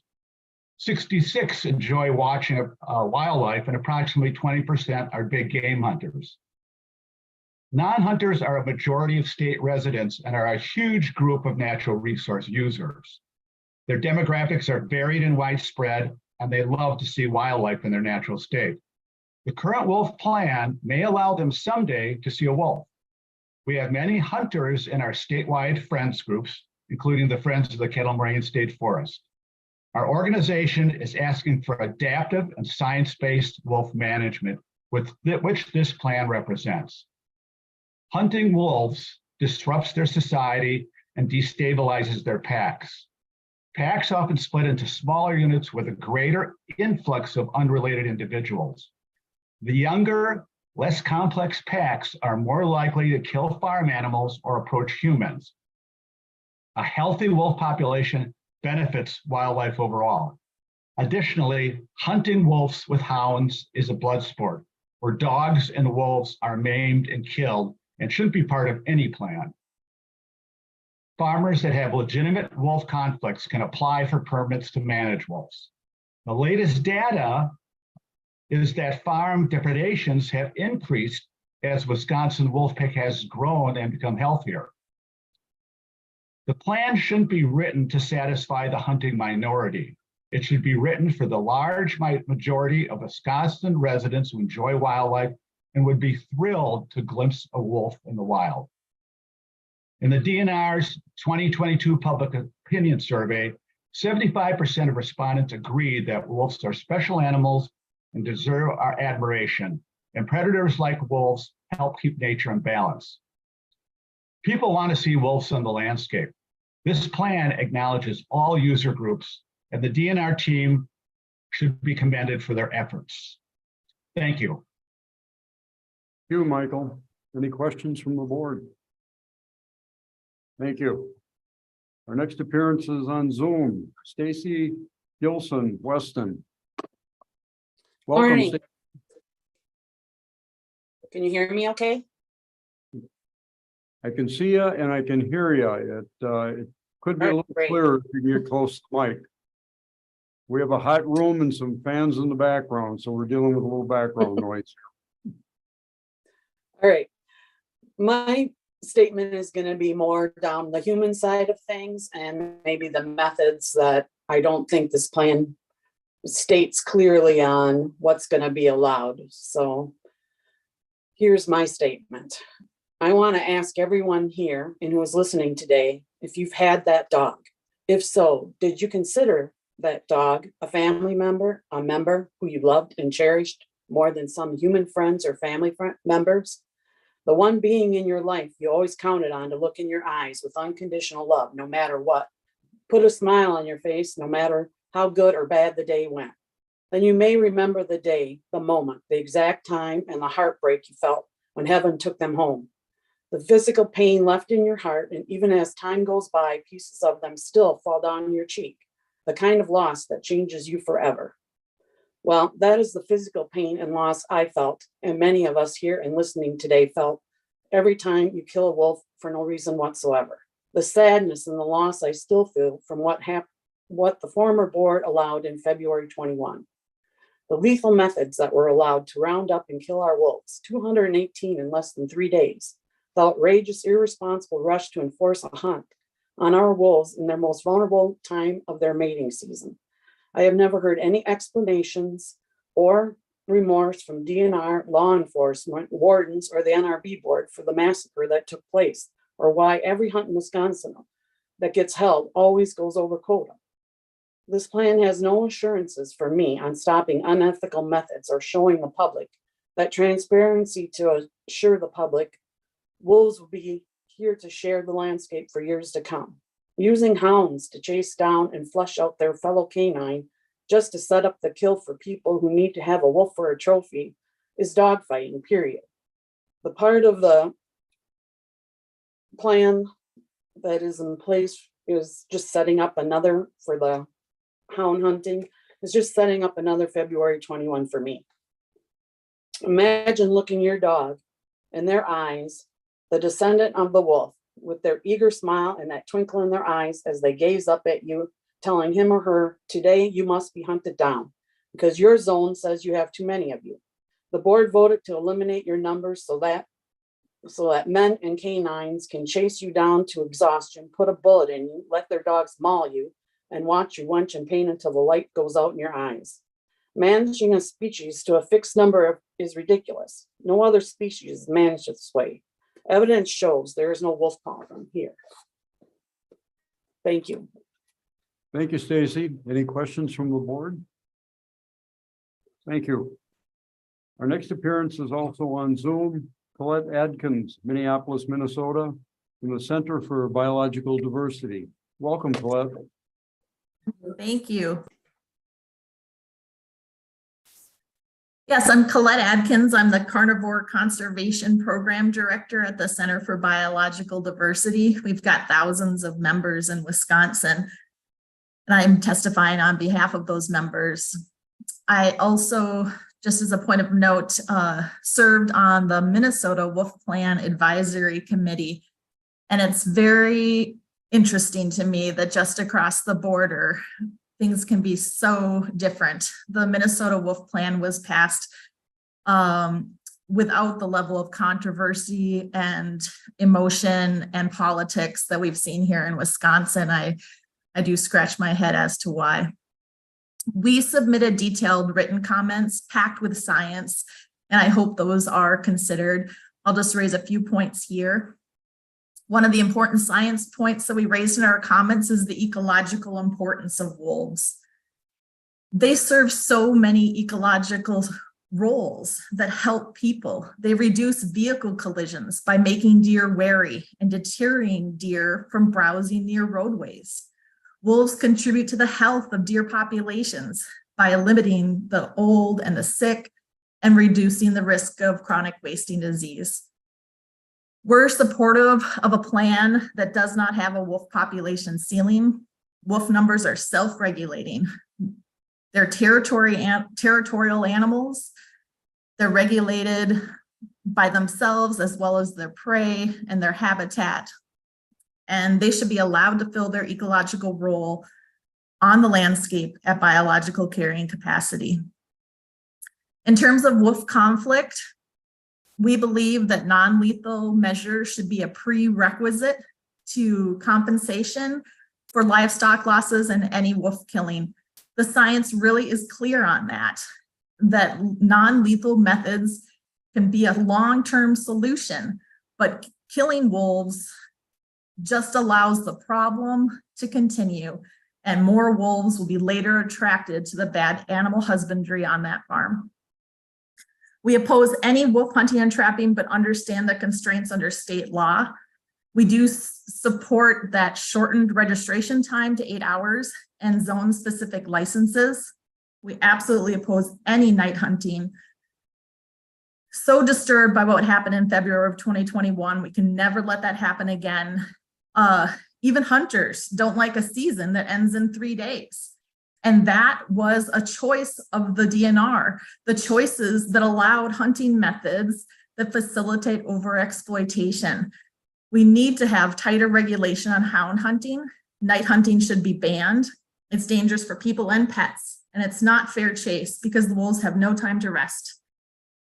We specifically support the changes that have been proposed by Lifwick and the individual tribal nations to create no hunting buffers or at least very low wolf quotas in subzones near reservation lands. Thank you.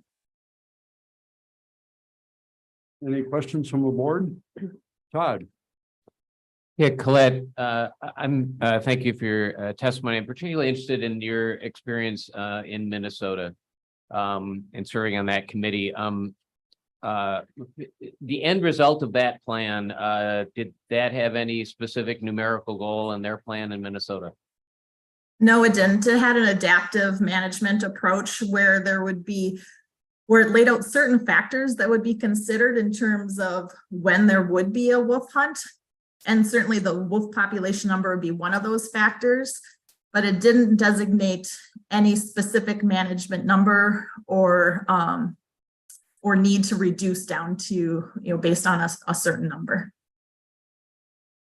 And just again, serving on the committee, you probably know these numbers well, but I'm just, it's my understanding that at least the estimates in Minnesota are that we have, that there's over 3,000 wolves in Minnesota, and that's on a landscape that is roughly 1.5 times the size of the state of Wisconsin. Is that about right?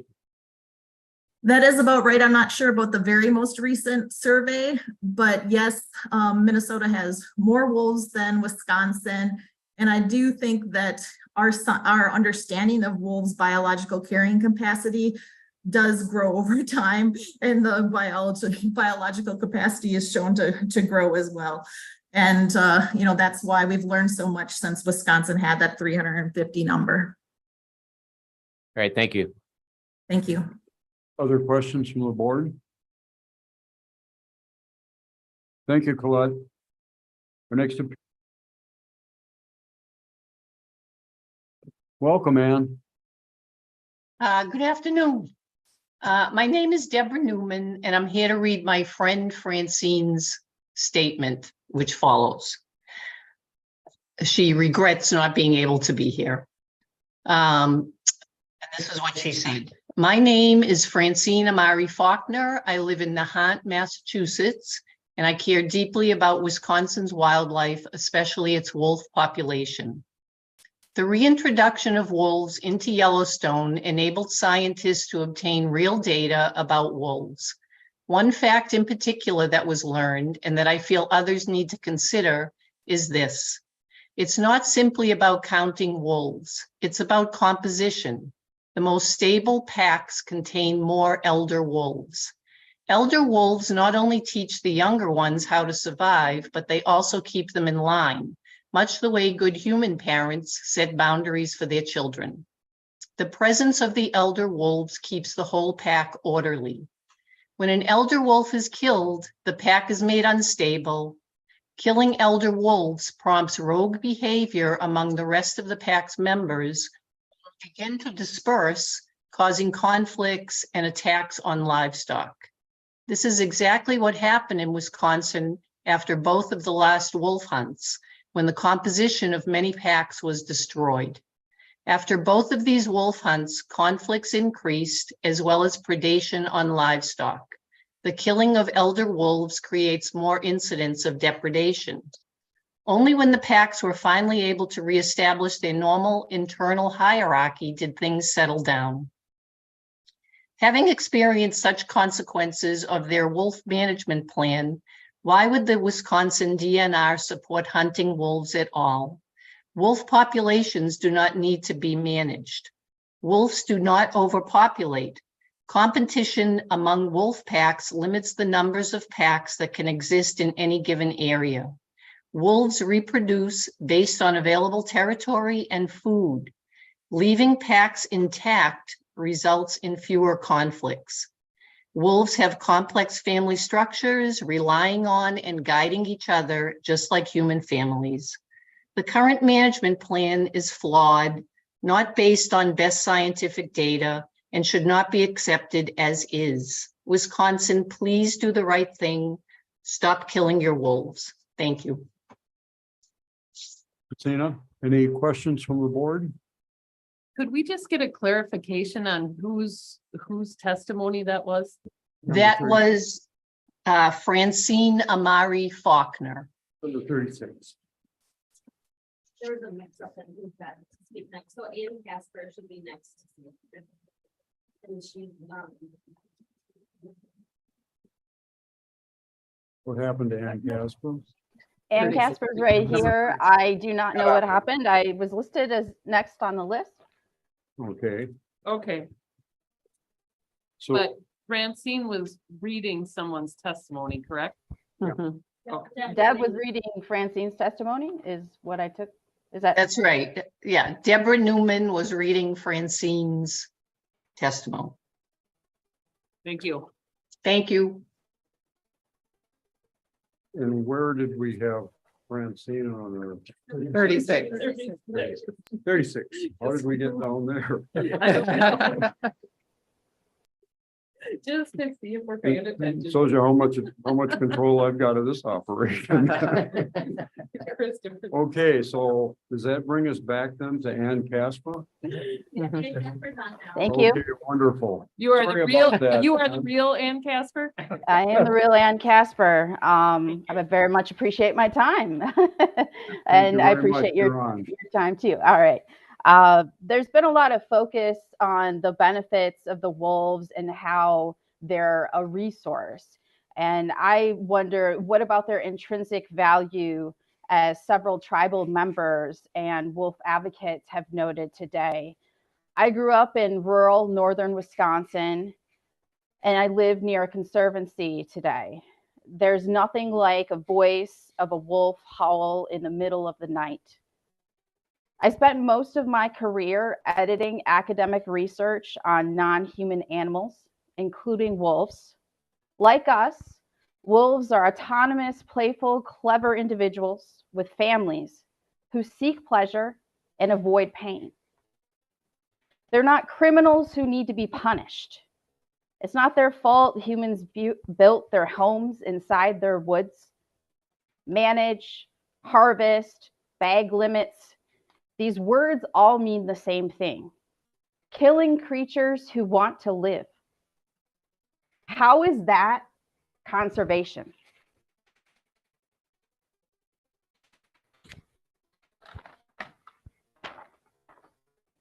There's also emphasis on transparency. How many of you would show children the reality of this wolf kill? A video of life leaving a wolf's body who died for what? Sport, quote unquote. 10% of Wisconsinites are hunters, but it sounds like only their voices were the ones who were heard. What about the rest of us? What about those who took the time and effort to provide input and be collaborators? Those who are the experts about wolves, about their conservation? For example, the scientists at University of Wisconsin-Madison, and all those representing nonprofits in which they're being wolf advocates. How many of you have loved a dog before? As we all know, wolves are like wild dogs. If you're not comfortable with your beloved canine companion being killed for no reason, then why are you okay with putting a number on how many of their wolf brothers and sisters are allowed to live? You can have a heart and still value reason and science. They're not mutually exclusive. You can't claim to have understood or addressed the science or concerns of citizens who love these gorgeous creatures, while at the same time enabling this unconscionable, hedonistic slaughter. Thank you. Thank you, Ann. Any comments, questions from the board? And see, we're at noon. I'm gonna check in with Ashley. Arrangements for lunch? Haven't delivered yet. Okay. Any idea when it might come, just in terms of timing things? Oh, okay. Well, with the uncertainty of lunch, I guess I'd suggest maybe it's time to take a short break for the board and then come back and resume until the food arrives. People okay with that? Okay.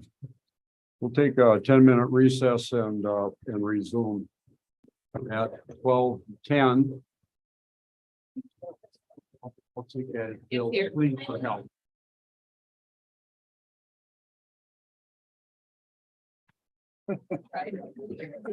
We're going to change that announcement. The food has arrived. We're going to take our normal lunch break. We'll take 45 minutes for lunch. We'll recess until 12:45 and then resume testimony. Thank you all.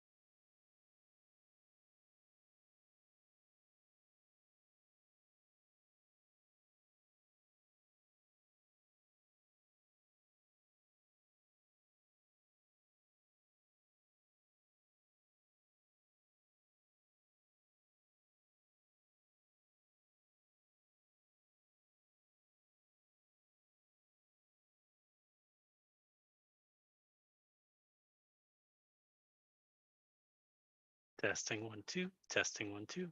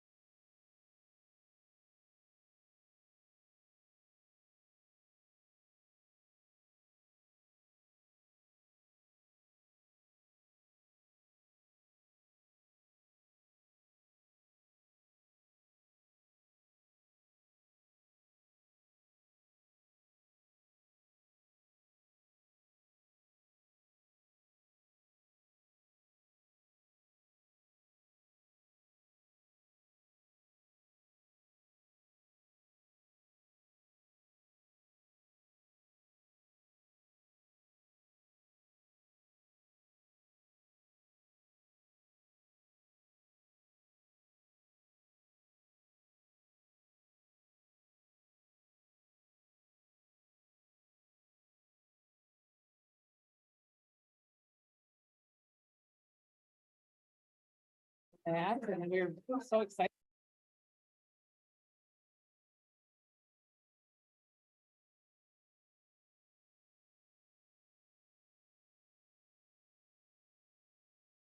Our granddaughter, she was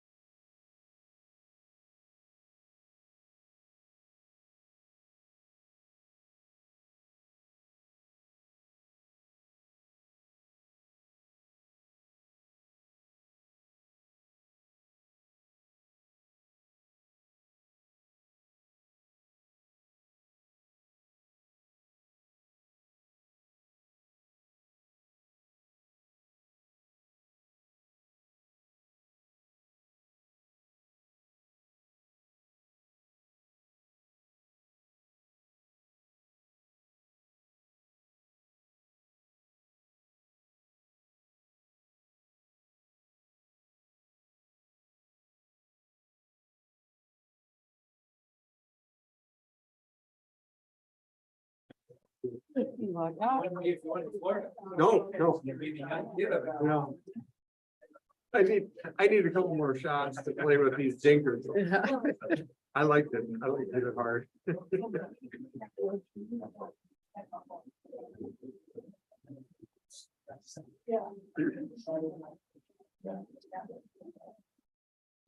We'll call the board back into session and resume.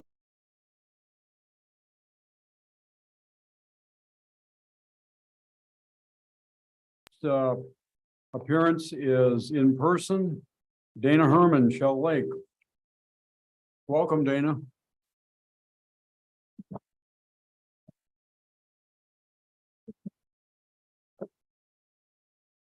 Oh, okay. Chairman Smith, members of the board, Secretary Payne, thank you for the opportunity to testify today on the Wisconsin DNR 2023 Wolf Management Plan. Thank you to the department and to all who worked on this plan for all of the time, effort, and collaboration to get to this point. And thank you to all who took the time to answer my never-ending questions. There will probably be more. My name is Dana Herman, and I live in a rural area of Northwest Wisconsin with both agricultural and forested areas considered to be wolf range, specifically to be considered secondary wolf range. I support this plan. However, I also oppose the recreational hunting of wolves. But this plan is a compromise which will enable people to move forward, address conflicts, and hopefully find understanding. I support this plan because it moves away from a statewide population goal and towards an adaptive management framework to allow for more flexible management and the ability to determine if objectives are specifically being met. I support that the plan is based on both biological and social sciences and includes tribal perspectives and explains the cultural significance of Maingan. I support that this plan includes continued research into non-lethal alternatives into dealing with livestock conflict mitigation. As a former educator, I understand and appreciate the importance of how knowledge can empower and provide inclusivity among populations. Education oftentimes helps find common ground where it did not previously exist. I support the wealth of educational information included in this plan, especially in Objective D, Product D3B, Education in the Classroom. I'm excited and look forward to see how it is going to be implemented. And one idea to meet this objective is to reintroduce the Wolf Awareness Week back into the department's information. I support most of the objectives laid out in this plan, but I am opposed to having a recreational wolf hunting season. If wolves are delisted and the lethal take of wolves is allowed to mitigate livestock deprivation, then I do not see the need to hold a wolf hunting season in Wisconsin. Most livestock deprivations occur in April and May, and the harvest season takes place approximately November through February. So a recreational hunting season will simply remove numbers of wolves and not necessarily remove the wolf who actually has killed livestock. However, I understand that if wolves are delisted, then unfortunately a recreational wolf hunting season is required by the 2011 Act 169. So I also understand that there are rules needed to highly regulate any such hunting season. The rule package holds these regulations, and while many improvements have been made, more improvements are needed to these rules to protect wolves as they are hunted, which I will talk about later. And Marcy had talked about speaking to people directly further north, I mean, even where I live. And most farmers, I've done the same. Most farmers do not hate wolves. What they're frustrated because they don't have all of the tools needed to address livestock mitigation conflicts, you know, by using, along with all the non-lethal, using lethal. So, thank you. Thank you, Dana. Any questions from the board? Our next presenter is in person, Francisco Santiago Avila. Welcome.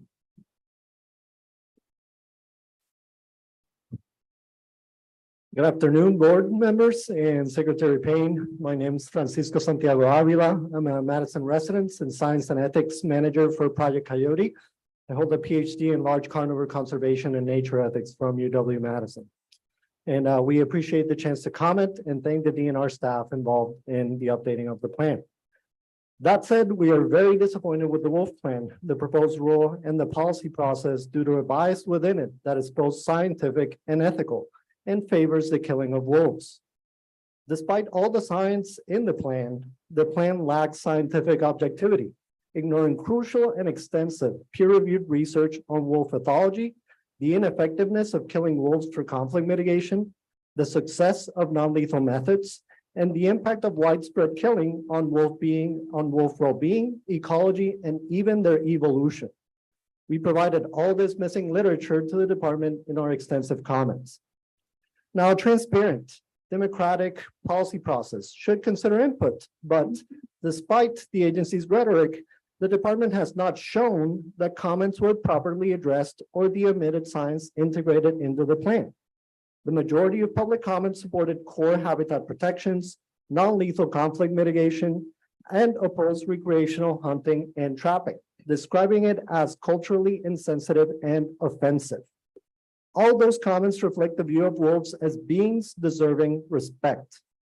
I am one of numerous citizens that share many tribes' views on wolves as persons that should be respected. I've dedicated my life to fighting for them as individuals, as opposed to just populations. As with the science, those views seem to have been ignored without much rationale. The plan's blatant omission of those views and so much peer-reviewed research suggests it's scientifically biased and favors predetermined management practices.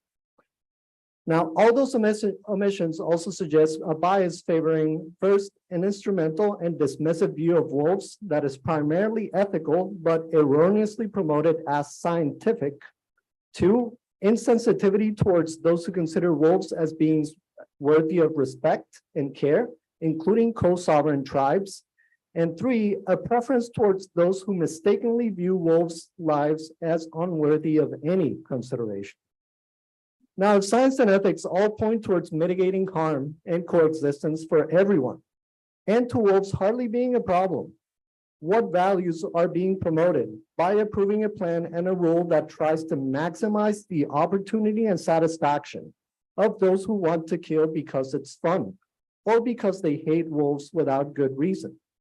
By doing so, you would be promoting selfishness, prejudice, and the dismissal of others instead of care, respect, and coexistence.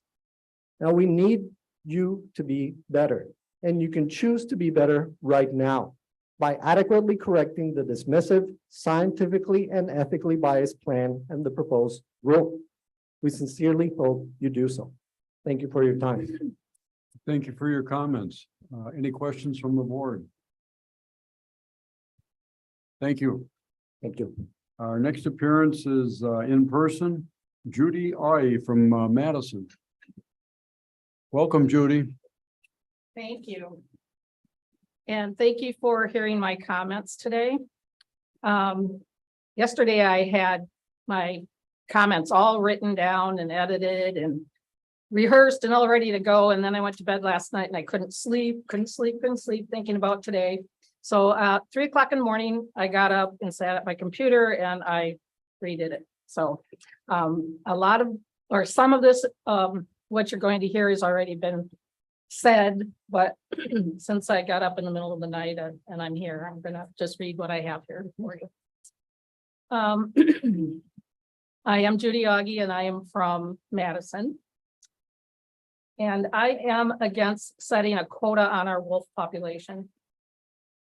And repeating, the kill of February 2021 allowed the slaughter of our wolves by surpassing the intended goal of 119 by almost 100. Proof that the DNR didn't have control or proper management over that kill. It wasn't a hunt. Wolves were killed by snowmobiles, infrared night spotting, snares, and mostly by hounds. Necropsies on the wolves showed that over 80% of them were taken, or 80% of them that were taken were killed by hounds. This was a total disaster for the state of Wisconsin, making national and world news on the overkill of our Wisconsin wolves. This free-for-all without question opened the door for poaching by showing the total disrespect for an animal that is already vilified. You can be assured that the mantra of shoot, shovel, and shut up is going on right now in our state. There are no wardens with boots on the ground to monitor what's going on in our forests. Your wolf management plan wants to set goals by counties. Who's going to monitor these counties when they meet their quotas? It will be a bloody free-for-all once again. Another thing to be taken into account with our wolf population, excuse me, is that you're already controlling the population by allowing hounds to run wild during bear hunting training season from July 1st until August 31st. Then again, during the bear season from September 6th through October 3rd. How many wolves deaths are unaccounted for from the hounds during this time? There is no need for additional control of our wolf population. I am so tired of our concerns falling on your deaf ears. The majority of Wisconsin citizens want wolves on our landscape. We who advocate for our wolves are more determined than ever to never let another wolf slaughter or another slaughter of our wolves happen again. We stand stronger than ever, and we are not going away. We will keep fighting for the protection of our wolves. It's time to listen to the Wisconsin citizens and leave our wolves alone. Thank you. Thank you, Judy. Questions from the board? And Judy, I can share that a number of other people in this room shared your experiences last night as a rather short evening and sleepless night. So we have things in common. Thank you. Our next appearance is on Zoom. Kelly Willis from Waukesha. Hello, hi. Welcome, Kelly. Sorry for the camera issue. Hope this is okay. My name's Kelly Willis. I live in Waukesha County. I'm a lifetime Wisconsin resident. I enjoy observing nature and wildlife photography.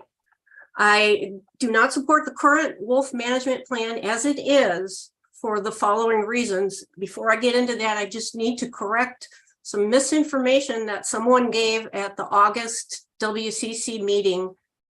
The fact is that 219 wolves were massacred in 2 to 3 days in February 2021, not because there are so many wolves, as someone misstated, but instead because the ratio of hunters to wolves was a whopping 17-1.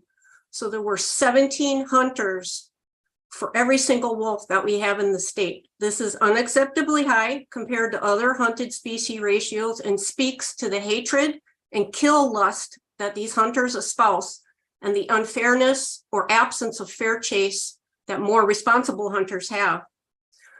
Okay, so my objections are hunter opportunity and satisfaction are scientifically irrelevant and have no place in a wolf Wolf Management Plan, wolf metrics. The land's carrying capacity of wolves should be what determines the population number. Fact, the number of livestock depredated by wolves is minimal, and there are insurance payouts and reimbursement from taxpayers given as compensation for any loss. Proactive and non-lethal forms of deterring wolves have been proven more effective at resolving conflict and must be required. Okay, another issue, the number of wolves that the USDA Wildlife Services and Wisconsin DNR kills each year, and an estimate of the number of wolves that are poached, which is happening, should be deducted from any harvest quota. Okay, next, 70% of those respondents to the DNR Public Attitude Survey said they did not want trapping in Wisconsin. 90% said they did not want hounding in Wisconsin. 84% said they do want wolves in Wisconsin. Recreational wolf hunting, trapping, snaring, and hounding of wolves is unacceptable and unethical. Fact, only 30% of pups, wolf pups, survive the first year of life. From the beginning, the deck is stacked against them, and they should be protected, not hunted. And we must also value breeding wolves and dispersing wolves and establish safe corridors for them to travel in order to ensure genetic diversity and a healthy wolf population. A single death in a wolf pack can destroy the entire pack, since they work as a team to survive, and the wrong wolf being killed will likely result in depredation. It's unacceptable that hounders are given $2,500 if their hound is killed while going after a wolf or bear. It's their action that harmed their hound, and the state should not be enabling this abuse to wolves, bears, or hounds. Also, fact, if you live in an area that has wolves, you are 24% less likely to have an auto deer collision, and this saves $10.9 million in the reduction of collisions, and it also saves lives. Please do not accept the current wolf management plan draft. Wolf recovery is incomplete and unlikely under this current version of the draft. And I leave you with a question. Why does Wisconsin have a requirement to hunt wolves once they're delisted when other states do not have this requirement? Why? I'd like everyone to ask themselves that. Thank you. Thank you. Thank you, Kelly. Any questions from the board? Okay, thank you. Our next appearance is in person, Lisa Chorlieri from Duluth, Minnesota.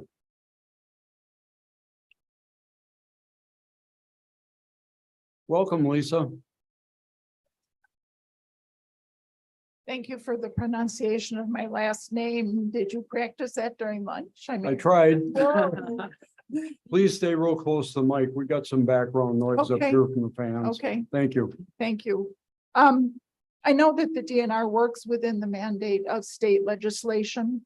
So having said that, the world population of human beings reached 8 billion in November of 2022. There were 4 billion people on the planet in 1974. There's practically no corner of the planet that's not affected by such staggering numbers of people. We've all seen the resulting climate disasters, wildfires, floods, unlivable temperatures, etc. And in all of the reporting of those disasters, we hear about human lives lost, structures destroyed, but we never hear about the impact of wildlife.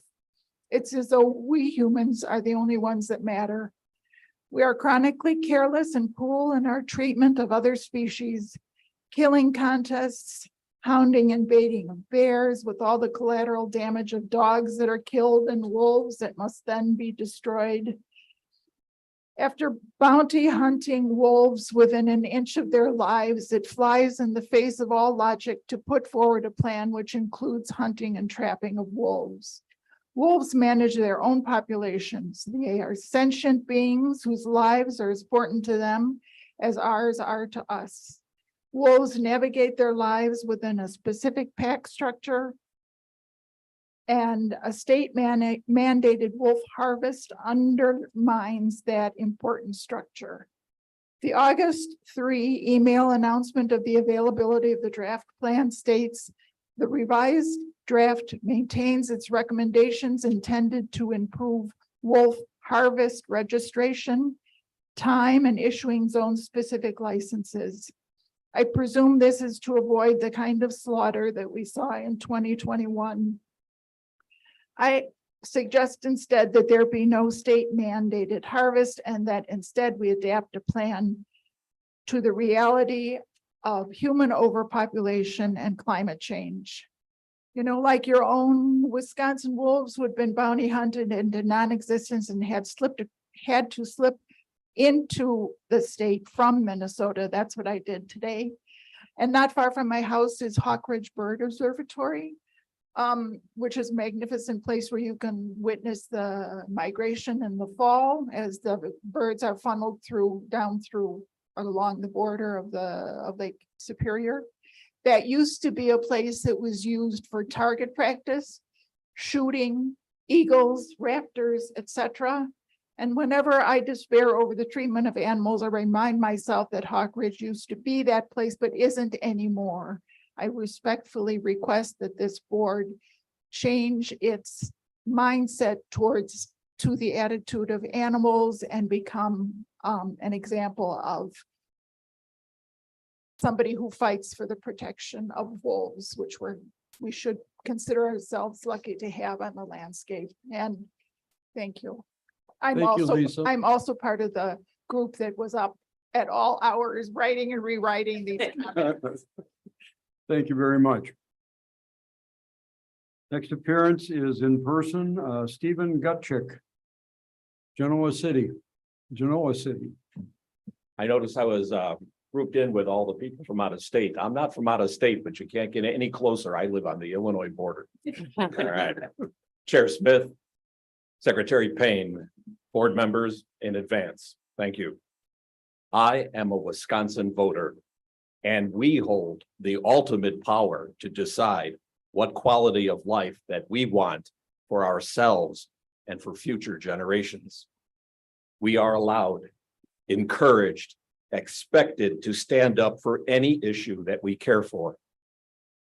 Wildlife are a public resource held in public trust, managed by the government, not for the benefit of lobbyists or a select few, but for the benefit of all citizens, present and future.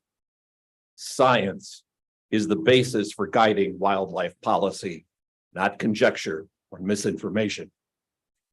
According to a peer-reviewed genetic study, prior to the arrival of Europeans, wolves lived throughout nearly all of the contiguous United States, with a population comprised of over 500,000 individuals. This land was their land. By the mid-20th century, wolves in the lower United States had been exterminated, except for a few dozen that lived in northern Minnesota. In 1974, wolves came under the protection of the Endangered Species Act. Since then, those protections have been taken off, put back on, taken off again, put back on again. Today, outside of Alaska, most wolves live only in two places: the Northern Rockies, Montana, Wyoming, and Idaho, and the Western Great Lakes, Minnesota, Michigan's UP, and Wisconsin. How easy it is to forget that there are creatures on Earth other than man. Wisconsin is blessed to have wolves and so many other animals and plants not readily found elsewhere. Wolves deserve to live where they once thrived, and we have a moral obligation to right a past wrong. If you want to evoke the admiration and respect of all Wisconsinites, you will only approve a plan which requires more observation and study of professionals. The NRB should sift through the noise of lobbyists and those exceedingly few chest-beating hunters interested in killing for mere entertainment, those seeking nothing more than thrill and pelts. I support hunting, and Article 1, Section 26 of the Wisconsin Constitution that says, in part, the people have the right to fish, hunt, trap, and take game, subject only to reasonable restrictions. So tell me, what could possibly be more, what can possibly be unreasonable in repatriating wolves to their homelands? Thank you. I mean that. Thank you. Thank you, Stephen. Thank you. Any questions from the board? Our next appearance is on Zoom. Candace Funk from Bellevue, Idaho. Is she coming back later or we should? Okay. We'll circle back to her at the end if she shows up. Thank you, Ashley. Next appearance is also scheduled on Zoom. Rhonda Dern, Evergreen, Colorado. My dad grew up in Menominee. He would take us up north to a camp, and our favorite thing to do was to search for wildlife to watch. My dad would be outraged today to see how the Wisconsin Wolf Plan fails a keystone species, the gray wolf. The current wolf plan discusses the idea that allowing wolves to exist may come up to social tolerance. The term social tolerance is used as a tool to decrease people's acceptance of wolves. Anti-wolf groups spend millions of dollars fueling the myths of the big bad wolf and lobby legislators with misinformation. Negative bias read over and over in the media decreases social tolerance of wolves, and it has zero basis in science. Your plan says people worry about their safety, and it fails to say that no one's been killed in the lower 48 by a wolf, and that the people have a better chance of dying from bee stings, cows, dogs, lightning, or guns. Wolves are the least dangerous predator in North America. Millions of people camp in Yellowstone. There's never been an issue. Wolves contribute $65 million every year to Yellowstone. How much do wolf killers contribute to the economy in Wisconsin? The DNR has been provided with the best science from wolf experts such as Adrian Trevis. The climate crisis with the biodiversity crisis are the biggest threats that we face today. We're losing our keystone species at an alarming rate, and they are the essential key to deal with the crisis. Wolves are healers of forests, creators of cascades. Best science says coexistence not only works, it protects livestock and wolves. Wolves manage their own populations and must be allowed to grow in numbers to fulfill their ecological role without human intrusion. Public lands belong to all of us, and the public doctrine establishes a trusty relationship with wildlife for the public, and the public want to see wolves alive. Wolves must remain protected under the Endangered Species Act. Case in point, the slaughter Wisconsin allowed in 2021. Wisconsin stood silent when trophy hunters set dogs to rip wolves apart, slaughter the moms, the pups, and home families in heinous ways. The Ojibwe asserted a treaty to protect wolves from the slaughter that you are allowing to their relatives and ours, the gray wolf. This is truly a social justice issue. The Global Indigenous Council with 120 tribal nations has signed the Wolf Treaty in 2019, urging the U.S. to protect wolves. Delisting will lead to their extinction. Trophy hunters and trappers won't be satisfied until the last wolf is dead. The reintroduction of gray wolves to Yellowstone surely ranks ecologically among the most important acts of wildlife conservation in the 20th century. Doug Smith. The eyes of the future are watching you. Your great-grandchildren are looking for you to protect gray wolves, and you need to know that coexistence with wolves is the answer. Thank you. Thank you, Rhonda. Questions from the board? Thank you very much. And our next appearance is also scheduled on Zoom. Margarita Zamora from Verona.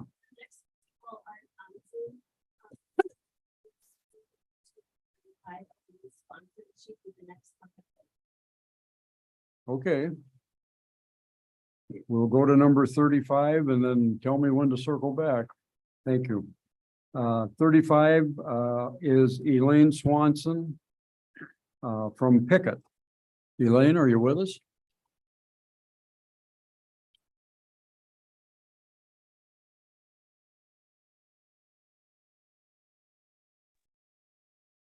I think I've unmuted myself. Is that correct? You have, I hear you loud and clear. Okay. Thank you. There we go. Welcome, Elaine. Thank you. Elaine Swanson, I live in rural Pickett. The wolf management plan, in my opinion, had great potential. Experts in science and conservation from around the country provided the DNR with volumes of studies confirming the wolves' ecological benefits and purpose on the land. In addition, formal comments on the plan revealed public sentiment that is moving away from a policy of dominating wildlife to one of respect and reverence. Unfortunately, the plan lost its potential when the DNR dismissed science and took direction from a small segment of the population who see wildlife as mere objects of amusement. The Wisconsin Bear Hunters Association boasts that bear hunting is the ultimate family sport. Hounds wearing GPS collars are used to tree the bear. Are children watching when the terrified bear is shot and falls to the ground? This is the ultimate family sport. I'm greatly concerned about increased violence among young adults. Studies have shown that cruelty to animals is often a warning of more violence to come within our society. I ask myself, how can a wild animal be legally hunted with trained hounds, have absolutely no way of escaping, and this slaughter is promoted as great outdoor heritage? How can this be happening when the DNR's mission is to protect our natural resources, our wildlife, and the ecosystems that sustain all life? The wolf management plan reflects minimal ethical structure. It does not promote or foster an understanding of the humane way of living with wildlife. The DNR's mission is to carry out the public will with all Wisconsin citizens, but the wolf management plan is devoid of this partnership with science and the people, and sadly with the wolves themselves. Thank you. Thank you, Elaine. Questions from the board? Okay, our next scheduled appearance is in person, Melissa Smith. No relation. Madison. Yeah, definitely no relation.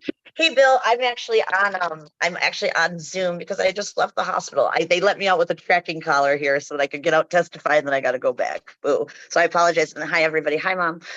First thing I want to say before I get into my testimony, Ashley, you are a blessing. I promise you that next time I will be in person.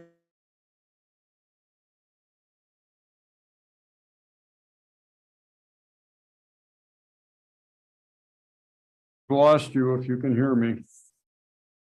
Oh, yeah. Am I okay? Oh, yeah. I hear you. I don't see you yet. Can you see me now? I'm sorry about that. Yeah. We see you. Am I good? Okay, You're back great. on.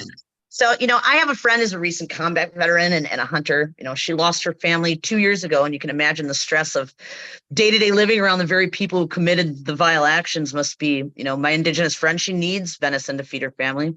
Because the hunters who compensate for their lack of cognitive ability with technology, gadgets, dogs, she's often forced to hunt where people bait bears and deer and onto those agricultural lands to follow the deer attracted to the plots that CWD continues to spread. Because of local management, she would much rather avoid other hunters because of childish competition, but because her success is critical to feeding her family. Hunter success isn't guaranteed here in Wisconsin, especially if you have to use your teeth. Bill, you continue, and many others continue to refer to this local management. You know, the DNR Forest Management and CDEC does a great job with local management. They also do a great job at destroying terrestrial habitat for species as landing turtles, pickerel frogs, redback salamanders. You know, our bird species who need 150 acres of closed canopy, they can't breed in Wisconsin anymore. Red-shouldered hawks, warblers, hooded warblers, Arcadian flycatchers, the northern long-eared bat, they need old growth. We have 881 tree species that are going extinct. Thousands of plant species in Wisconsin because of exactly that kind of management. Wolves don't do that. They do the opposite. You know, carbon sequestration, climate change, the effects on moose. It might be too late to stop this emphasis on just game management, just deer with the deer, my God, and the bear. Maybe we should start working on biodiversity. You know, management in this plan means hunting, even though the entire culture has had a paradigm shift against blood sports and trophy hunting. The state currently manages wolves. Okay, we manage wolves now. So when you're using the word management, you know you're not really using that correctly. But when we do get state management, we contract the federal government to do the state managing for us through wildlife services. And ask Randy if wolves are currently being managed and if they will be managed with or without delisting. You know, it's always about the killing. It just wears in. What if we just let wolves thrive purely for their own existence, without prioritizing human needs? It's not impossible. You know, if you want 350 wolves or less, you know, I just keep hearing that, fine. You know, maybe that's fine. But then you need to think about this. You need to give up your thermal imaging, your night hunting, your ATVs, your any vehicle made after 1999, your GPS dog collars, your optics, the internet, MRIs, coronary bypass surgery, social media, adaptive management plans. You know, you went directly to these people, who are trusted and believe whatever false information they're telling you in these things. If the DNR board and secretary felt it was acceptable to violate open meeting rules, change the comment period, change the wolf timeline, give no reasoning for these changes between draft 1 and draft 2, that was okay to you. To attend these special interest sessions were not one account of wolves threatening or attacking, not one. I went through them all, trust me. And board members, it takes a long time to read 3,500 comments plus extra listening sessions. Not one was verified with Wildlife Services, not one. Not one. You know, there really wasn't a grandma who put her 2-year-old toddler on the back of an ATV in the middle of the night to go get a wolf. It didn't happen. It didn't exist. I told our 1,600 advocates that if we participate in this process, that we could make change. It's a lie. The requirements to even serve on this board already stack the deck. And they're already weighted towards hunting interests in Northern. Do you think we want to go to court? Do you think we want to go to court? I mean, sometimes it's fun. It's fun to win. But when our democracy fails, this is checks and balances. You're well over 3 minutes, please. Oh, I'm almost finished. When the process is not transparent, it's against the delisting. Debate us on the value and science. The public deserves an apology. So do my hunter friends and so do the tribes. I am asking that you table this vote for today until the new members can catch up. And maybe perhaps you could have 3 listening sessions at 3 of the tribes on their turf and ask their permission to pass this wolf management plan. Thank you. Thank you. I gotta go back, not to the mental hospital either, though. Just a Marcy, go ahead. clarification, Melissa, you mentioned your advocates, the 1,600 or whatever. Are you speaking on behalf of yourself or an organization? Oh, I'm speaking on behalf of myself that belong to that organization. Thank you. Thank you. Any other questions? Thank you, Melissa. Thank you. Our next appearance is on Zoom. Brittany Ritchie Birchwood. Welcome, Brittany. Hi, thank you. Thank you for the opportunity to speak today. My name is Brittany Ritchie, and I am a lifelong Northern Wisconsin resident. Here, I have many memories of camping and spending time outdoors, and seeing wildlife was always a highlight for me and my siblings and my cousins growing up. I also come from a family of hunters, and last season, our last deer camp in Washburn County was proud to report their most abundant deer season harvest to date. Today, I am here to state that I am against the recreational hunting and trapping of wolves. I would like to speak more specifically today on my experience living in rural Wisconsin over the last 10 years. Back in 2012, my husband and I bought our first home in rural area in Northern Wisconsin with the hopes that we could spend our weekends enjoying all the beautiful lakes, rivers, and public lands of the area, camping, fishing, hiking with our dogs. Sadly, after a decade of fixing up and establishing our beautiful home, we have found ourselves potentially looking to sell and relocate due to the increasingly disruptive and unsafe conditions taking hold from hound hunting and training on our public lands. Just last month, there were several weekends where bear hounds trespassed on our private property while we were camping, disrupting the peace and putting our family dogs and ourselves in dangerous situations. After years of living amongst the chaos of hounds running rampant through our forests, we've begun to feel trapped and unsafe, even when taking refuge on our own private property that spans over 500 acres. I've come to the point where I actually dread trying to recreate during the fall season, and I truly cannot imagine having to stomach what would take place up here if the hound hunting of wolves became permitted through this new Wisconsin Wolf Management Plan. Today, I am asking that the recreational hunting and trapping of wolves be removed from the final plan, including state-sanctioned hound hunting and training that will only result in the violent death and dismemberment of these animals. Hound hunting is unsafe for those of us trying to recreate on public and private lands. It is unsafe for wolves. It is unsafe for dogs. It is unsafe for our wildlife and has absolutely no place in modern society. Thank you for your time.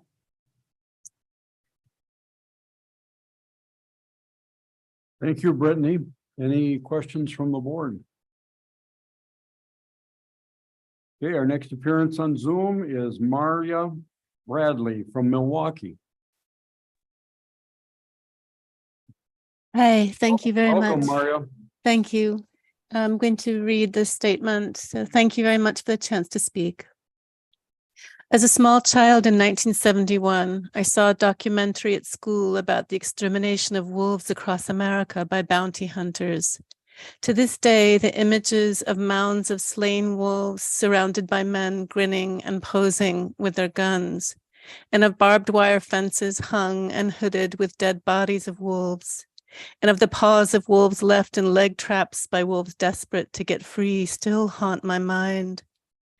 At the time, I was driven wild with grief and terror from what I had seen, and no one could soothe me, because no one could account for how grown men could take pleasure from slaughtering such exquisite wild creatures for no reason but lucre, and then be laughing about the ruin that they had made. In the intervening 50 years or so since then, whenever and wherever wolves are not protected by the Endangered Species Act, the same scenes of wanton killing recur and worse. And still no one can explain the shocking glee that is taken by those who kill and desecrate these intelligent social creatures of such wild beauty. For there is something that appalls any human heart in the act of annihilating a living portion of creation for no need at all, and a natural repulsion before the claim to its being sport or some kind of satisfaction. And so it's chilling, and it was chilling to me, to discover that though the revised wolf management plan espouses the language of rational discourse and makes note of differing views on the value of the wolf, the central effort of the plan is to assure that killing of wolves for sport is enshrined as a right of citizens of the state and a tool of choice for managing wolves. This appalling commitment is couched in the bureaucratic and anodyne language of management, quotas, harvest, population targets, and hunter satisfaction, as though there were no violence involved, and as though the reduction of a living sentient being to an exploitable product were not itself a violence, and as if that creature's life and suffering were of no consequence. But why the obfuscation? Why the lack of transparent democratic process? And why the rejection of best practices based on contemporary scientific advances and understanding? Why secrecy? Why obscure the naked violence that is being enshrined?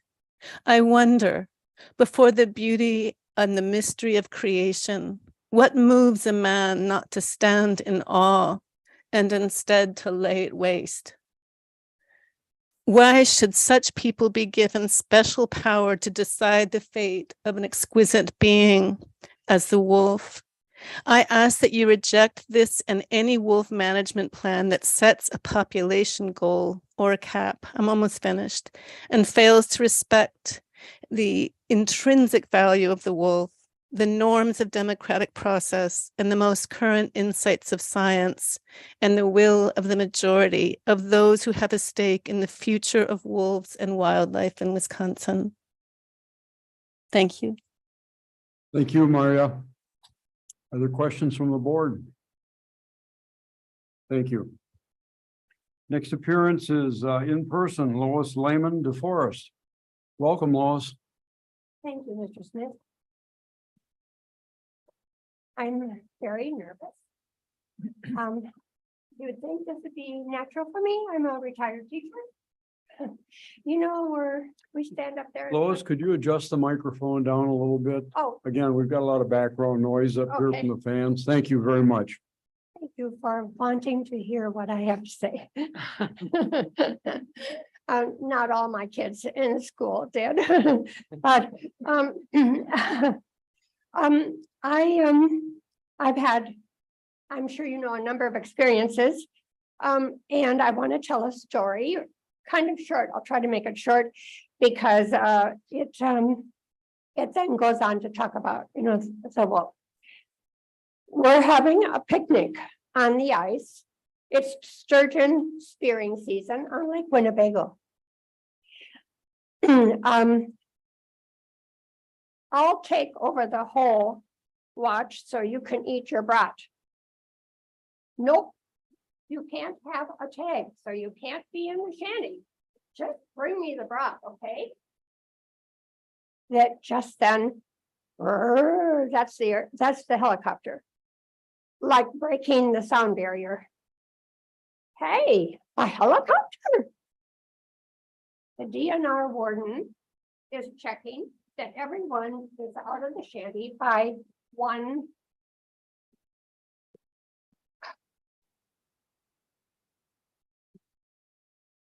Why is he flying so low? Is he out of fuel? He is checking ID for violators. If he catches you, it's a hefty fine for just being late after 1. The DNR, okay. Yeah, somebody was out of their shanty 5 minutes later and he got fined $300. The DNR ships wardens in from around the state to cover the whole lake. You have to register your fish by 1 and measure that it's not over 36 inches. The DNR warden, is checking. Sorry, it's almost 1 p.m. Okay, now on to a different species, the wolf. So my question is, will the DNR show the same respect, even value the gray wolf as individuals and their families, as well as protecting their habitat with strict enforcement and hefty penalties for violators? You are the agency that is the trustee of our wildlife. Past decisions were made that didn't include me and the majority of Wisconsinites. No arbitrary population goal supported by the DNR recognizes the importance of having a self-sustaining, self-regulating, and healthy, genetically diverse population that allows connectivity with wolves in Minnesota and Michigan. In addition to keeping our forests healthy, research continues on the impact of wolves on the behavior of deer related to highway collisions. I do ask you to pass this plan, but tomorrow is a work day. Will you please go to work tomorrow and continue the process of making the wolf a keystone species that you greatly respect. Thank you very much. Thank you, Lois. Any questions from the board? Our next appearance is Elizabeth Ward Madison, representing the Sierra Club of Wisconsin. Yes. thank Welcome, you. Elizabeth. Thank you. My name is Elizabeth Ward, and I'm here to represent the Wisconsin chapter of the Sierra Club and our 20,000 members who care deeply about the sustainable management of our natural resources. First, I'd like to echo what others have said, the welcome to the new committee members and the dismay of what happened to the former well-qualified members. I'm here to ask you to pass the wolf management plan. We remain opposed to Act 169, the law that requires a wolf hunt regardless of science and tribal input, and are committed to ensuring another egregious wolf hunt like we saw in 2021 doesn't happen again. This plan is a good first step in restoring sustainable management to our wolves. Specifically, we support the adaptive management approach. It's exactly what we need. It's consistent with best practices, and it's how we manage most natural resources in Wisconsin. We also support the low quota zones around tribal reservations as requested by some of Wisconsin's tribes. The tribes have an undeniable right to co-manage our wolves, and supporting these zones is a good step in recognizing those rights. We also support the recognition in the plan of the ecological and cultural significance of the wolf. The foundation of this plan is built on science, tribal input, and public input. Our current plan has been in place for over 20 years. So there are some additions I'd like to encourage you to consider in order to ensure that if the plan is still in place 20 years from now, the tenets that went into this plan continue to be followed. First, I'd consider adjusting the language on the chart on page 115 as it implies a relevance to the statewide population number. We've seen clearly today how numbers and language like decline can be manipulated and misconstrued. So I would make that much more clear. Maybe consider changing it to study the impact it's having. We don't know for sure 1,200 is the carrying capacity of wolves. We haven't had that many wolves in Wisconsin in recent history. I'd also echo support for the two formal committees, one that's a citizen stakeholder committee and one that is made up of wolf biologists. These committees should continue to inform wolf management as we learn more and as things go on. And finally, I'd suggest we continue to codify the relationship between the DNR and Wisconsin tribes in co-managing our wolves. Thank you again for taking the time to listen to me today, and we look forward to continuing to engage in the process. Thank you, Elizabeth. Questions from the board? Thank you. Next appearance is on Zoom, James Carroll, St. Helen, Michigan. James, are you with us today? Yeah, I'm here. Welcome. Thank you, guys. I'd like to reach out to everyone and thank you for having the courage to stand up for what you believe in. I'd also like to thank my ancestors and my family members who gave me life. I'm always nervous on Zoom because, you know, it's a big thing to talk. Basically, my family's from northern Wisconsin. I grew up fishing and enjoying hiking and camping, you name it, during summers. And then every other year we go up in northern Minnesota. By the time I was old enough to drive, that's when I discovered the UP. Being in Michigan, we're a little bit different. You know, we got two peninsulas. But I spend most of my time hiking and camping up in the UP. I go to church up there. We go out to the lakes, we go out to the rivers, the mountains, and we pray. We also stand up for what we believe in. Years ago, unfortunately, my uncle was a wolf poacher. He did it because they kill our deers. That was his own reason. My other uncle took one look at me when I had a field guide out when I was 10 years old and I was reading field guides, how to identify plants and animals. He goes, great, another conservationist. Well, God spoke to me when I was 15 years old and he made me a little bit different. In the early 90s, I went to college. I wanted to work with endangered species. I wanted to work with endangered species to bring the populations up, to educate people, you name it, everything that I thought was beautiful and glorifying about it. What was drummed into my brain was, unfortunately, get them to a sustainable population, and then we're going to have a season. Whoa, that just floored me. I struggled. I struggled as soon as that was put in my brain. I struggled for a year and eventually I dropped out. It wasn't what I signed up for. I signed up for to bring the population so that we could all enjoy them. And the hunters are in a minority. Our natural resources aren't just for state, not for Wisconsin state people, not for Minnesota or Michigan. Our natural resources for all of us. There's federal lands in every state. Essentially, it scares everyone I talk to that I have that kind of friends. They're scared, they're hurt, and they're angry because right now the Michigan DNR, they're doing a wolf count.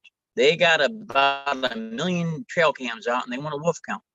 And their reasoning is as soon as the wolves get delisted, there's going to be a season. My friends are scared. Myself, I rescue hunting dogs. It's not the wolves that scare me.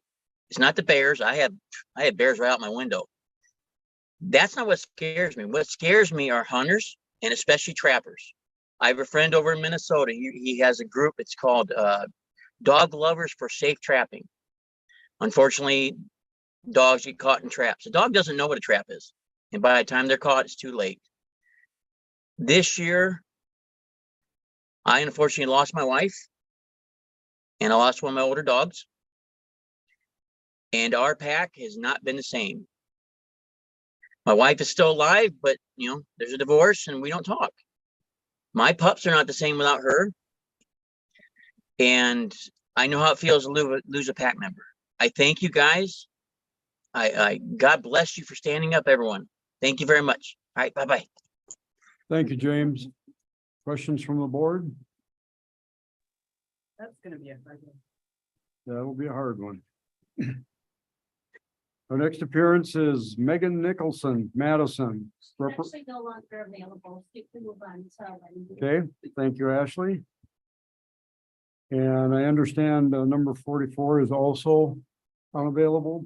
We'll move on to 45, appearance by Zoom, Wendy Crayley, Mequon. Wendy, are you with us? Yes, can you hear me? Can you hear me okay? Hello?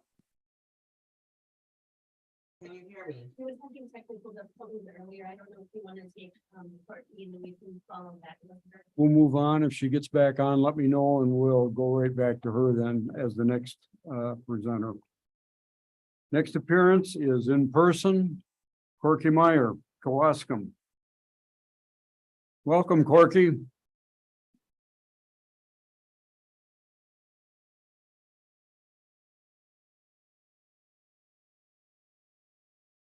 Can I ask one question first before I start? Bill? Yeah, get that mic back up to your height. Thank you. Okay, can I ask one question first for clarification? We're talking of the wolf management plan now. The wolf rules later. Yes. I signed up to talk on both of them. Does this mean I only get one shot here? Somebody told me it doesn't show up that I'm to speak on the rules. No, I don't have you listed on my list. We've been giving people the option that signed up for one to switch to another if that's more important to them. But you can't talk to both. No, we had to draw a line there. We had a number of people just asking to expand their answers my question. Thank you. So back to the start. Chairman Smith, Secretary Payne, members of the board, thank you. It's been educational listening today. Do I agree with everything? No. There are a whole lot of people that you've heard different viewpoints. This wolf issue is much like a gem with many facets and everybody looking at their point of view. I can't fault them for their personal opinions. I've got mine. And today I'm here to speak for Corky. I'm involved, as you know, in a lot of different organizations, but today the wolf in Wisconsin has turned into a cash cow. We all know, maybe heard that term. There are people that are making money off the wolf by donations to their individual groups, associations, and that goes across the United States. There are also people that there's the other side of the cash cow, the cost. You look at the farmers up in wolf country, the depredation.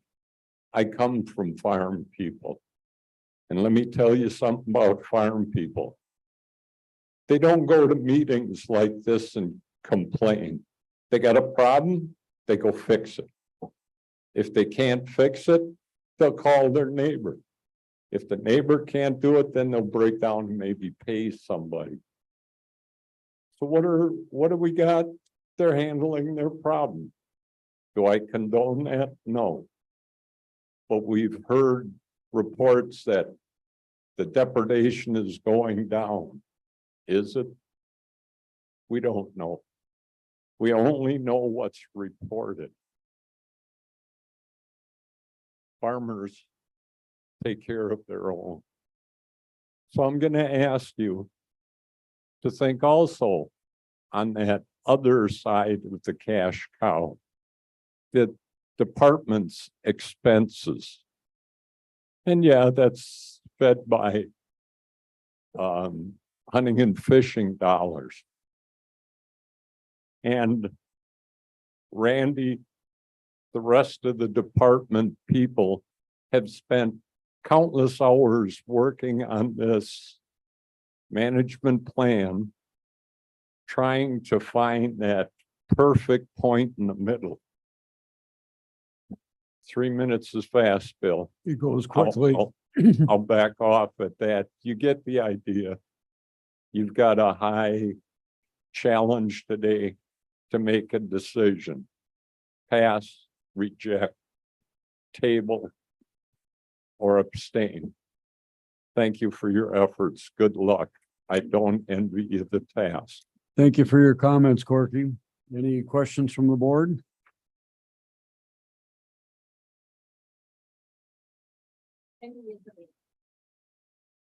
Okay.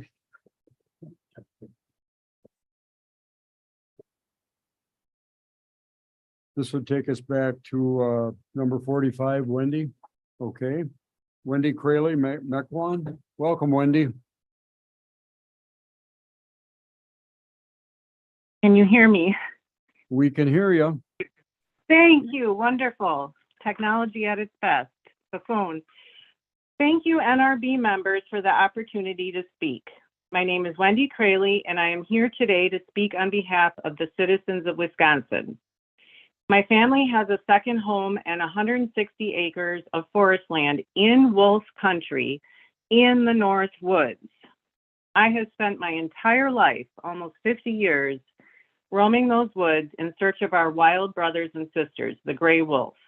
I thrill to view their images on our trail cams and spend hours tracking them. Evenings are spent on rustic logging roads, howling and listening for their responses. Many vacations have been in Alaska and Wyoming, participating in wolf ecology workshops, learning the truth about their lives.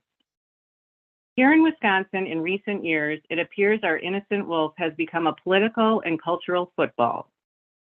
Unfortunately, corrupted opinions and videos have circulated unchecked on certain social media sites depicting the wolf as a bloodthirsty killer. Per your DNR department, no wolf attack on a human has been confirmed in Wisconsin in modern history. I'm going to pause and repeat that. No wolf attack on a human has been confirmed in Wisconsin in modern history. Better efforts need to be made to reach those viewers and correct the misconceptions that have proliferated. Instead of condoning savage cruelty to both hunting dogs and wolves, The DNR department needs to retreat from catering to a handful of unethical trophy hunters and their satisfaction in killing wolves. Begin honoring the wishes of Wisconsin taxpayers. The vast majority of Wisconsin residents have not been sucked into the mistruth surrounding wolves and continue to request the same or more wolves in our state. Should wolves be removed from their endangered species status, keep the future kill quotas at 0. As you well know, wolves self-regulate their population and do not need outside intervention from hunters. Thank you. Thank you, Wendy. Any questions from the board?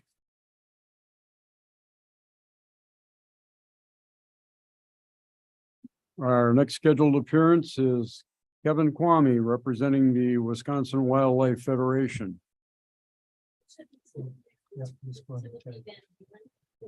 I thought I've got him crossed off on my list. Okay. Well, Kevin, why don't you go ahead as long as you're up here, and Timothy will catch you next. Thank you. Sorry about the confusion. No problem. Thank you very much. My name's Kevin Kwame. I'm here representing the Wisconsin Wildlife Federation. I live in central Wisconsin, used to live in Dane County, and I have some recreational property up north. So I run into a lot of people that have a lot of opinions. The Wisconsin Wildlife Federation is a strong supporter of the recovery and maintenance of a sustainable timber wolf population in the state. We've had a constant involvement in all efforts to protect and manage the wolf population, including the former ban on coyote hunting during the gun deer season. In 2011, we gathered over 36,000 signatures on petition and delivered them to the Interior Secretary, asking that this board be given wolf management authority in Wisconsin. Recently, we held 3 listening sessions for rural northern Wisconsin citizens to explain the substantial adverse effect that the population of wolves is having on their domestic animals and property. These were well attended, and included board members Smith, West, and Secretary Payne as they listened in on those meetings. Thank you for taking your valuable time to make it to those meetings. We represent over 215 sporting organizations with many members in the wolf country of northern and central Wisconsin. We consistently hear from these members how wolves are having an adverse impact on their lives and property. They're good conservationists that also express a desire to have a healthy and sustainable wolf population of wolves on the landscape. They're not anti-wolf by any chance. Our members also connect with recreational landowners, tourists, hunters, and other residents in those areas. So we get a fairly wide idea of what they're saying in those areas. We ask you to make the following revisions to the proposed management plan and rules. Establish a numerical lower population range as a management goal, including an adaptive management process in the plan to adjust the range based on population data. Number 2, establish a targeted public harvest system addressing high depredation packs on public lands. The current proposed solution telling hunters not to hunt on public lands is not an acceptable approach. Number 3 is require annual quota adjustments in subzones 1B and 2B like other quota zones. To our knowledge, there's no extraterritorial zones that appear to be, those extraterritorial zones appear to be unprecedented across the country and adversely affect private property rights. Zone agriculture and non-agricultural property owners should have the same protection as other property owners, including reduction of subzone populations through private and public land harvest.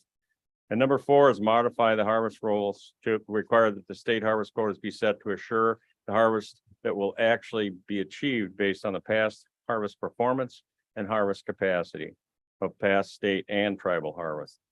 In conclusion, the Wisconsin Wildlife Federation has and remains a strong supporter of the institution of the National Resources Board, and we ask you to honor the legacy of your predecessors to fairly and carefully weigh the above concerns in your final decision.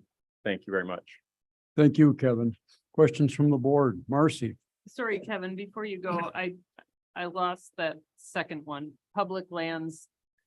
Number 2 is establish a targeted public harvest system addressing high depredation packs on public lands. Somehow figure out how to focus, allow hunters to focus on the wolves that are problem wolves, along with other solutions, obviously. The current proposed solution telling hunters not to hunt on public lands. There's some reference to that won't allow people to hunt in certain areas based on the zones and the subzones is the way we interpret that. Outside the reservation. Land. Most of the subzones are connected to the reservations, yes. Right. Okay, but so there's not some other public land that you're referring to there. No, Okay. just in general, if it's public land, it should be allowed to be hunted. Okay, thank if you. it's appropriate. Thank you. Okay, next appearance, we'll go back to Timothy Van Deal in Wanakee, representing the Wisconsin State Chapter of the Wildlife Society. Welcome, Timothy. Thank you. Chairman Bill Smith and other members of the Natural Resources Board, Secretary Adam Payne, other members of the DNR staff who are here. Thank you for the opportunity to comment on the new draft wolf management plan. My name is Tim Van Deelen. I'm a professor of wildlife ecology at the University of Wisconsin at Madison. I'm also a certified wildlife biologist. And I'm speaking here on behalf of the state chapter of the Wildlife Society.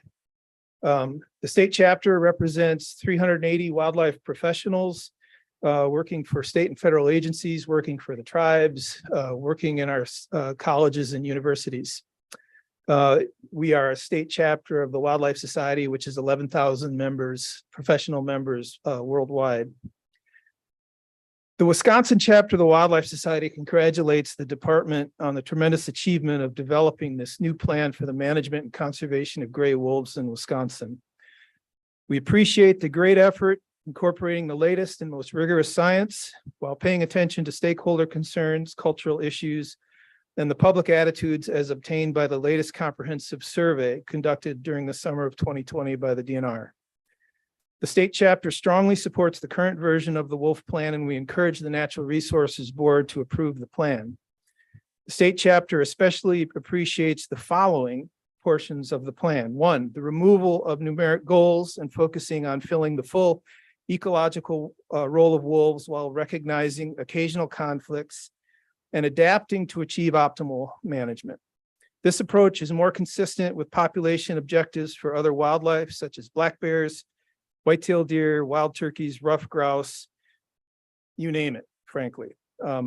We are pleased that the department is moving away from the old goal of 350 wolves that is no longer supported by scientific estimates of carrying capacity, harvest management, or social surveys. Two, we support redrawing of the wolf harvest zones that better reflect areas of suitable habitat, align better with land use, address potential conflict areas, and better protect reservation wolves on tribal land. Three, we support using a rigorous focus on scientifically and statistically sound estimates of wolf population numbers and trend using occupancy modeling and continuing to research and refine estimates of wolf abundance, distribution, carrying capacity, population dynamics, and ecological impacts. Four, we support using a science-based approach for wolf conservation and an adaptive management approach. Five, we support use of mandatory harvest registration and in-person verification that allows department staff to collect additional biological data on wolves.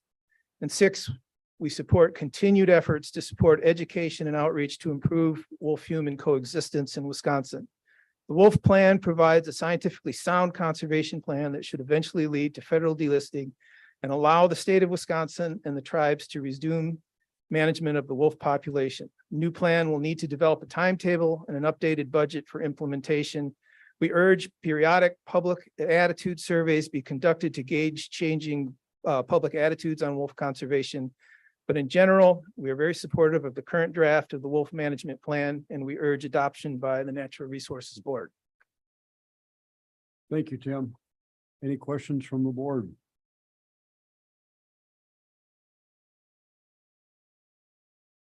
Next appearance is scheduled on Zoom. Karen Mahona, Roseville, Minnesota. Karen, are you with us? Yeah, I am. Welcome, Karen. Oh, thank you.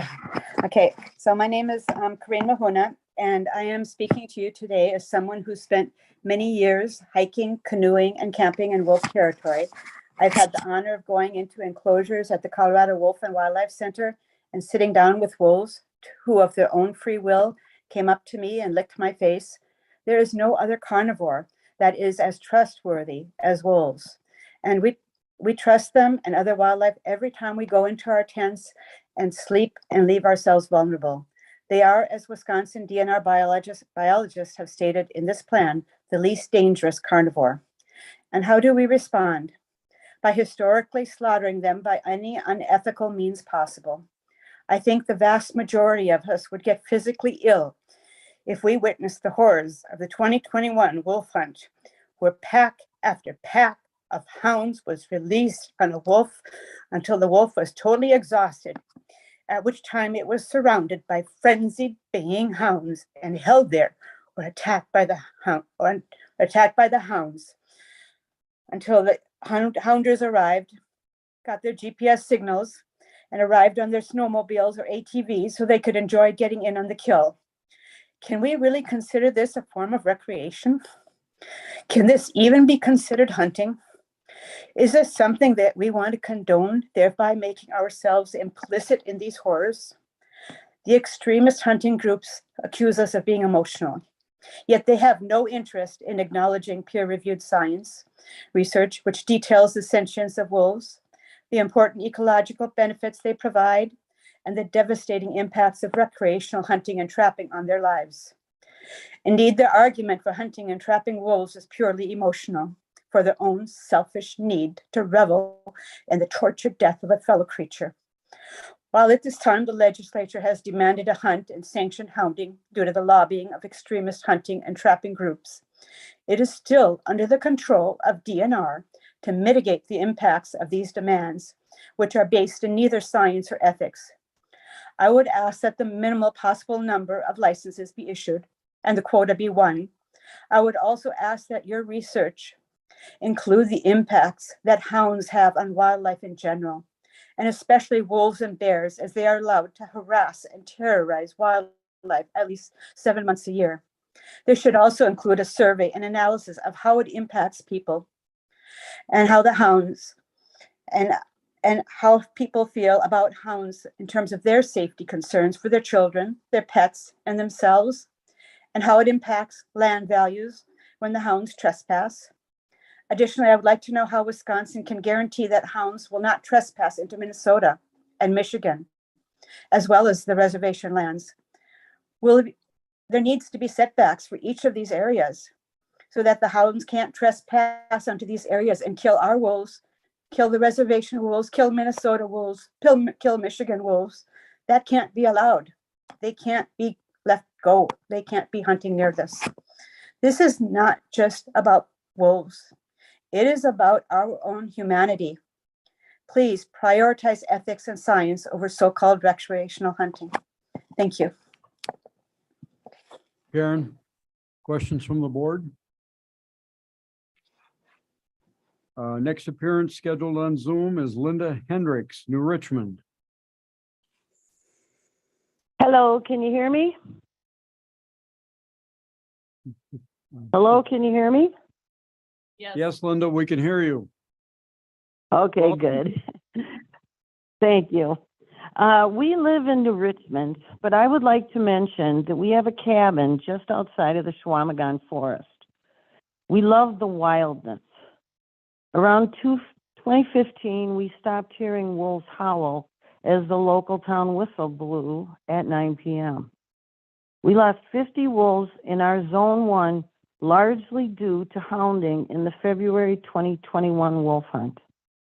Within just 3 days' time, heartbreaking for us. Camping in the Chequamegon at our two favorite sites has also lost its thrill. Hounds raced through the campground 2 days in a row during bear training. We stopped going. It is my opinion that hounding is ruining our North Woods. Regarding the wolf plan, I believe that the most crucial aspect of the new plan is that it remains zone specific. This assures protection of the wolf in its most natural areas. There is also great hazard in looking at any number that could be used as a cap on the wolf population. The 1242 bio-carrying capacity could be used as a weapon against our wolves, especially as a statewide figure. Once again, it is imperative to look at depredation as zone specific. Once again, it is imperative, no numbers should be used as a bargaining chip for hunter-hounder satisfaction.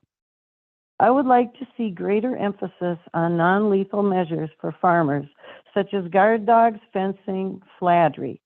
In fact, for chronic farm issues, it should be required and they should be given financial assistance. Wolves play an essential role in the environment, and their removal could have disastrous consequences. We will see a drastic uptick in chronic wasting disease, overbrowsing issues, and crop damage.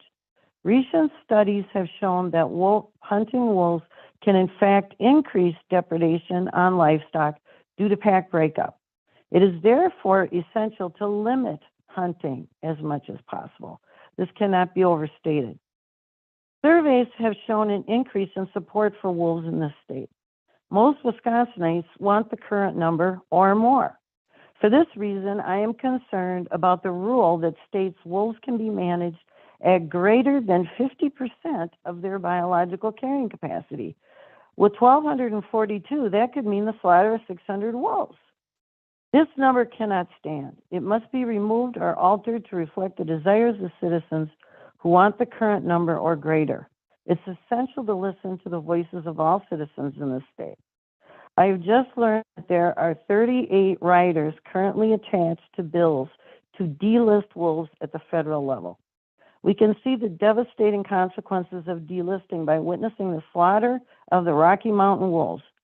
This is not only an attack on all of our American wolves, but a serious threat to the entire Endangered Species Act, which is currently only 50% funded. Please remember that wolves today only roam a very small percentage of their historic range. They need protection in their most natural areas.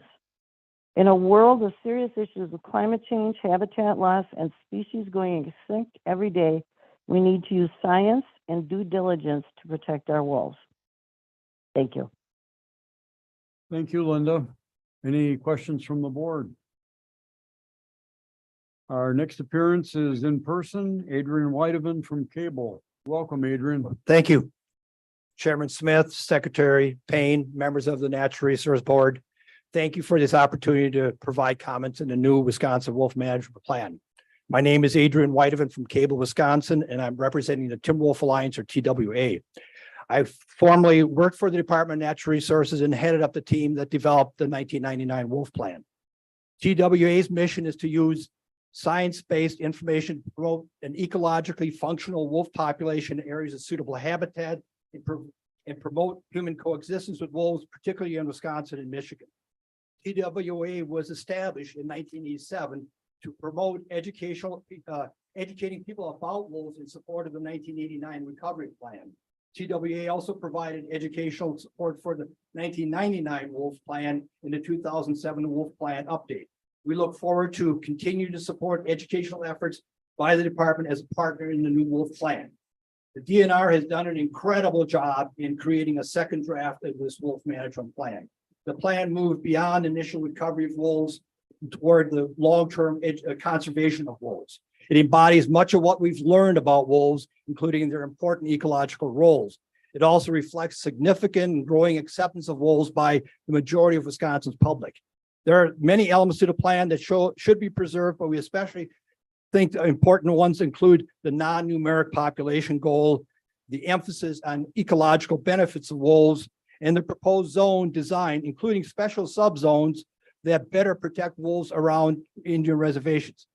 TWA does have two important changes we do recommend. One is establishment of two separate wolf science and stakeholder committees, as existed in the past. When the committees were combined, wolf management became less inclusive in Wisconsin because many organizations lost their seat at the table, and less transparent because recommendations from stakeholders in the science committee were modified before leaving committee. We urge the board to recreate separate science and stakeholder committees. We also recommend the department retain flexibility and using the adaptive approach to create additional subzones as needed for dealing with depredation issues or with ungulated disease outbreaks such as chronic wasting disease, when a healthy wolf population can be a factor and help prevent the spread of the disease. Many groups have testified and will testify that we should reduce to a 350 management goal, but they provide little justification for killing off 2/3 of the state wolf population. And none of these groups insisted on maintaining numeric goals when the bear plan was discussed in 2019. So the same groups that are requesting these low goals for wolves are not requesting it for bears. And there's a lot more reason for bears to be controlled at lower levels, although we accept not having management goals for either species. The draft management plan does the right things by shifting emphasis from the numbers of wolves in Wisconsin to the issues, positive and negative, related to them. This is a way to move Wisconsin forward, and we strongly endorse it by TWA. Thank you. Thank you, Adrian. Questions from the board? Thank you. Thanks. Next appearance is on Zoom, Cynthia Samuels, Iron River. Welcome, Cynthia. Well, thank you so much for having me. And thank you for the opportunity to speak. I am calling in today from Wolf Country, from Bayfield County, a small town called Iron River, Wisconsin. I am out in the woods, either in the national forest or public lands almost every weekend, either by myself or with my dogs. I have absolutely zero fear of encountering wolves. I do fear encountering bear hounds, but that's pretty much it. I've been out tracking. I've been out snowshoeing, seeing evidence of these creatures that we need to coexist with. And I find some of the stories and the tales of the deer herd up here being decimated to be quite far stretched. I guess I'm not frequenting the woods where these people are hunting, but I did speak to someone the other day about the deer population, and he said, I'm not seeing deer quite as much as I was in one area, but in my other stand, I'm seeing more. The deer have infiltrated our neighborhoods. They're finding quite a lot of food, sadly, in the neighborhoods. We can't keep deer repellent stocked on the shelves enough during the summer here. They're eating everybody's plants, everyone's flowers. People are always cautioned to drive slowly at night. I'm really not sure where the deer statistics are coming from, but the science just really doesn't support that the wolf population has much to do with that. Perhaps not the trophy bucks that everyone wants, but there are plenty of deer up here. The farmers that I know and who I've talked to are not concerned with wolves. They've learned to adapt to their presence. If anything, they do struggle in the winter with animals that may die by natural causes, and how to then deal with a very large carcass on their land that is by nature bait. So neighbors helping neighbors. A few weeks ago, we had quite the commotion here with the town being quite upset at the fact that Jack Lynx sold off his herds, and he left behind an injured young steer to fend for himself in a wolf depredation territory for four full days all by himself without the donkeys. I think more needs to be investigated, and more studies done how to help the farmers non-lethally control the wolves or deal with their wolf problems. But in the hardware store, in the grocery store, I don't hear any of the fear stories that I've heard today. I like this plan. There are some things in it that I would love to tweak. But overall, I'm happy with this plan, and I very much respect having the time to speak to you. Thank you so much. Thank you, Cynthia, and thank you for drawing your comments to a close. Any questions from the board? Our next speaker is also on Zoom, Elena Tillman Hadley. Hi, good afternoon. Thank you again for the opportunity to speak on the new draft. I wish I could be there in person. I'm sort of playing hooky from work for a few minutes, as this is a topic that is of critical importance to me, as well as my family, as well as all of those who hold our landscape and wolves in public trust. I've truncated this as others that came before me spoke eloquently and covered really salient points, so I'll be brief. Firstly, I appreciate the time and efforts that went into this plan in an effort to avoid ever repeating history of the atrocities that happened in 2021. For that, I'm grateful. Please do not mistake my request for reconsideration and modification as ingratitude, but rather as a call for you to lead by example and with respect for our future generations of wolf families and for our children and grandchildren. Numbers are important, and so are individuals and genetic diversity. You've heard from peer-reviewed biology perspectives, PhDs who've dedicated their lives to scientific method and metrics, warning us about indiscriminate killing, tribal council about their wolf relatives, and so many more who value these awesome, incredible sentient beings. If you've never spent time observing wolves either in the wild or at a conservation center, I highly recommend you do so. Truly take the time, go on a tour with a docent, and really appreciate them for what they are. From a public safety perspective, I've heard some people promulgating the hateful sort of Little Red Riding Hood style vitriol and fear mongering.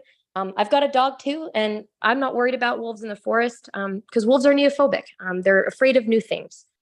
That and there's not been a wolf attack in this state. So further, as a reminder to inform decision-making, legal killing has been solidly demonstrated to lend itself to illegal killing and poaching. Lastly, I believe Wisconsin is lucky, honored and privileged to have wolves on the landscape in the ways that they choose to exist.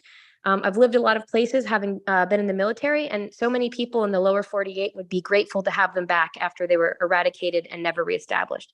Please, again, I'm asking you to lead the rest of the country by example for the indigenous people, for the recreators like myself, hikers, wildlife photographers, ethical hunters, and for the ecosystem, and ultimately for the wolves and their families too. Thank you very much.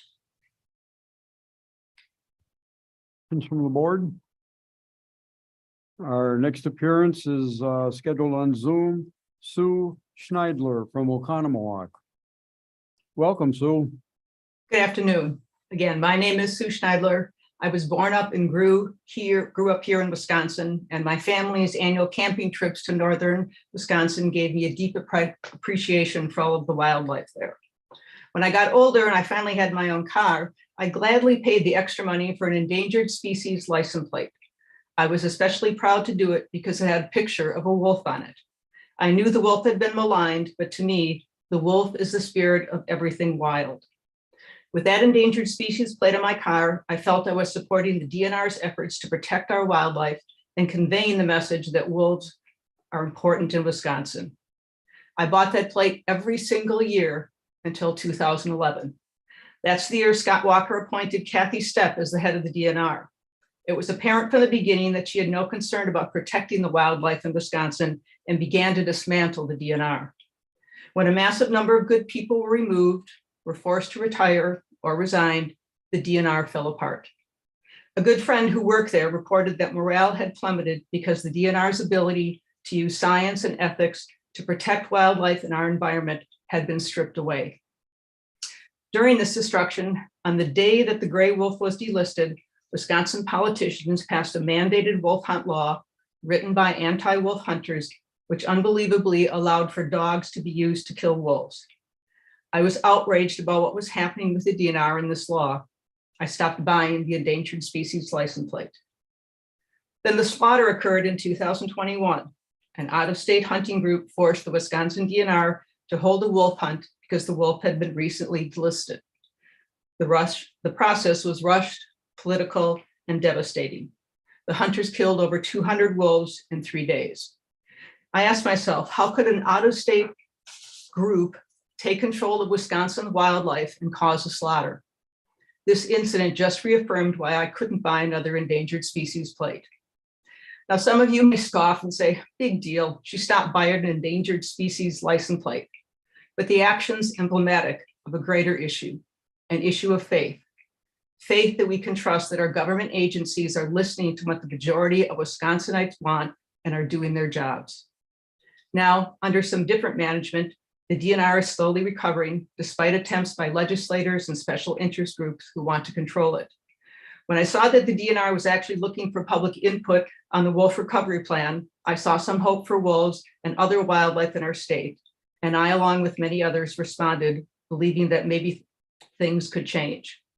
So now I'm asking for the board to do the right thing, to adopt a wolf management plan that actually wants to protect and see wolves thrive, a plan that listens to public input and is devoid of political and out-of-state influences. I want to buy that Wisconsin endangered species plate again soon, because when I do, it will mean that I trust that you listen to stakeholders like me and are really going to protect the wildlife here in Wisconsin. Thank you. Questions from the board? Our next speaker was inadvertently skipped on the list. I'd like to invite Tyler Wenzloff, representing the Wisconsin Farm Bureau.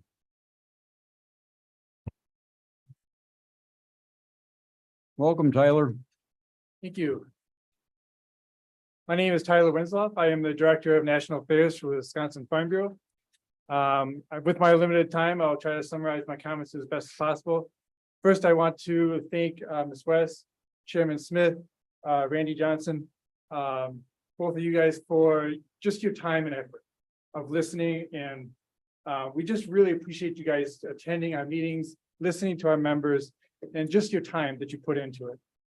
Randy, your team and staff that you guys, your effort that you've looked on, listening to all the stakeholders, you have an impossible job. You're not envy you at all. Thank you for your team and what you guys have done. The Wisconsin Farm Bureau is opposed to the draft management plan. We remain focused on the department's lack of the public hearing and primary wolf habitat. We also are opposed to the lack of a numeric population goal.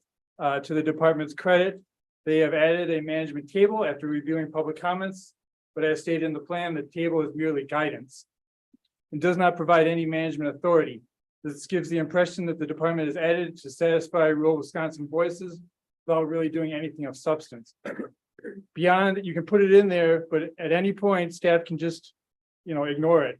That goes between administrations too, in changing of staff. Wisconsin Farm Bureau as a grassroots organization supports a numeric population goal of 350 wolves. We are steadfast in maintaining our support of a numeric population goal and have consistently advocated for one during committee discussions as a member of the Wolf Management Plan Committee. This is a goal. It is not a cap. It is something that it can get to over a number of management seasons. It's not something that we need to rush to automatically. In the plan, instead of a numeric population goal, the plan has some vague objectives related to adaptive management approach. The lack of a numeric population goal makes setting consistent zone harvest quotas virtually impossible, as the objectives in the plan are broadly stated and easily redefined by department staff, depending on who is staff at the time, also the administration. But I do want to focus my comments on one portion. The change in the expansion of Zone 4 into Marathon County in central parts of the state. Right here, I have a map. I know it's going to be very difficult for you, almost basically impossible for you guys to see. It's a GIS map of livestock sighting within the state. These are livestock operations that have livestock sighting. You can kind of see the circles here. See the focus of these? These are all in Zone 6. Right here, expansion of Zone 4. That's in direct opposition to Objective 4 or Objective B, which is to reduce wolf-related conflicts. I will try to wrap up here. In conclusion, the Wisconsin Farm Bureau opposes the draft management plan. Wisconsin farmers support the inclusion of wolves on the landscape and their role in the state's biological ecosystem, but management cannot be left to vague management goals without clear definitions for success. This plan will continue to disintegrate trust in the department and a waste opportunity to find agreement among a broad spectrum of stakeholders. Thank you for your time. I appreciate it. Thank you, Tyler. Questions from the board? Just didn't recognize you in a suit, Tyler. Yeah, I can understand. I also cut my hair, so. Oh, that's good. Tyler, I have one question for you. Sure. Just in general. I've gained a lot from conversations with producers that are impacted by wolves. They have powerful stories. We heard earlier comments about them not being comfortable showing up at hearings in all cases, and it was a chance to speak one-on-one and to learn from them. To me, it's the most compelling issue that we face in wolf management is to get the people that are dealing with wolf depredation in the agricultural farms, their businesses, their properties, and to provide them the full range of options and help that they need. And to me, in the plan, there are significant improvements both in trying to address that, to justify and support delisting of wolves, and to enable the department and others to use a full range of options to deal with depredation. What's your assessment of this number of 350 that you're standing on and pushing towards us? And how might that affect our potential delisting of wolves in Wisconsin? Yeah, I think that this question comes up a lot whenever I talk to people about this stuff, especially when it's a 350 goal. I think it's important to remember that even with our current management plan, it has a goal of 350 in it. Among two different administrations, both through the Obama administration and the Trump administration, Fish and Wildlife delisted the wolves with that 350 goal still there with our current plan. So I don't think it's a concern of theirs. I mean, even in the judges in California, when their decision to relist the wolves, they cited the management plan of the states in the Western Great Lakes as able to keep a sustainable population. They showed that he cited that we could sustainably manage our population even with the 350 goal. And like I said, it's not something that we want to get to overnight. That's not what we want to do. But it's something that gives us a target to manage to over time that reduces wolf livestock conflicts. We had invited a representative of the Fish and Wildlife Service here today to try and explain that further. Scheduling, they were unable to attend. I have documents here from the service that talk about what they look at in delisting and relisting. And being up to date with current science is a very critical part of their analysis. And I agree with you, the 350 was a very relevant number back then. But today, does it represent current science? Is it going to get scientific support? And is that going to jeopardize the position of the state in trying to get and sustain delisted wolf status and state management? That's my concern. And we're going to explore this with staff later, I think, in the board debate after the appearances. But I specifically wanted to hear from you on this because it has such an overwhelming impact on the ag community. Mm-hmm. Yeah, I think that, in 2007, I think the current state plan used Vortex as their management plan and showed that 350 was a sustainable number. I haven't seen any population models since then, but under my understanding is 350 is still a sustainable number for a population. Okay, well, thank you for your input and appreciate your comments. Other questions? Robin? So thank you. This has been on my mind throughout many of the comments that we've received. I guess what I'd like to know is if you're looking at a population goal of 350, if that occurs with the majority of the wolves being decreased in the northern part of the state, how does that help the agricultural community if we're not looking at this from a regional approach? So if you're not, I'm trying to understand how this helps agriculture if most of the hunters are hunting up north.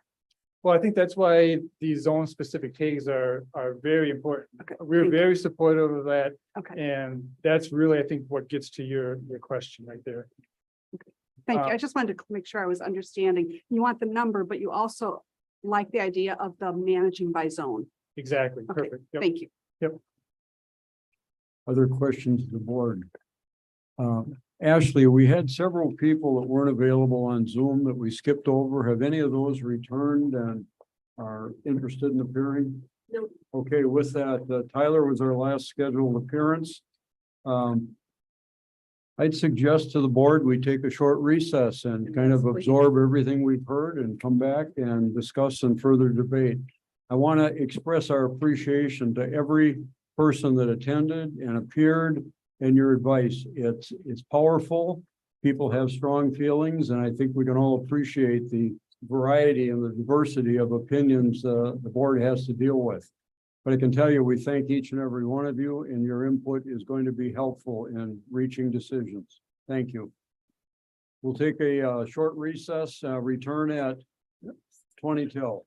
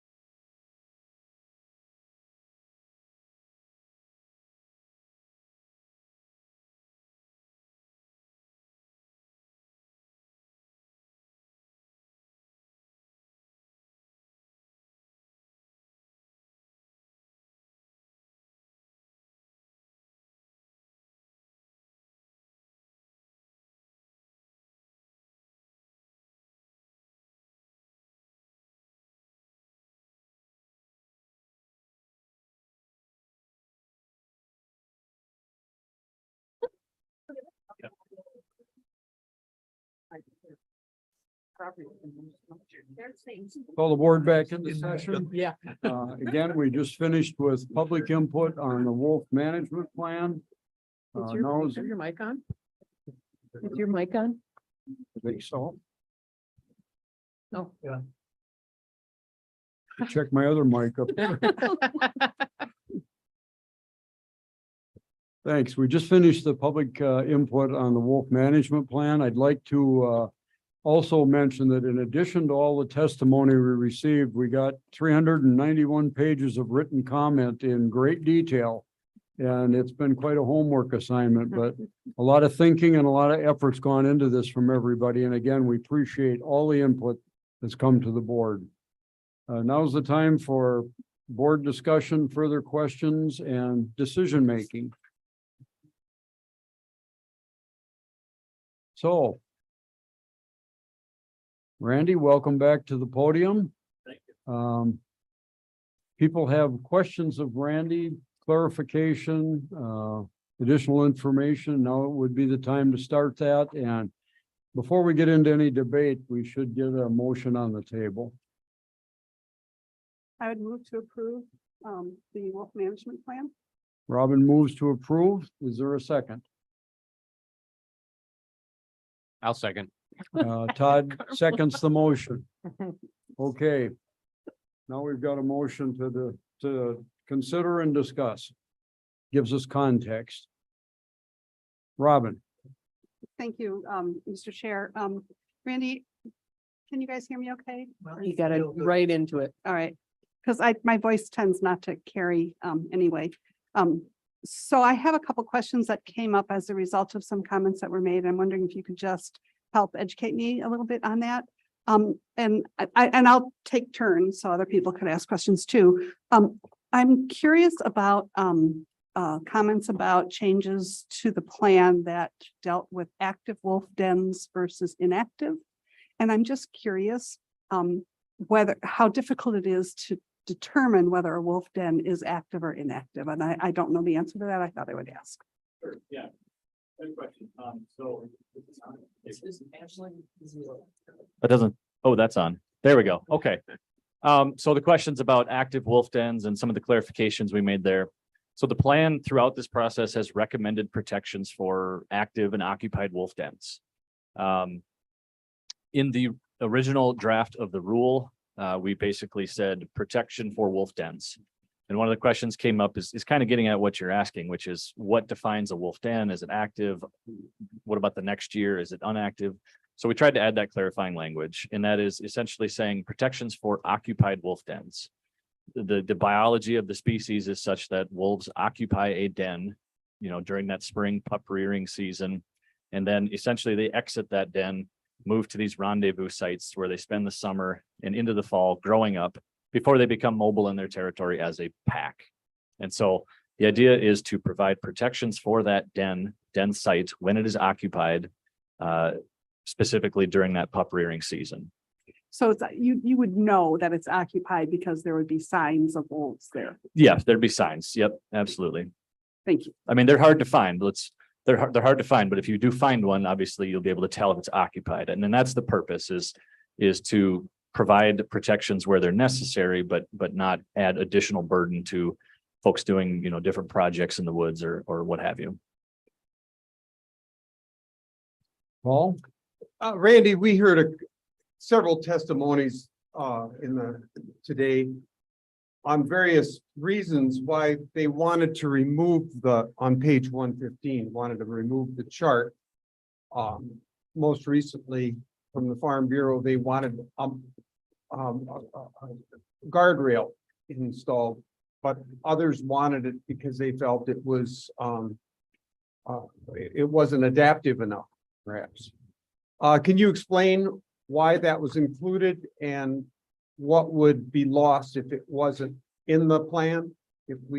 Sure. Yeah. So that chart was added based on the 3,500 public comments we received, many of which, those comments applauded the adaptive management approach and preferred no numeric goal. A lot of the other comments requested a specific goal, very much similar to what we've been hearing today. And the idea of the table is to try to strike a balance between these two things. where we have expectations laid out. You know, for example, we're not looking for the wolf population to double or triple or quadruple in size. That's addressed. And that is a sentiment that was expressed by some during those comments. On the same token, maybe the opposite side of the token is by providing the table, we're also showing that we're not looking to reduce the wolf population down significantly to these, 100, 200, 300 levels. It gives assurances on both sides. It addresses those expectations while retaining the flexibility, the adaptive management process. Again, as I talked about in my presentation, managing somewhere between that roughly 2/3 carrying capacity up to approaching biological carrying capacity, which is very similar to most harvested wildlife species. So to answer your second part, if we remove this table, I think we take a step backwards based on the feedback we've heard, right? A desire for better transparency and accountability in what the population might look like in the future. Do you think that inclusion of the table will make concurrent administrations more consistent with the plan? I would say so. I mean, it is identified as guidance only. However, it's in an approved management plan, and I think we have a track record of, trying to follow these management plans to the best of our ability. And it also recognizes, one of the additions was that sentence that talks about biological carrying capacity might change. This table might need to be adjusted in the future. But based on what we know right now, this is what the table provides as guidance. Doug, then Patty. Thanks, Chairman. So Randy, we heard quite a bit, significant amount of comments on subzones 1B particularly. Yep. Do you think it would be manageable if we took 1B and not necessarily took 4 out, but put a cap of 2 in there in some of those areas in 1Bs? Something that'd be manageable. Yeah, so this is something we talked about at great length with Gliffwick on behalf of a number of the Ojibwe tribes, as well as the tribes themselves. Not only delineating these boundaries of these subzones in the 1B area, but also what should this subzone harvest limit be? The tribes and Gliffwick have consistently advocated for, 0, or if not 0.1, obviously as low as possible. We heard that, respect that. The alternative side of that is trying to provide reasonable harvest opportunity in these areas. And through these discussions, we've gone back and forth and landed on this 4 as a subzone harvest limit in those areas. Modifications to that, I think, are certainly possible, but there's trade-offs, that we've kind of balanced, I guess, to get to this point. Okay. Patty, go ahead. My question is, we were listening to the testimony for the people that were against the plan. They're on both sides. They're from, both sides. So when I look at objective D, how do you plan on educating not only the public, but these organizations that are so firmly on either side, so we can come together with some sort of consensus in the education part of it? I mean, it's a tough one, right? I think first of all, we have to try to acknowledge these concerns are real, they exist. So listening is a really good first step.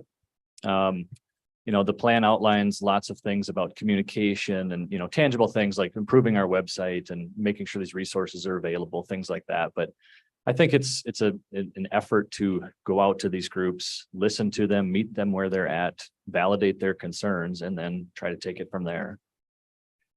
For myself, as a former bear hunter who was a hounder, just listening, it's just, perception is a huge thing. And I think there's a lot of bear hunters and hounders out there that are ethical hunters. And we just need to educate folks as to what's going on.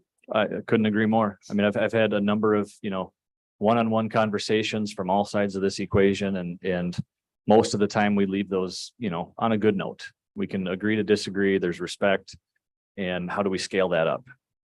Thank you. Marcy, then Todd.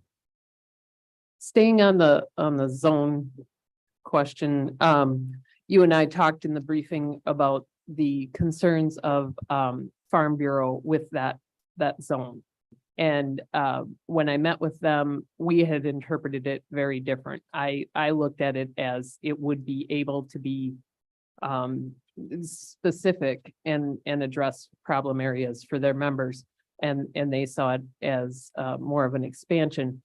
So I don't want to resolve that today, but I want to understand how the plan, when we look at these zones in a year, if that's not going well, or in 3 years, if that's not going well, does that have to go through an entire review, or what do you see how do you see that being addressed going forward when something changes like that?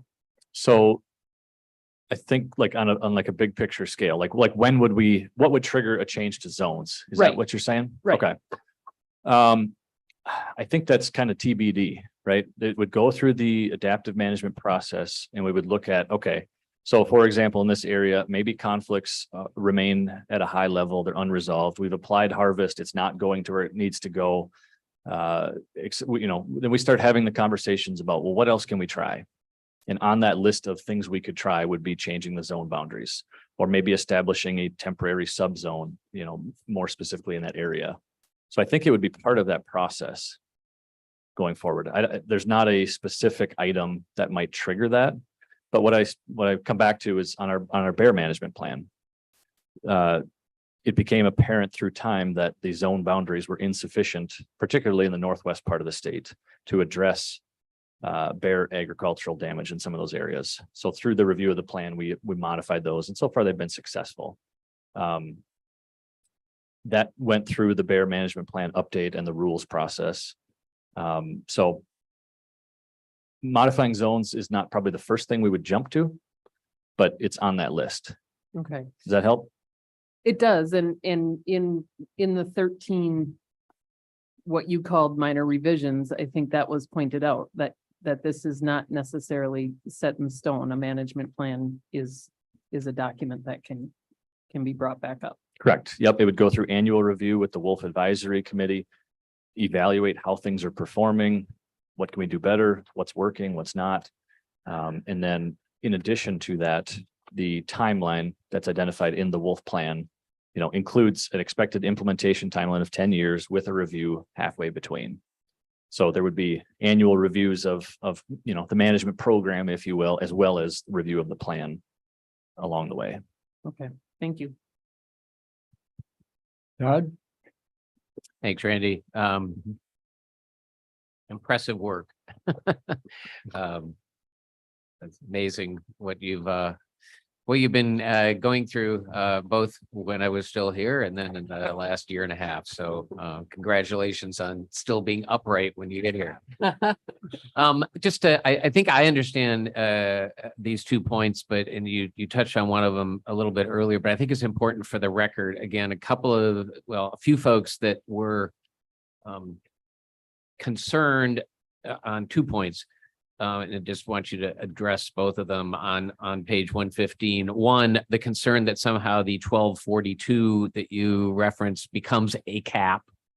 And secondly, that the concern about the reference of the 50% carrying capacity somehow becomes the basis for a quota for a harvest, on the first year it's delisted. So just talk a little bit about both of those things and those concerns in the context of what you were intending to do on page 115. Sure. Yeah. So there's a lot of really good text that explains this, probably better than I can do off the cuff. But the basics behind it is our current science and biological indicators suggest that biological carrying capacity for wolves in the state is somewhere in that 12 to 1300 range. 1242 is the specific number given, but the research suggests, there's some wiggle room there, obviously. And so, that number can change as we learn more, et cetera. But at this point, the indications are supportive of that being that top end, right? And so with or without harvest, the wolf population is likely to get to that level and start to level off anyway. That's what I'm talking about when I say we're not looking to double or triple this wolf population to 2 to 3, 4,000. That's based on the science that we have right now. That's unlikely to happen anyway. On the other end of that is this idea of managing populations above 50% of their carrying capacity. This comes back to population dynamics, kind of 101, maintaining that security. There's positive feedback mechanisms when you're above that halfway point. And so that's what we've established on the other end of that. And so again, the table lays out our expectations through this adaptive management process. We expect to manage this wolf population somewhere between that, 50, 60% carrying capacity up towards the top end based on the performance of the metrics and objectives that are reviewed annually. And then the other thing I just wanted to note, again, if you could just speak to again so that everybody clearly understands how this would work. There's a lot of understandable discussion, concern all across the board about things like how you're going to do population counts, what sort of model you're using. Talk about that obviously a lot of this comes down to what happens when there's a delisting and there's some sort of a effort to establish a harvest. My understanding is that certainly you're going to get to that point. You're going to have to go through a process on that year, whatever that year is, that involves population counts, that involves the modeling that is the most the most up-to-date, the best modeling at that time, which may or may not be the modeling that you're using now. I mean, the modeling you're using now is not anything like what you were using in 1999, the number we keep hearing about. So just talk a little bit about that process. Once you get the plan in place, that process that you have to go through to be able to identify, well, what are the numbers out there that informs what is then the harvest for a particular year where you're actually enabled to have one? Sure. Okay. So a good place to start is clarifying that we will continue annual population monitoring every year. We're quote unquote counting wolves. It's much more complicated than that, of course, but the result is an estimate of how many wolves are in the state and where they're at. That's obviously a key component to developing harvest quotas. And when I say harvest quota, I'm talking about the number of wolves to be harvested during a season. So if the delisting comes, the beginning of the year, beginning of that process would be looking at the most recent population estimate. How many wolves, where are they? And then sitting down and working through the objectives laid out in the plan on a zone by zone basis, and evaluating the metrics, right? There's certain areas of the state where that's likely to, I'm speaking hypothetically here, there's probably zones that are going to indicate, hey, we could probably reduce the wolf population here to try to address public concerns, depredations, conflicts, et cetera. There's other areas of the state where we're not seeing those issues and we can maintain it, at its current level. We then look at the population modeling and say, if the population is at X level, if we know that there's natural mortality that occurs. We know that there's road kills that occur. We know there's all of these other sources of depredation removals. We know these things occur. We have estimates and data on those. So if we first subtract those, and then we say, okay, this is the allowable take. This is the level or the number of wolves which can be safely harvested to, achieve some result.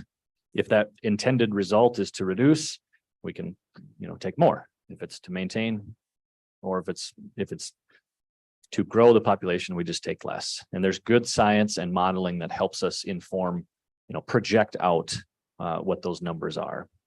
And then ultimately, we come out of the Wolf Advisory Committee. They're key to that process. Recommendations come forward to the department, and we move those up the chain to this board. Great, thanks. I thought it was important for the record to kind of make it clear how this fits into that. And one thing I do want to point out, I didn't mean to gloss over it, but the tribal declaration process fits in there too, obviously. Doug? Thanks, Chair. So Randy, getting at the Wolf Advisory Committee, we heard comments about wishes to have two committees. One should be science, one should be stakeholders. Right now, we've got one. I think that looking at that from the perspective that if we had to, the potential to eat up everybody's time, number one, would be difficult.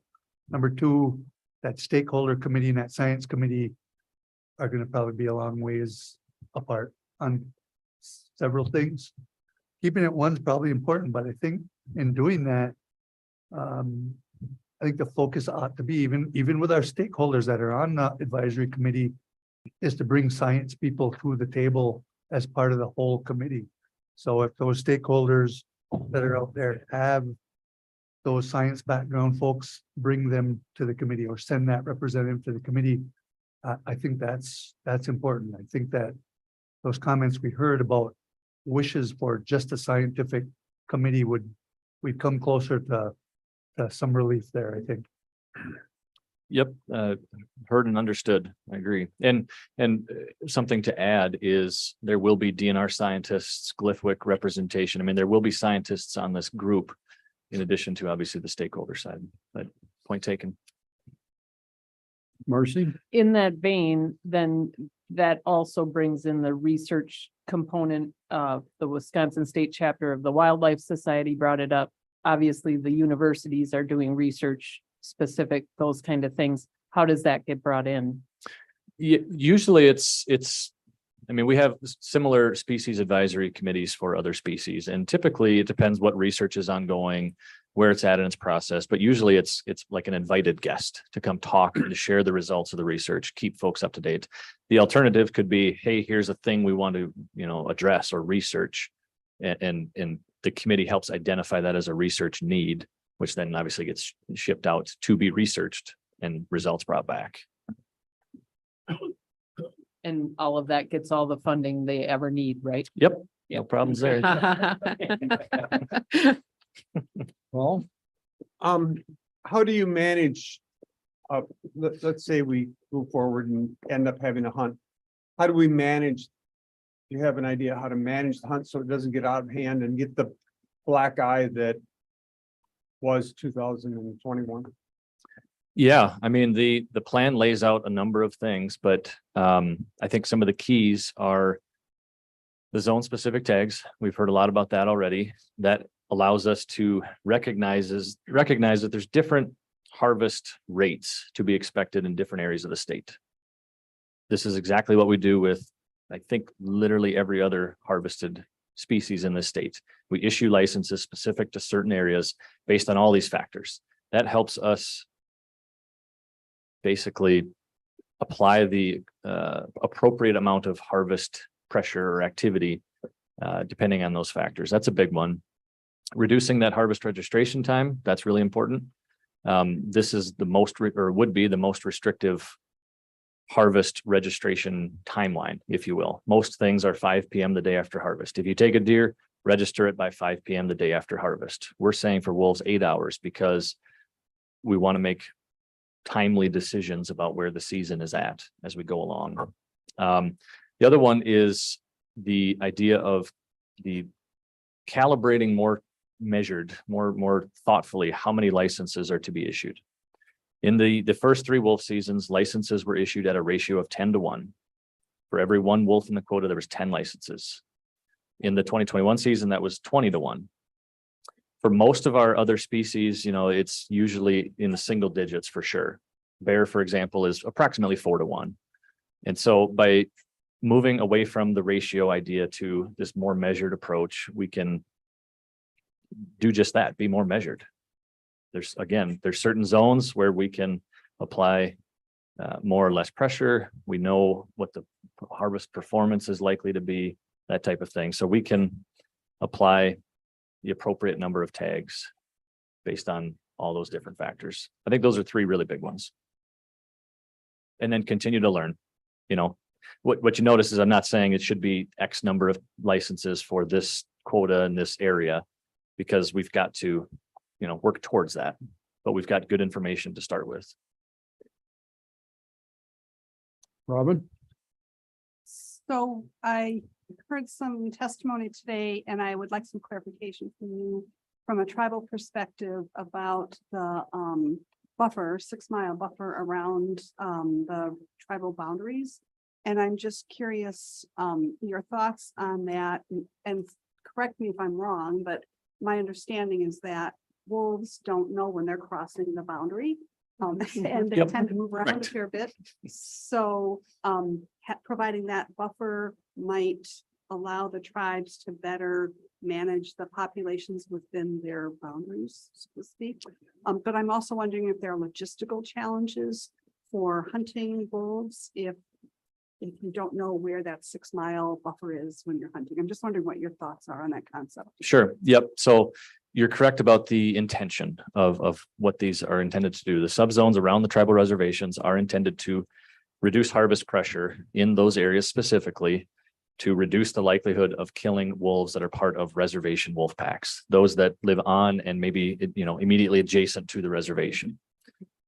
On the implementation side, you're right, that's critical, right? If we draw a subzone, we need to share the maps. We need to make it readily available as to where those lines are.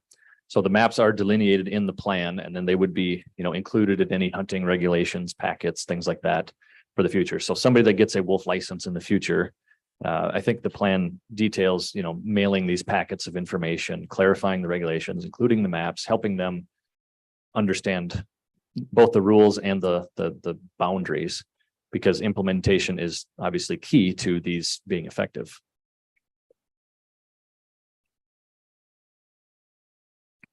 Other questions, comments? Secretary Payne. I don't know how anyone listening today couldn't have developed a stronger appreciation for the incredibly challenging process of developing this plan. And Randy, as I look at you, and I've heard this presentation from you dozens of times, the job you have done leading this charge, I couldn't be more proud of you. And I thank you. You did a tremendous service for this agency and for this state. And I know it wasn't just you, it was Scott and Tammy and Eric and Diane and Mark Aquino and Stephen Little and so many people that participated in this process. But all the input we heard today was really a snapshot of what we've been hearing for years. And the challenge you had to balance all those interests and do it in a respectful, thoughtful manner. I'm proud of you. I'm proud of our team. And I appreciate the good questions that the board has asked today and all the input that we heard.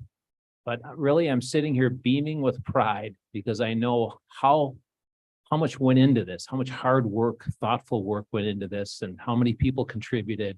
And I just say thank you. Thank you. I appreciate that. Any other questions from the board? Procedure question, Mr. Chair. So since we have a motion on the floor on approval, are amendment motions in order? They can be if you so choose and get a second. Yep, I'm gonna make a motion, Mr. Chairman.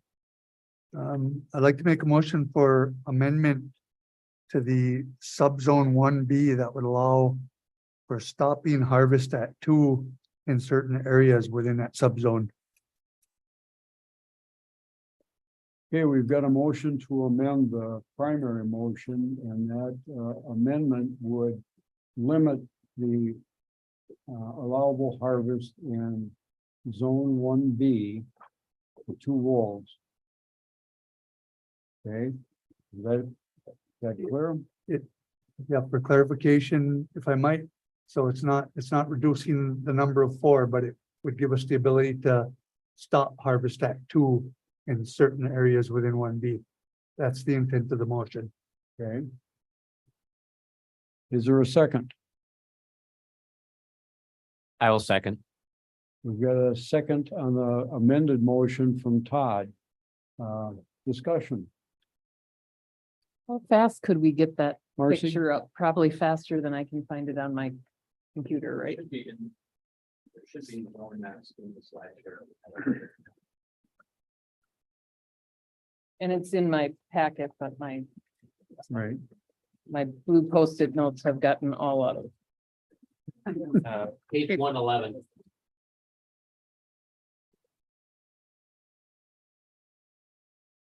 Also on one These new board members are too competent. You did have a second, correct? I did. Okay, thank you. Also, 104 has a map. Oh, sorry, Chair. The actual language, the actual language on the subzone limits is on page 108 in that bottom paragraph. It's the actual verbiage on the subzone limit.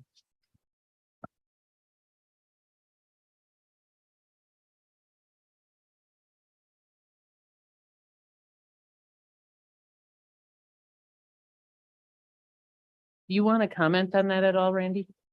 I can kind of describe the development of that and where those numbers come from and how it functions. Maybe that'll be helpful. So what we're talking about is subzone 1B. There are 4 non-contiguous pieces that make up subzone 4B or 1B. A piece by Red Cliff Reservation, Bad River Reservation, Lac-Courte Reservation, and Lac du Flambeau Reservation. Those 4 subzones are intended again to reduce harvest pressure in those areas by applying a subzone harvest limit of 4 wolves. So the way this would work is, let's say the zone quota for zone 1 is 30 animals. If and when 4 of those were taken within the space that is 1B, 1B would close to additional harvest, while, you know, the remainder of the zone would be open for the remainder of the quota. So it is a subzone limit that, you know, if those wolves are taken in those areas next to the reservations, there's a potential to close those areas before the bigger zone closes. So it's so in a future wolf season, we could play out where all 30 wolves are taken in zone 1 and 0 are taken within the subzone or the 1B, just based on where hunters go, basically. Or the first 4 wolves that are taken in during the season could be in that space, or, you know, anything in between. So this motion would be 2 wolves per section of sub 1B, because there's 3 different. There's 4 pieces, and as written, they're intended to function all the same, or all together, excuse me. So they're either all open or all closed. It's one subzone. There's just 4 pieces of it. So subzone 1B is either all open. Okay. It would be all open to start the season. If and when the subzone harvest limit of 4 is reached, all 4 pieces would close, one or the other. And what you're saying is 2. Yep, so the intent of the motion is, let's just say 1B around Red Cliff to the north has 2 wolves harvested in it. That particular 1B part would close. The other 1Bs would still remain open because your total is 4. Oh, I see. Oh, okay. Okay. Yeah, I didn't understand that. I know it was a tough motion to make, so I was trying to make it as clear as I could. Yeah, well, that helps me a lot too. And let me just restate that for the Yes. public as well. What you're suggesting is that the current limit on a harvest of wolves in zone 1B of all the parts is 4. And what you're amending that to say is that if that harvest occurs and we harvest 2 wolves from any segment within 1B, then that segment would close to further harvest. And what you're preventing is a harvest of all 4 lumped right into the same That's small exactly- subzone. Okay, That's correct. okay, thank you. Thank you. That helps. And so I'll add to, this is something that we've heard from Glyphwick and others, you know, the concern being exactly as you said, all 4 being taken in one part of the subzone, potentially eliminating as much as a full pack from a reservation. It's something we considered and discussed. I'll provide the rationale for not putting that in the first place, which is coming back to the implementation side. We want to make sure hunters, participants understand what's open and what's closed. And if we have 6 zones plus, a number of different subzones that could potentially close rapidly, there may be, concerns about, is this easy enough to follow? And so that was the rationale behind either all on or all closed. Understandable. Robin? Can you explain a little bit about the technology you use and how you notify hunters when a zone does close? Is it electronic? Is it digital? Is it like, how do people know? Yeah, so when a zone closes, I think the statute requires posting on our website. We have a phone line folks can call in. And what's the third one? Email notifications, I think. No, press release, excuse me. Website, press release, and a phone line that you can call in. Do you have the ability to use text messages to people who have obtained licenses so you can text out when things happen? Yes. We could do that. Yep. We may have already done that in the past. The reason I'm hesitant is it depends on the information people put, you know, when they apply for their license and did they get their email right and all that stuff. So the website is typically where we direct people the most, but we update the website and the telephone line simultaneously. So those two are always solid. So sometimes when you're in some areas of the state where you have limited cell service, you still can get texts, but you might not be able to Sure. access the internet with Sure. looking at a website. So Yep. And it's clear in the regulations too. There's a level of responsibility on the participants to understand what's open, what's closed, where those boundaries are, et cetera. Other questions? While we're on this subject of the amendment, Randy, if a subzone, a zone, or a section of subzone 1B were closed because we've reached the harvest level, does that in any way impair our ability to respond to wolf conflict depredations? No, not through the conflict program. The conflict program is in full force. These subzones are designed only to affect public harvest during the season. So if you're a producer or somebody that has a conflict in one of those areas, you know, that's the full program is available. So if you're faced with an emergency situation where a producer has used non-lethal means, they've no longer been effective, and he's dealing with wolf depredation, even though that zone may be closed to further harvest, the depredation people can go in and help them out and have legal backing to do that. That's correct. Yep, that's what the plan Thank you. says. Yep. Other questions from the board?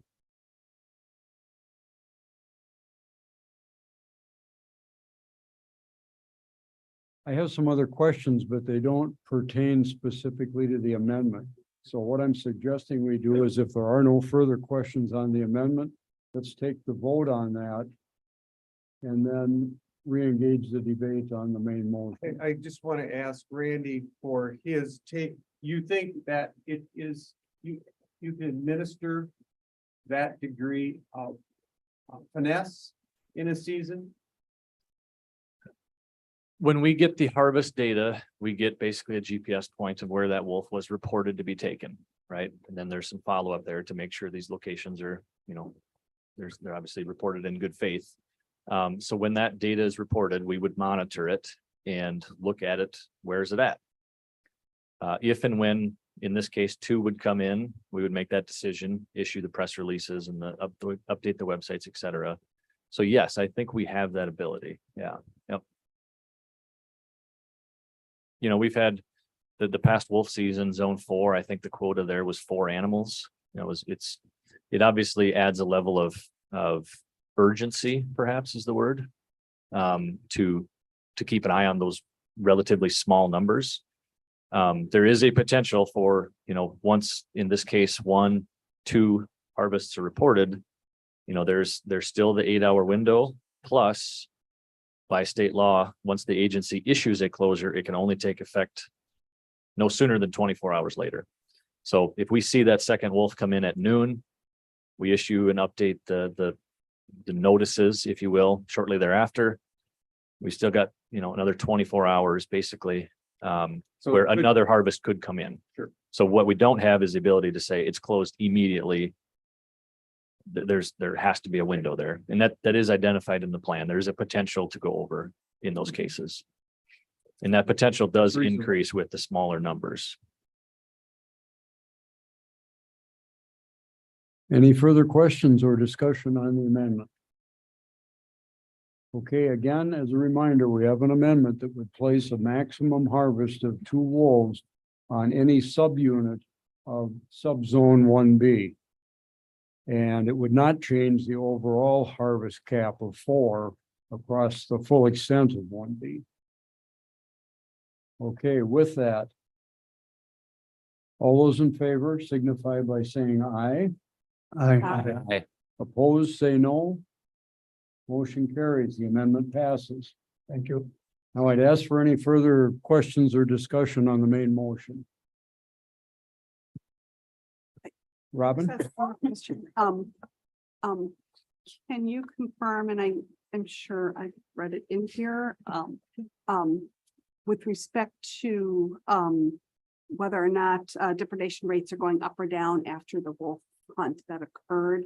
Are we seeing a trend, where the hunt has impacted that, or is it not correlated to the hunt? Is it just other factors, or can you just explain that for me? Sure. So I would argue that the wolf conflict data is largely not correlated to the harvest season, but it is correlated to the site-specific abatement. So in Wisconsin, when we have a season, we also have the lethal control tools. And so we typically see a decline in conflicts during those years where there's a season. But I think it's more related to the conflict program effectively addressing conflicts at the sites while the season also occurs. So a little bit of a messy answer, but hopefully that makes sense. Okay, no, thank you. Conflicts are better addressed at the site through the conflict program than widespread harvest. Thank you.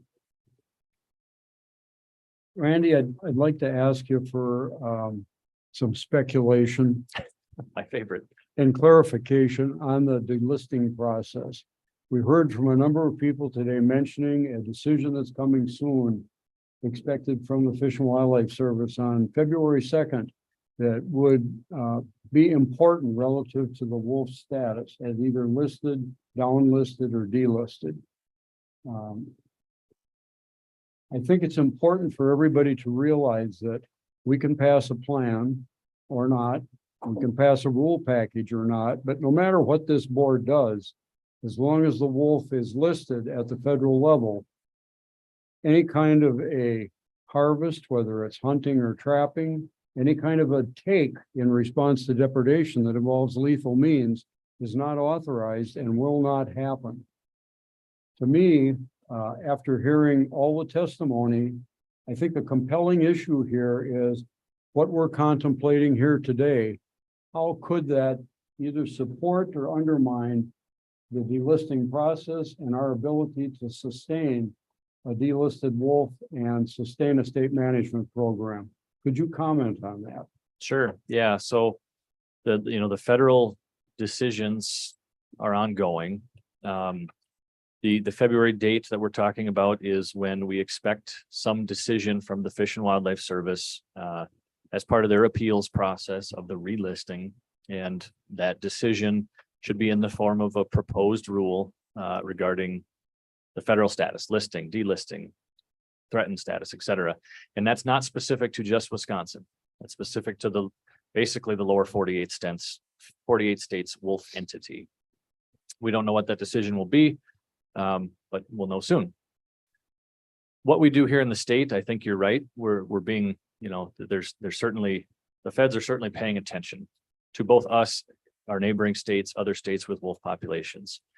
And I think by moving forward with a plan that is grounded in good science, that tries to balance all these, concerns and perspectives and the public input we've heard, and lays out clearly what our intentions are. I think it can't guarantee a delisting, but I think it's really important to put our best foot forward as a state, so that if and when that delisting comes, we increase the likelihood of maintaining it long term. Along that same line, I've heard comments on the record and also just in interpersonal contact with people about the importance of science in this. Several people have stated this. Recent decisions haven't really paid any attention to science. They've been done on procedural errors and procedural legal action questions. But I talked to people that have spent a career in wolf management and animal management and species listing. And I've got a document here from the Fish and Wildlife Service that says delisting a species and relisting a species. And they cite 5 criteria, and I won't go into detail, but one of the most prominent ones is, are there adequate existing regulatory mechanisms in place, taking account the initiatives by the states, in other words, our plans and our actions, and other organizations to protect the species and or habitat as appropriate. So this is a important criteria to the feds in considering delisting and or relisting, and not only to them as an agency, but to me, it appears to be a very ripe criteria for potential legal action against the state. And the foundation of that adequate mechanism, there's a strong statement that it's based in science, and part of their listing and delisting and relisting considerations are to specifically solicit expert opinions of 3 appropriate and independent species specialists, a scientific peer review, and that will have a very significant influence on their decision. Can you characterize the feedback that you've gotten from peer contacts on the contents of our plan? And in your opinion, would this plan gain scientific support in either a federal decision? I know you can't speculate on what the decision will be or what a potential court action would be, but are you confident that this plan will give us a foundation to defend our program? I think it's an easy yes. We've got 2 of the most profound wildlife specialists and wolf biologists, if you will, sitting right here in the room. And they both spoke supportive of this plan. And specifically Tim speaking on behalf of the chapter of the Wildlife Society, representing a much larger body of wildlife biologists. So yes, I think the science is well documented. How it influences the policy and the plan, I think, is relatively clear. And I think it's a very strong scientific foundation in the plan. I know we can't make any guarantees. I'm just trying to assess the odds here. And as you said, try and put our best foot forward. Because I think that's the answer to the main concerns we're hearing from all the public. Is to be able to have a state program with a full range of tools to manage wolves. Yep. And the authority to do it. Yep. Okay, thank you. Other questions, comments? Paul? I think that was well stated, Mr. Chair, and I want to just make a comment as I'm supposed to represent farmers on this, and farmers have been are very concerned about this. And as part of the education part, I want to make this statement that given what you just brought up, that unless we have a management plan in place, we probably won't be delisting. This plan will allow producers the ability to deal with a bad wolf or bad pack. The DNR will help with that. There's provisions in this to help them financially if they suffer losses, increased financial. I just feel that this plan is in the best interest long-term for farmers. It's obviously not everything they want, but there's a lot of people that didn't get everything they wanted. So I just wanted to, as part of the education process, just state that's I think this is a good plan for farmers in the long run. Mm-hmm. Other questions, comments from the board? Doug? Thanks, Chair. Just generally, I think I would agree on most sentiments that we've heard on the quality of the plan. It's a quality plan. I support it. My vote today is going to support it. I think it's important that we recognize all the public's discussion that has been had. Any plan this big and this critical and controversial, if you will, is going to have them varying impressions. People on every side are going to come in on these kind of actions, and that's great. It's really nice to hear that. Important to have a plan in place for everything and all the reasons we've heard. And when delisting, if delisting happens, we need to be ready. 2021, we've heard it how many times today? 2021 mentioned a lot today, and we can't afford to let 2021 happen again. And further, that the involvement of all the stakeholders that have been part of developing this plan, and the committee participation by everybody that's been on there, including tribes, has been a vital part to making this plan successful. At traditional ecological knowledge piece can't be held high enough in development of our state plans. We need to keep doing that moving forward. So appreciate everybody's work on this, and I think we're in a good spot. Any further questions or comments? We have a motion before us that's been amended to approve the plan with a change and a limitation of a maximum of 2 wolves to be harvested from any subset of the 1B subzone. Any questions about that? Everybody clear on what we're voting on? This is the primary motion. Okay, with that, I'll call the question. All those in favor signify by saying aye. Aye. Opposed, say no. Plan as amended passes. Randy, again, thank you and your team and all the people involved in this with a very lengthy and a very thorough process. And again, thank you very much to all the citizen involvement and the comments that you've given us to influence the board decision. Thank you. So we're not done with wolves yet. Our next item on the agenda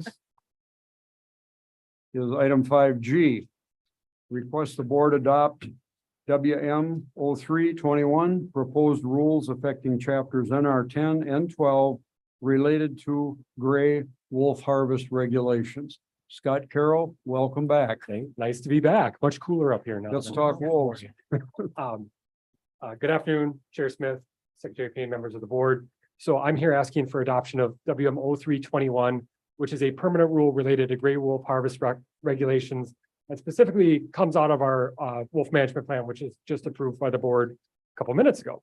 So again, we are at the adoption stage of this rule. A scope statement was passed back in 2021, which I'll get into in a second, but we've had our public comment, and we're here finally for board adoption and to send it off to the governor and the legislature, which would be the next steps. So I just think it's important to talk about the background of how we've gotten here, because there are kind of a couple factors that intersect at this point. So I think for the board and the public, I think it's a useful exercise. So back in January of 2012, wolves were initially federally delisted. And around that time, an act was passed that required not only the department to hold a wolf season, but also implement rules which would administer a wolf season. So in response to that, in August of 2012, Emergency Rule 1210 went into effect. And this is for people may know that emergency rules typically have a limited duration. They're meant to address a specific need, and then they stop and give time for enough time for the agency to administer or promulgate permanent rules on the topic. This is a unique situation because this is one of the few rules where non-statutory provisions of the enabling act for this rule stated that this emergency rule did not expire until a permanent rule went into effect. So around the same time, the department began work on a permanent rule to take Emergency Rule 1210 and permanently put it into code. However, in December of 2014, federal protections for wolves were restored. So the decision was made at that time to halt the work on a management plan, which is also being done, and also halt work on a permanent rule. And what happened was wolves stayed on the endangered species list for a while, and the scope statement for that rule expired.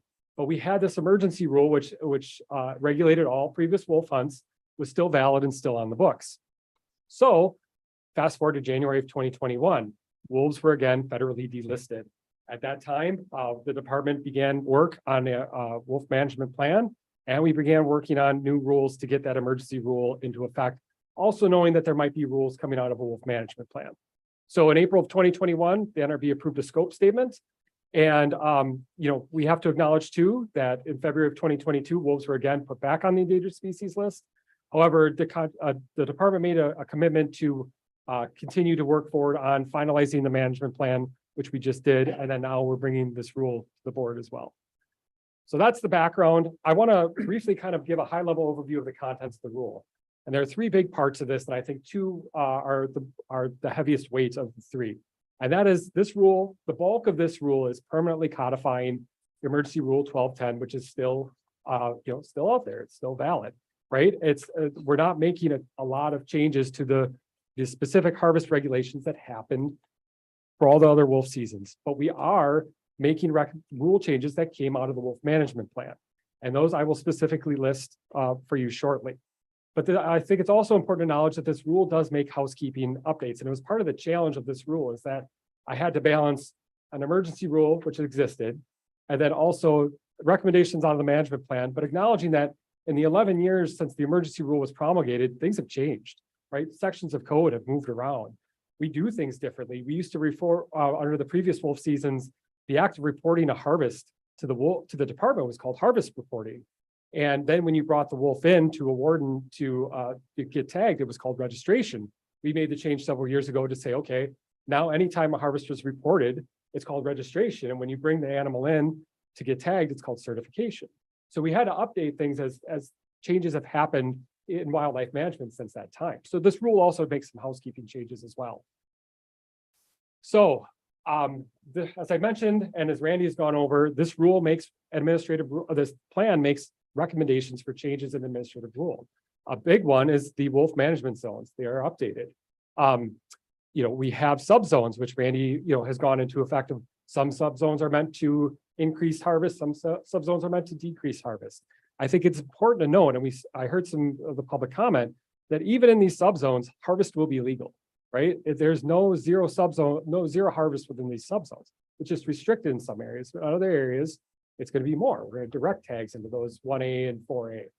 So harvest will be legal. Lethal depredation, once we get management control back, will be unaffected by these subzones. I think it's just important to state that these subzones, harvest and lethal depredation will take place once state control of wolves has returned. But the wolf management zones recommended in the plan will become the wolf harvest zones established in the rule. So when we issue a tag, these will be the zones that a hunter or trapper will have to stay in order, it'll be valid in that specific zone or subzone. And that's something that Randy did mention, is that we're doing something different now. Under previous wolf harvest seasons, we issued essentially a tag that was valid in all zones statewide. We are going to now be directing tags to a specific zone or subzone, similar to other species, bear, turkey, all these other species that we do that. And that is meant to direct harvest more appropriately and hit a quota that is established for that zone or subzone. This rule will also, a recommendation of the plan, provide protections for occupied wolf dens, which again, Randy mentioned. We want to protect wolves that are at a vulnerable state. So this is something new that wasn't in the previous administrative code. We're also shortening the harvest registration requirements. For previous wolf seasons, for all of the species, it's 5 p.m. the day after harvest. This is going to be 8 hours after recovery of the animal. So we feel it's important to get that information quicker to make recommendations or decisions about closing a zone, but also gives a hunter or trapper plenty of time. 8 hours is a lot of time. You can drive quite a distance in 8 hours. And we feel like that's more than enough time to find either a cell signal or an internet connection to report that harvest to the department. Also mentioned was we are offering an enhanced reimbursement rate for certain producers. So previously, any wolf depredation that happened, livestock, producer was offered fair market value for their loss. Now what is happening is if they meet this, if a producer has multiple depredation events within the same grazing season, we'll be offering 1.25 times fair market value. So a little bit of a boost. We know that oftentimes wolf depredation and wolf damage isn't spread out equally. Some producers are hit harder than others. We want to let these producers know that we hear them and we support them by offering this enhanced reimbursement rate, which is, again, something new. Then finally, we are designating a dog training season. We know statute allows the pursuit of dogs with wolves during certain times of the wolf season. And the previous rules didn't designate a training season, which meant once state management or the state had management of wolves, it was legal year round to train dogs to pursue wolves. And we wanted to restrict that. So what this rule does is says when it is legal to harvest or to pursue a wolf in a harvest season with dogs, that'll be when the training season is open. So the training season will open the Monday after gun deer season if zones are still open for harvest. And then it will close for not only for pursuit of dogs or harvest when that zone closes, but also training will close when that zone closes, or it'll end at the end of February when the season ends. So that is something new that we wanted to do as well, recognizing that there's certain times of the year when we want to give wolves a break and not have dogs pursue them for training purposes. So the next steps, that's really the outlines, the specific items that came out of the wolf management plan. The next steps, if the board does approve these rules, we will send it over to the governor. And then after that, it will go to legislative approval. And I think it's important to note that we are dealing with a bit of a timeline here. We have a scope statement that was first approved by the board back in April of 2021. These scope statements do have a limited duration, and our scope statement expires November 10th of this year. So we have a deadline to get the rule out of the governor's office and to the legislature before that date. So it's just information for the board. It's not it's just meant for the board's consideration during this topic. And I'd be happy to answer any questions on this rule. Questions for Scott? Doug? Thanks, Chair. So the dog training, I gotta be clear on this. The dog training rule is gonna allow them after the 9-day. And as long as the quota is not full in that zone. So who actually can dog train? Somebody with a valid tag or anybody that hunts wolves with dogs can train their dogs in that zone during that time? You do not need a license to train wolves on dogs. So anybody who would maybe assist a licensed hunter or wants to be in that, Train dogs. people, dog trainers, bear dog hunters often use the aid of hounds. Those people do not have to have a license. The same thing with wolves. So some people with hounds assist wolf hunters. They're free to not only do that during the wolf season, but also train during that open season. You have to have an accompanying or a company tag of some sort. If they're trying to harvest a wolf, yes, then somebody has to be there with a valid license. But not during the dog training season. Dog training season is just essentially getting your dogs trained up to pursue wolves during should harvest occur. The dog trainer training their dogs doesn't need any sort of tag or anything, then they can just train the dogs. Not a state tag, no. Not a state license for harvesting wolves, no.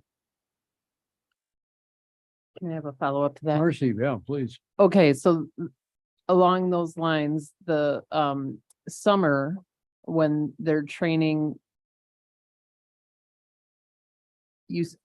Now I'm gonna do it. Not training wolves on dogs, Yeah. we're training dogs on wolves. Yeah. When the dogs are being trained on bear. Yep. What would differentiate, how would anyone know if they're training on bear or on wolves?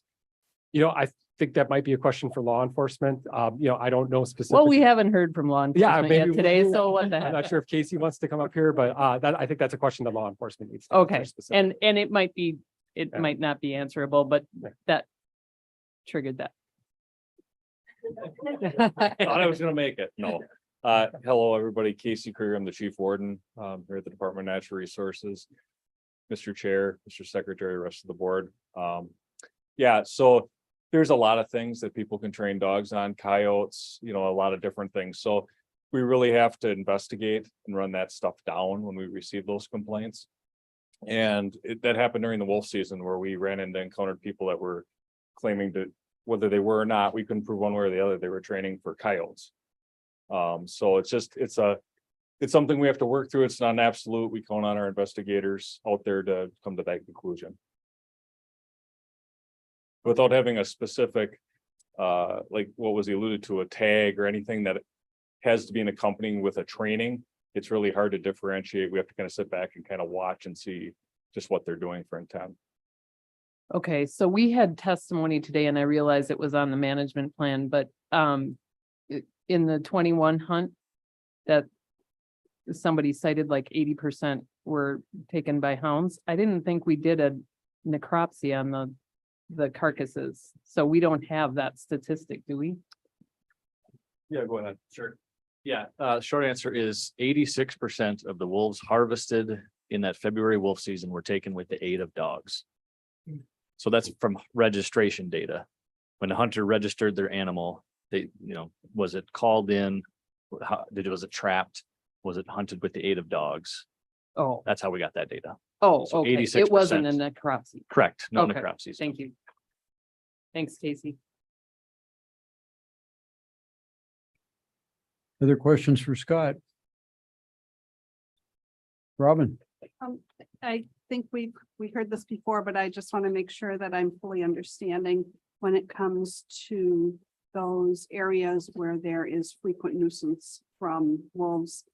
In order to have a lethal kill for those nuisance animals, there have to be some other steps that are taken to try to minimize that. Is that correct? That I'm unaware of. I do have our damage specialist here if you'd like to get, just, I don't know, Brad wants to come up here if that's okay. Sure. Yeah. He put a suit on. Let's have fun. Yeah. Good afternoon. Secretary, members of the board, my name is Brad Cooley. I'm the wildlife damage specialist for DNR and minister of the wolf conflict program. So I think the question was what non-lethal abatement is implemented before we consider lethal Exactly. control. Yeah, so anywhere possible, we do consider non-lethal abatement. So we partner with USDA Wildlife Services to investigate and verify conflicts and then determine if there's any non-lethal abatement that's practical that we can implement. It could be flaggery, it could be electric fencing, it could be scare devices.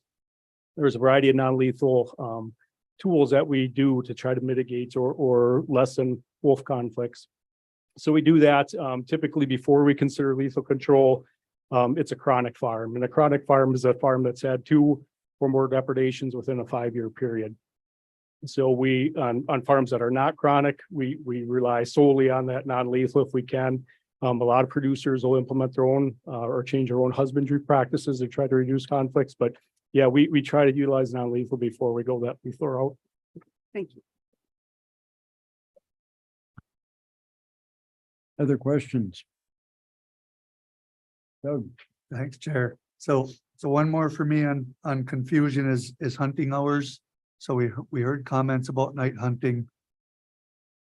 I guess if anybody knows what that entails, are they night hunting with lights? Are they night hunting with dogs? Are they night hunting over bait? What are Good they question. doing exactly? So, night hunting is allowed, but not with the use of dogs. So that is something that even when it's legal to harvest, wolves with the aid of dogs, they cannot pursue wolves outside of legal shooting hours with dogs. Now, as far as what hunters do at night, it can be a variety. It could be calls, it could be, they could be using bait. But the important thing to know is that the shining law still applies. So you cannot be shining a light across the field in order to locate an animal, but you can use a light at the point of kill. So if they know a wolf is there and they need to shine a light to safely, aim their gun and harvest that wolf, that is legal, but they can't be just scanning a field to look for a wolf. They have to have a good inclination of that an animal is there that they think is a wolf and that they can then they can use a light to safely and ethically harvest that wolf at night, if needed. Sounds like an enforcement nightmare to me. Questions, comments?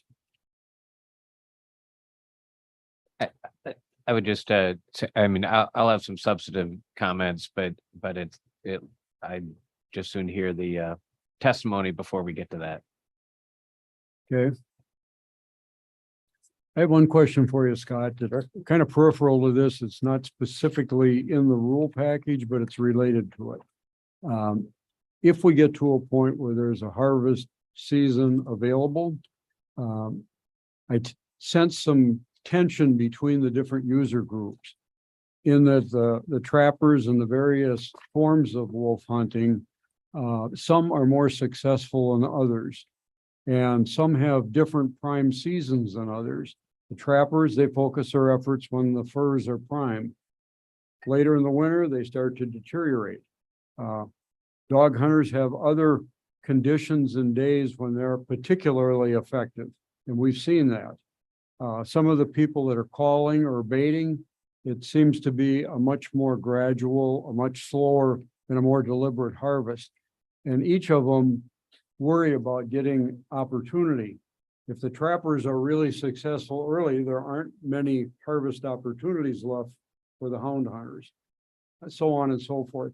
Has the department thought about distinguishing between various forms of hunting in the distribution of tags so that there is a equitable distribution amongst the various users groups and that they have a fair and equal opportunity to enjoy their particular chosen aspect of wolf harvest?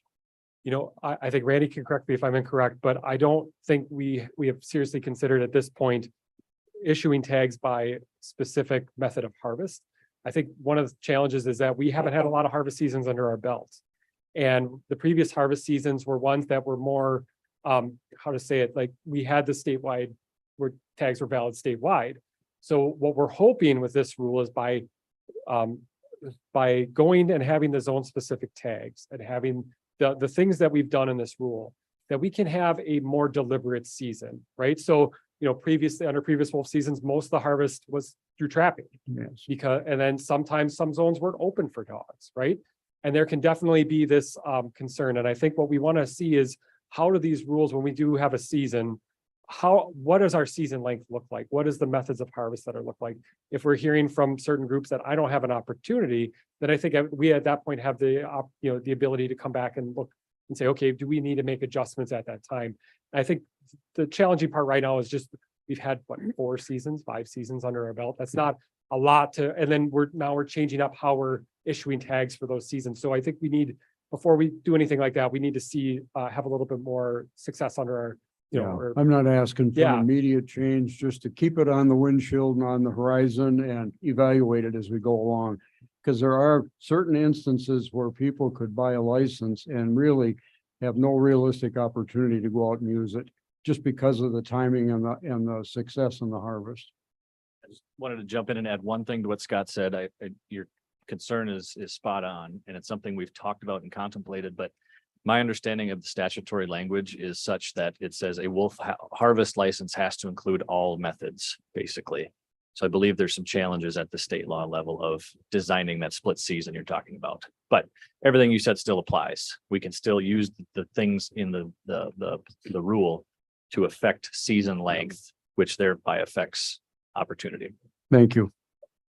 Other questions? Robin? So sort of along that same line, I just want to make sure that that kind of modification nuances would not require rule revision process. That's within the scope of what the plan and rule would allow them to do.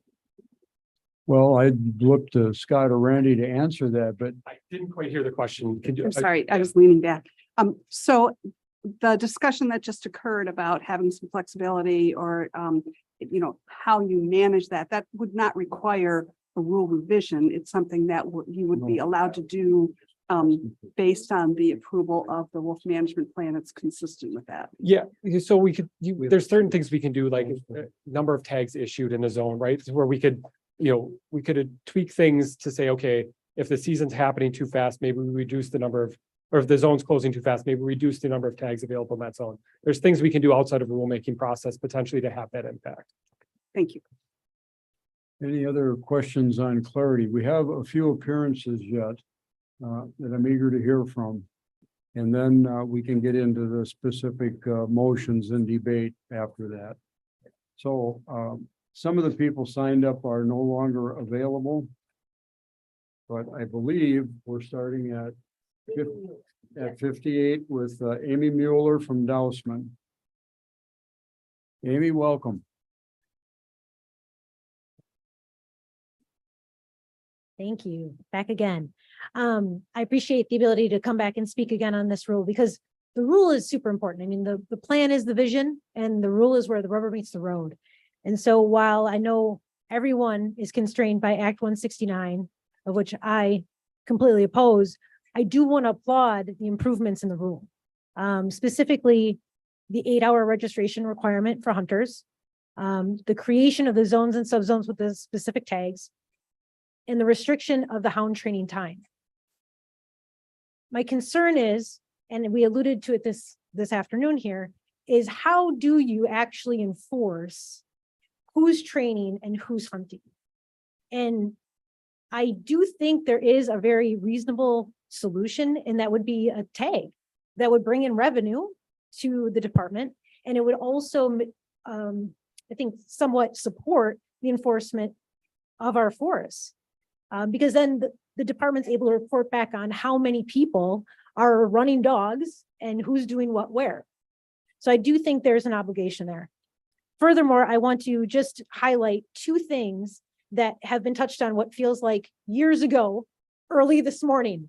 Joe Miller from Stockbridge Muncie mentioned this, and I do want to echo it now prior to the vote, is that when a depredation problem wolf is removed, it should count towards the quota, the state's portion of the quota.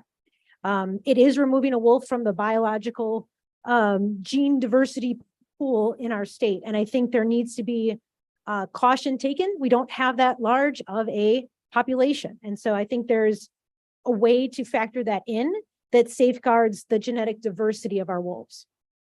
And then I want to just also echo, you heard Tim Van Deelen mention this, and I think it's worth underscoring. The rule calls for a pelt examination. Now, I'm not a biologist, Tim is, and he represents a lot of biologists. And when I spoke with him at break, he underscored the need, or at least the option, that there could be a full carcass inspection, because you are able to garner so much more information from that examination. And he went on about, if it's a breeding female or is it not? Those are things that I think for people like myself and the public are entitled to know. So I think it's part of the public trust responsibilities of the department, pursuant with Wisconsin law and the North American model, which does talk about scientific management and proper means for wildlife conservation. So thank you very much. Thank you, Amy. Any questions from the board? Our next appearance is Jennifer Gigerich from Madison, again with Wisconsin Conservation Voters. Welcome back, Jennifer. Thank you. Thank you for hanging in there. I just want to, first of all, thank you for your previous action to approve the wolf management plan. Our organization was a part of that process and very much appreciated, as we said earlier, how much work went into that and the stakeholder process that was engaged in that. And I think that gives us a really good basis for this permanent rule. So the things that we liked about the management plan, we like about this rule. So again, just moving away from a specific numerical goal, like having the zone tags issued by zone. And we also appreciate the 8-hour registration. We feel like those go a long way to dealing with some of the concerns from previous hunts. As far as this rulemaking package, there were two things we just wanted to encourage you to strengthen. One is to further restrict the night hunting, especially over bait. We are concerned that night hunting increases the risk of losing shot wolves. Night hunting was not allowed in the hunts in 2012, 13, and 14, so there is precedent for that in Wisconsin. And then just wanted to second the comment we made about in making sure that we are continuing a robust stakeholder process. So I actually like the idea of not having two different stakeholder processes, but having a really intentional science or conservation-minded focus on any of those wolf advisory committees that you establish. We also want to recognize continued tribal sovereignty and the need for continued collaborative leadership on wolf management. We really appreciate that the department is moving forward with this rule. We think it's really important that that be in place and encourage you to support it. Thank you. Thank you, Jennifer. Questions? Our next appearance is by Zoom, Karen Mahuna, Roseville, Minnesota.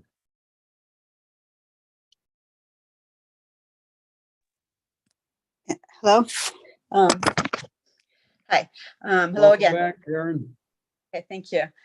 So I definitely agree with all the changes to the rules that have been made, but I do feel that we need to go a little bit further than that yet. One thing, I mean, I really appreciate the changing the reporting period from 24 to 8 hours. That's essential, but I also do believe that the closure period could be reduced from 24 hours to 8 hours, because with the modern technology we have, and certainly those hunters all have that as well, if not even higher technology than most of what we have, they could easily check in every, on a regular basis, and alerts could certainly be given. So I do think the closure period should also go to 8 hours. Otherwise, it really allows for the overhunting. I also like to see some clarification on the one hunting hound pack per wolf. It's not clear to me, are you limiting one hound pack per time at a time?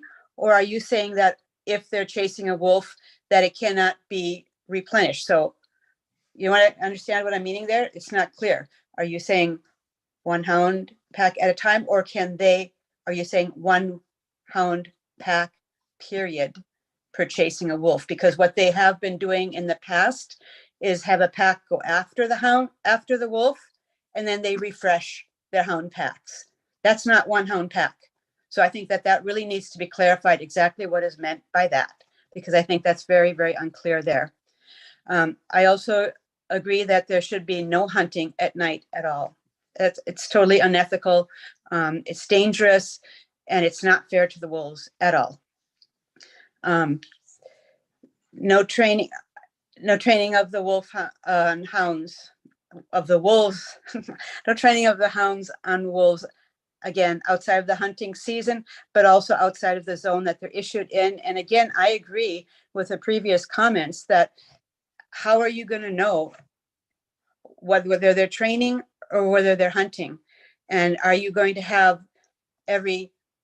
different people who have hunting licenses and they keep calling back some of those same hounders so that they actually are killing, involved in the killing of more and more wolves or so? So I think that needs to be clarified. And I think there needs to be a really stepped up law enforcement program during hounding season period. And yeah. And I think a lot of money needs to be put into law enforcement there. There should be no destruction of any dens and no harassment at rendezvous sites in the off season either, and no snares. Snaring is horrendous. I mean, trapping is horrendous, but snaring is even worse, so as animals can suffer and their heads explode. So just please, I think we need to do everything ethical to mitigate. And yeah, just please do make these considerations, and thank you. Thank you, Karen. Any questions? Next appearance is Dana Herman, Shell Lake. Welcome, Dana. Welcome back. Thank you. Thank you for the opportunity to provide comments regarding the proposed wolf rule. I appreciate many of the improvements in the rule that give protections to wolves. I especially appreciate and support the proposed rule changes that set limits on hound dog training on wolves in Wisconsin, and I support the proposed rule change to disallow night hunting of wolves with hounds. These changes are needed to address the multitude of known adverse biological impacts to wolves, to decrease fatal hound-wolf confrontations, and to hopefully curb over-harvest of wolves. And as others have said here today, as in 2012, 2013, and 2014, night hunting was not allowed at all. And this should be the case in this rule as well. Night hunting is far more problematic, with hunters shooting wolves and not being able to properly identify or verify. And then for obvious public safety concerns and enforcement issues, there should be no hunting of wolves at night. There's another topic here, open hunting access. where property owners must give hunting access to the lands on which they seek wildlife damage abatement assistance or claims is problematic. Open hunting access should not be a requirement to receive abatement assistance or compensation, as it puts undue pressure on the property owner. It could be an option, but not a requirement. Thank you. Thank you, Dana. Any questions? Okay. Our next appearance is virtual. Jody Habish Sinekan, Milwaukee. Welcome, Jody. Thank you very much. And thank you for the opportunity to speak before you today. As a longtime environmental attorney, I've concentrated my efforts within Wisconsin's policy, academic, and litigation realm, working closely with Wisconsin's DNR, legislators, tribes, UW scientists, and stakeholders across the state to navigate complex natural resource priorities, including the Great Lakes Compact, Wisconsin groundwater concerns, and wildlife conservation efforts. I'm an active member of Sierra Club Wisconsin and serve on the board of Wisconsin's Green Fire. As I shared in my written comments, the proposed wolf rule package encompasses a number of conservation gains for Wisconsin, including the rule restricting year-round hound training on wolves, the rule requiring hunters and trappers to register their wolf kills within 8 hours, and the rule enabling the DNR to issue zone-specific wolf tags.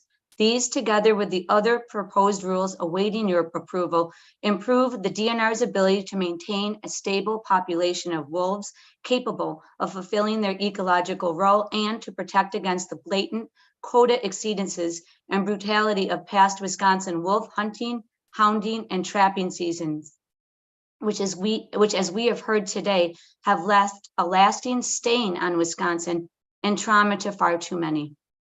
Yet given the unfortunate reality of a state law still on the books mandating wolf hunting and trapping as soon as wolves are returned to state management, really the only substantive way Wisconsin can demonstrate that our state is ready and capable of meeting its public trust obligations is through comprehensive, enforceable administrative rules. For this reason, I recommend that the board use the opportunity at hand to consider additional rules. I echo those already stated today just before me. I had this prepared beforehand, which requests a rule requiring a full wolf carcass inspection to check for heartworm and other life-threatening conditions that bear on the viability of the wolf population. I also recommend a ban on night hunting for the reasons already stated, as well as additional rules that would better regulate hound hunting and training, as Scott Carroll's commentary today pointed the need to. These additional rules will help ensure that Wisconsin's DNR is in the best possible position to meet the public trust obligations that the agency, this board, and the state of Wisconsin owes present and future generations of Wisconsin citizens. In closing, as important as an updated management plan will be, it is the quality and enforceability of Wisconsin's administrative rules governing wolves that signals our state's true readiness and moral compass. Thank you for doing all you can do as a board to shore up and strengthen this important rulemaking process, both today and going forward. I appreciate this opportunity to speak before you today, and thank you for your commitment to the future well-being of the people, wildlife, and natural places of our beautiful state of Wisconsin. Appreciate it. Thank you, Jody. Any questions? Okay, our next speaker is Elizabeth Ward, representing Sierra Club of Wisconsin. Welcome back, Elizabeth. Yeah, thank you. I'll be brief. I think I'm your grand finale. So I'll be brief and just add to some of the comments I mentioned earlier. All of that stands. I think it's been brought up. The importance of getting this rule right can't be overstated. The silver lining to the sort of awful devastation we saw in 2021 is we learned some things that went wrong that we can improve. And I think this rule takes steps to address those things. So I support the passage of the rule. We especially support the 8-hour reporting, the creation of zones and subzones, this partnership with the tribes, and of course, the adaptive management. We also support the restrictions on hound training. We did recommend in our initial comments on the rule that a hound training license be given, if nothing else, to better understand the prevalence of hound training. A couple other recommendations I would urge you to add. Everybody stated it before, but further restricting the night hunting. It wasn't allowed in 2013, 14, or 15, so there's no need to allow it here. And the full carcass inspection in order to get the best available information about the impact of the hunt. Thank you. Thank you, Elizabeth. Any questions? Okay, that wraps up citizen testimony on the rule package. Any further questions of staff? I think we're open to a motion and we can do some debate afterwards. You want to do that first, get the motion on the floor? Go ahead. I was just gonna ask it, got a couple of questions before that, so either it would, which is. Use your judgment whether it fits before or after the motion. If All it's right. debate, it should be after. Sure, I will put the motion on the floor to approve the rules. Okay. I'll second it. We've got a motion to approve from Todd, a second from Paul. And any further discussion? You have some questions, Todd? Yeah, thanks, Scott. Again, great work on this. I know it was a huge undertaking. It's really important to get this in place. If you would talk a little bit about two of the things that were mentioned in the testimony, the public comments, that is, thought process around the night hunting provision that is in the rule and kind of why that's in as opposed to leaving it out if in fact it was not part of the 12, 13, or 14 hunts. And then the other question is on the 24-hour closure time period. Why did you restricted or reduced the amount of hours for when you have to report down to 8 hours, but you left the closure time at 24? Just explain those two things. Sure. Okay. So, in terms of night hunting was allowed in 2021 for the 2021 hunt. We had discussions, there, when we initially brought the scope statement, we were debating bringing forward a change to night hunting. And what we decided is that, biologically, it wasn't necessary to restrict night hunting. We do night hunting for animals like coyote, fox, which is very similar to wolves. So for consistency's sake, we didn't see a need, any biological need to restrict night hunting or a safety need or anything like that. Do you have any sense of in 21 how many wolves were harvested at night using that method? Did you get that data? Do you have any? Yeah, sorry. Trying to recollect that because 86% were taken with the aid of dogs, which was unusual for past seasons. It didn't leave much opportunity for night hunting, Right. but I believe a handful were taken. I gotta say, it sounds like it's pretty small. Yeah, yeah, Okay, but it's thank you. growing in popularity, just the sport of hunting predators after dark. Understood. And then to your second question about the 24-hour closure period, that is actually something that is outlined in statute. So we cannot, we have to notify the intent to close a zone, and then we cannot close it for 24 hours until that notice is gone out. That's what I thought was the case. Yeah. I wanted to make sure we don't have the ability No. to change that. No. Yeah, okay. I wanted to make sure everybody understood that, because I understand the request, but Yeah. we can't change it. Other questions?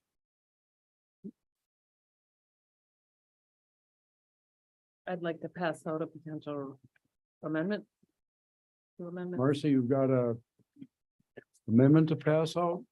yes, because I needed assistance. I worked with the staff ahead of time, to make sure that I got it right.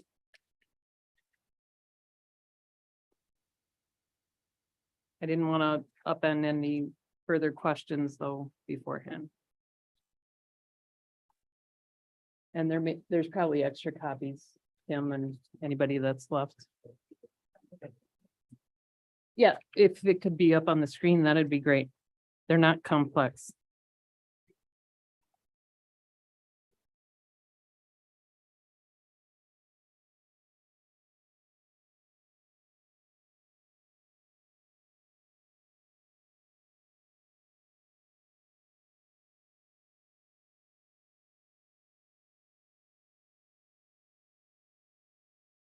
Should I proceed or do you want to? digest it first. Well, you can proceed and maybe your explanation will help with the digestion. Okay. So again, in this rule, I understood that some things were inherited by the emergency rule and other things. The first one in NR 12-15-13, that last statement, as a rural landowner, I read that as, why would it be on my plate to define whether there's going to be trespass issues on private properties? So I would look at that and I recognize why it existed at the time, but now with how we work with people who've been impacted by depredation or others, that there's that opportunity for the hunters using dogs to work with the landowner, but it wouldn't necessarily have to be on the side of just because there's a potential for trespass on private properties. I mean, as we've talked about, there could be any number of reasons based on my farm or your farm of what's different on whether you do want dogs or whether you want trapping or whether you want what have you. So I read that as more of a landowner's prerogative.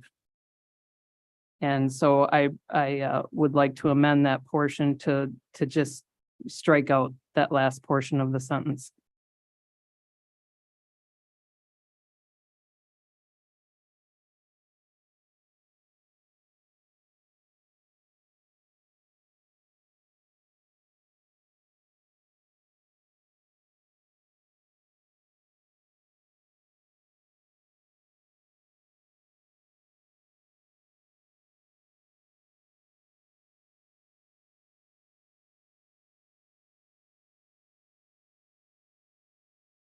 You guys look like you've moved on to the second one already. Yeah. So there's two places with that same one. So that's the same point, and I think if you want Brad up to explain how that works. Again, from a landowner's perspective, I don't see the reason why the landowner would have to bear the responsibility of saying, oh, there's potential private property, trespass to private property. So those are the two spots for that one. And then the last one, I would like Brad to come up and especially when I met with representatives of the Farm Bureau, the description of how long it took to get payment after what was a very significant depredation to the person who is explaining it to me. And so we talked about how that could be more flexible and how that could be speeded up. So Brad, if you want to address that last one, please. Yeah, so when wolves are a state managed species, the funding source for depredation payments changes. So right now, when they're listed species, funding for that program comes from our Natural Heritage Program. And there are several funding sources identified within our NHC program to pay those payments. When wolves are state managed, that funding source switches to the sale of wolf hunting applications and license sales. So that funding source changes. Along with that, state statute says that if we don't generate enough revenue from those two funding sources, that we have to prorate claims.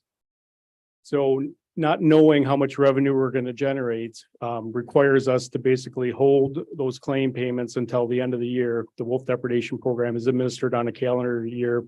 You know, most producers will spring calf, so depredations will likely start in April or May and then, continue into sometimes October or November, when they're gathering livestock. So we administer that program on a calendar year. So without knowing what type of depredation claims we're going to get and not knowing those revenue sources or how much revenue, it requires us to basically hang on to all those claims until the end of the calendar year. When we know those two figures, we know how much revenue we get and we know how much requested compensation or how much claim payments we get. So that's the way we operated in 2012, 2013, 2014, and 2021. we held on to those claim payments until we knew those two figures. However, it is good to have flexibility and trying to make those payments as quick as possible. And the amendment that Marcy is suggesting here allows us to be a little bit more flexible with those claim payments and make them earlier. So when you're looking at the revenue, that's going to come in August. That's when the application deadline is. So in August, we'll know how much revenue we get from Wolf application sales. And then we'll also get another bump in revenue probably in October, early November, when the license sales actually occur. So if we have a good projection that we get enough revenue in August or October from those license and application sales, and we feel that we can pay those claim payments, why not have the flexibility to pay them before December 1? And that's what this amendment does. It gives us that flexibility to pay those claims earlier and get producers reimbursed if we know we have sufficient funding. Thank you. Okay. Other questions? Marcy, I have one on the first amendment you're recommending, where it deletes if trespass on adjoining private properties is likely to occur. And I understand from your comments, you're worried about the landowner being put in a position of responsibility to declare whether or not there's a risk of trespass and to have some responsibility or liability for that. And I think your intention is to have that responsibility stay with the owner, manager of the hounds, if there's hound hunting on the property.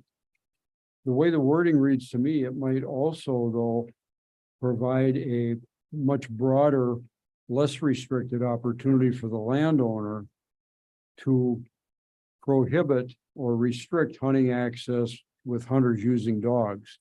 In this statement, it's pretty much restricted if there are trespass problems likely.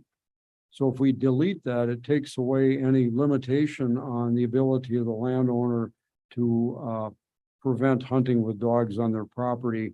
If it's a property where depredation and damage claims have been exercised. I'm just checking to see if that also is an intent here. Or am I reading this wrong?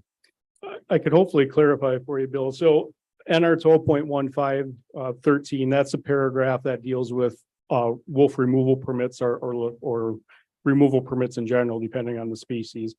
So under that section administrative rule, the idea is that landowners that receive those wolf removal permits, we don't necessarily want the use of dogs on those wolf removal permits because they could occur at any point in time during the year, potentially. So that's what that is. We've had this rule on the books for quite some time because this also applies to our wildlife damage abatement claims program and the bear program. So this applies to bear as well, as you can see in the language there. So it takes away, and we've never had issues on this in the past, but it takes away that, and I think Marcy's concern is that it puts onus on the landowner to determine if trespass is an issue. Where if you just strike the word trespass, then it gives them a little more flexibility. The other thing that we heard, in addition to trespasses, concerns about if dogs are used on these properties, about dogs potentially chasing livestock or running into buildings, whatever it might be. So there's other concerns with the use of dogs on these properties as well. And that gets at Marcy's intent of just striking that trespass. And that provides that landowner a little bit more discretion or authority to say, no, I'm not comfortable with the use of dogs on the property. I mean, in reading this, to me, it's kind of like a double talk. Initially, it says hunting bear or wolves with dogs under this chapter is prohibited. So no dogs, unless there's an exemption granted. And then if there's an exemption granted, the landowner can determine that they may restrict hunting access with dogs. So it's sort of an on again, off again, on again dialogue in here. And I find that very confusing.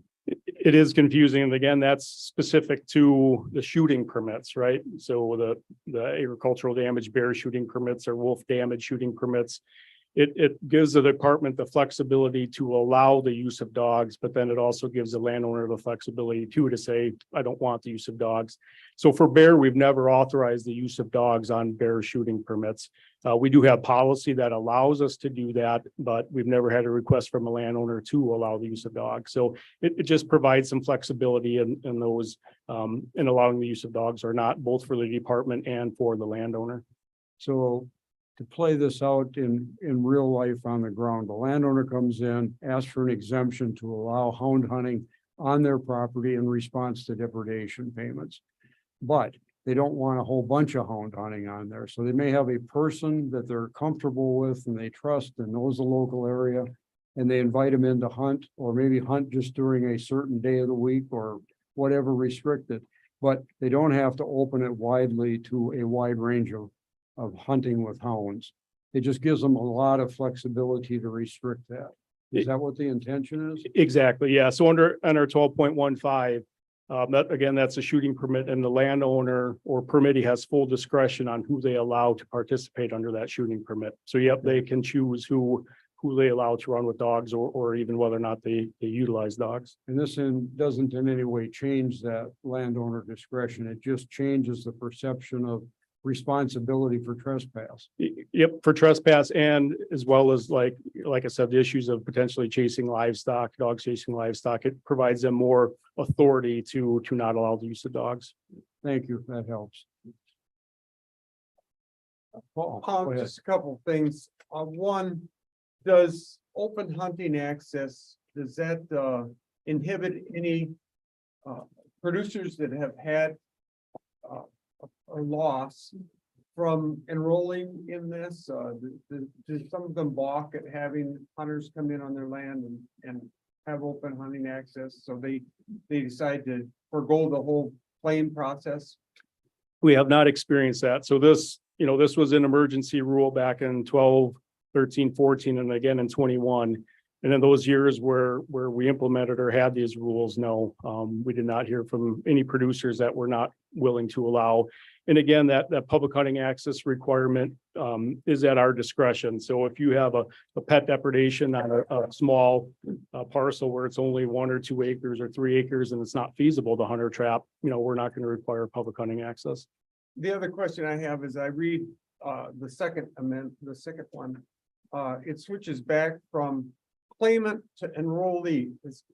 Are claimant enrollee the same or in this? It's confusing because it switches back and forth twice. Yeah, it's essentially the same. So, an enrollee could be just somebody that's receiving some type of abatement assistance and not necessarily filing a claim, but in most cases, it's one and the same. If they enroll for assistance, they're also filing a claim in most cases. But there can be a difference. Okay, Yes. that's why the logistics. Other questions for clarification? We're probably at a point where a motion would be in order. You want them all together in one motion? Well, I mean the 2 amendments. Three. Yeah. There's 3 different sections, Oh, yeah. The 2 of them though are very similar. right? Okay. But again, the NR number You're 12, 13. requesting it. I'll respond to your preference. I would like to propose the 3 amendments as one motion with the explanations given. And please consider that as an amendment to the administrative rule, WM Are you making that motion? 0321. I am making that motion, Mr. Chairman. Got a motion to approve all 3 suggested amendments. Is there a I second? would second that. Robin seconds. Thank you. Any further discussion? Okay, we'll call the question. All those in favor signify by saying aye. Aye. Opposed, say no. Motion carries. Thank you, Marcy. These are, I think, very important amendments. Good catch. A big improvement. Now to the primary question. Any more discussion on that? The other thing that was brought up a couple times in public testimony was the whole carcass evaluation. Is that something that the department has considered? So that's a good question. So we have other administrative code that allows us to require any or all part of any harvested animal to be brought to the department. So some species are some of our fur bear species, we have required bringing the full carcass to the department for reasons that either we use it for helping determine what the population is, or there's a variety of reasons why we could need a full carcass inspection. My understanding is that the wolf program at this time doesn't feel like a full carcass inspection is necessary, but we retain the ability if we want to already existing administrative code to say, if we want to require the full carcass to be inspected, we could.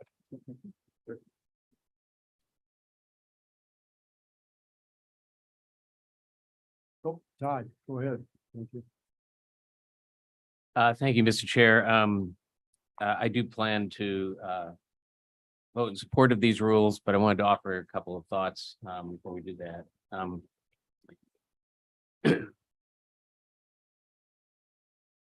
The department hopes to move forward with a harvest that is science-based and inclusive process with adequate time for substantive tribal consultations as required under treaties and previous court decisions.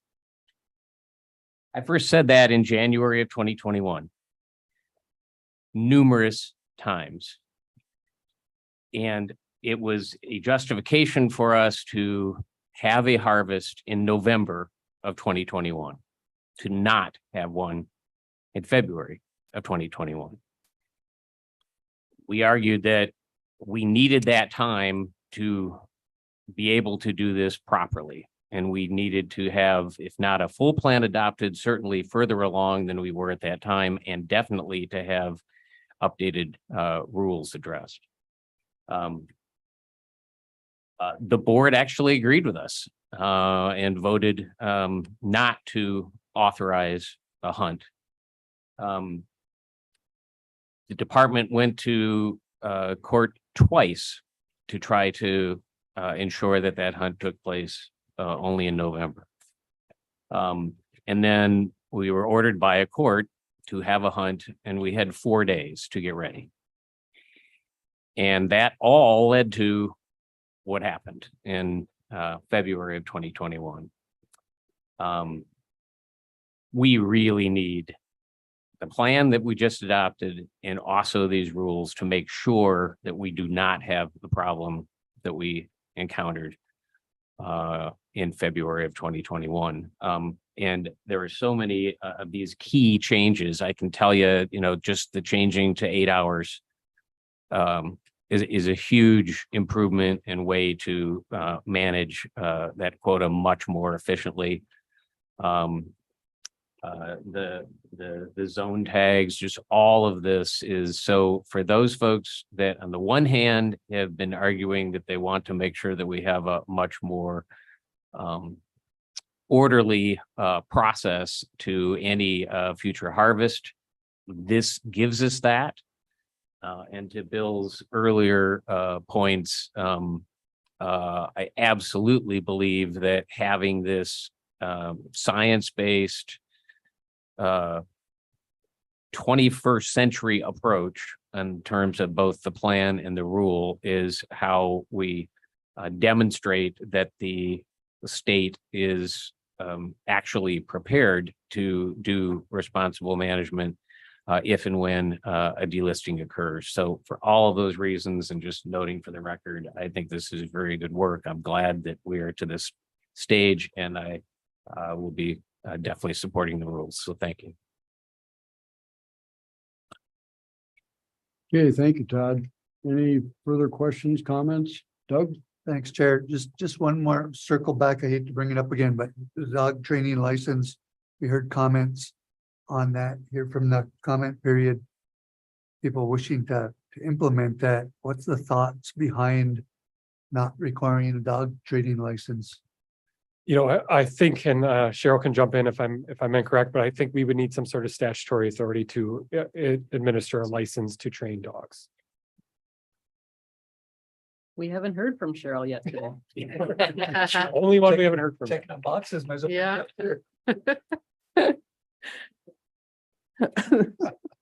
Robin, go ahead. So, I'm not sure what I was hearing was necessarily a license, but some type of an identifier that they were indeed training their dogs. So a little button or like something that said, yes, I'm training, but like, in other words, there's a nuance between applying for a license versus having something to represent that you're training. And so I'm guessing by your facial expression that you don't think that's something. I that's think we've feasible. run a fine line of what is or isn't a license at that point. Okay, you know. thank you. Any more? Marcy, go ahead. Just, we didn't have as much public testimony on this, but I just wanted to point out that significant partners in written testimony supported the rule, including the Wisconsin Conservation Congress, who we look to for advice. So even though they had comments on the concerns about the management plan, there were other groups that supported the rule. Yep. Thank you. Ashley, let me check in and see where we're at here. Do we have a primary motion and second on the floor? Yes. I think we do. Okay, just making sure. Any further questions or comments? With that, I think I'll call a question on the wildlife rule package for wolf management. Item 5G on our agenda. All those in favor, as the motion as amended, all those in favor signify by saying aye. Aye. Opposed, say no. Motion carries. Thank you, Scott. And again, thank you all for your efforts and your hard work on wolf management. Okay, with that, we'll move on to item number 7, which is Department Secretaries Matters. Secretary Payne. Thank you, Mr. Chairman. Are there any questions? Are there any questions on the real estate transactions?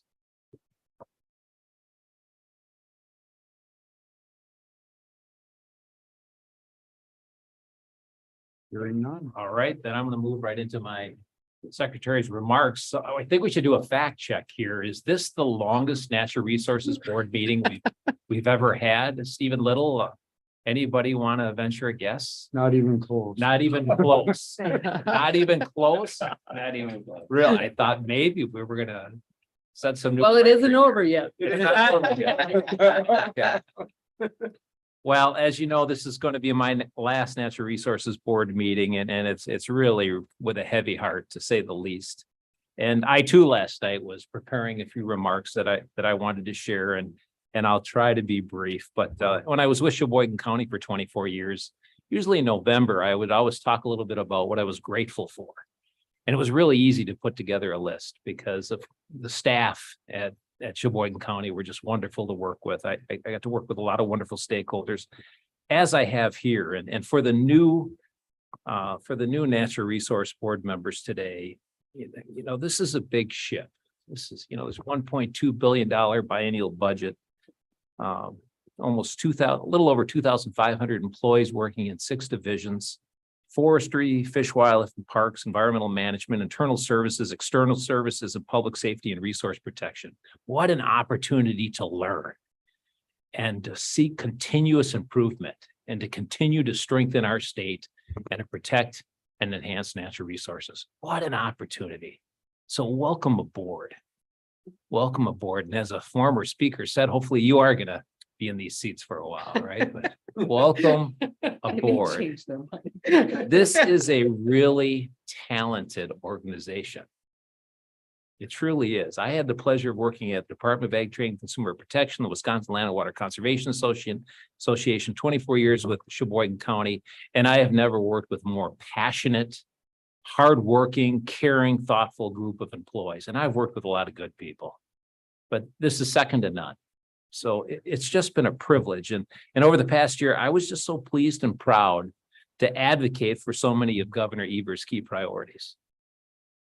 A lot got done in the past year through collaboration and good work. And again, Governor Evers' leadership, but we've made enhancements improving water quality to our state parks, supporting our personnel, and providing more support to local units of government. I was proud to fight for those initiatives and those priorities.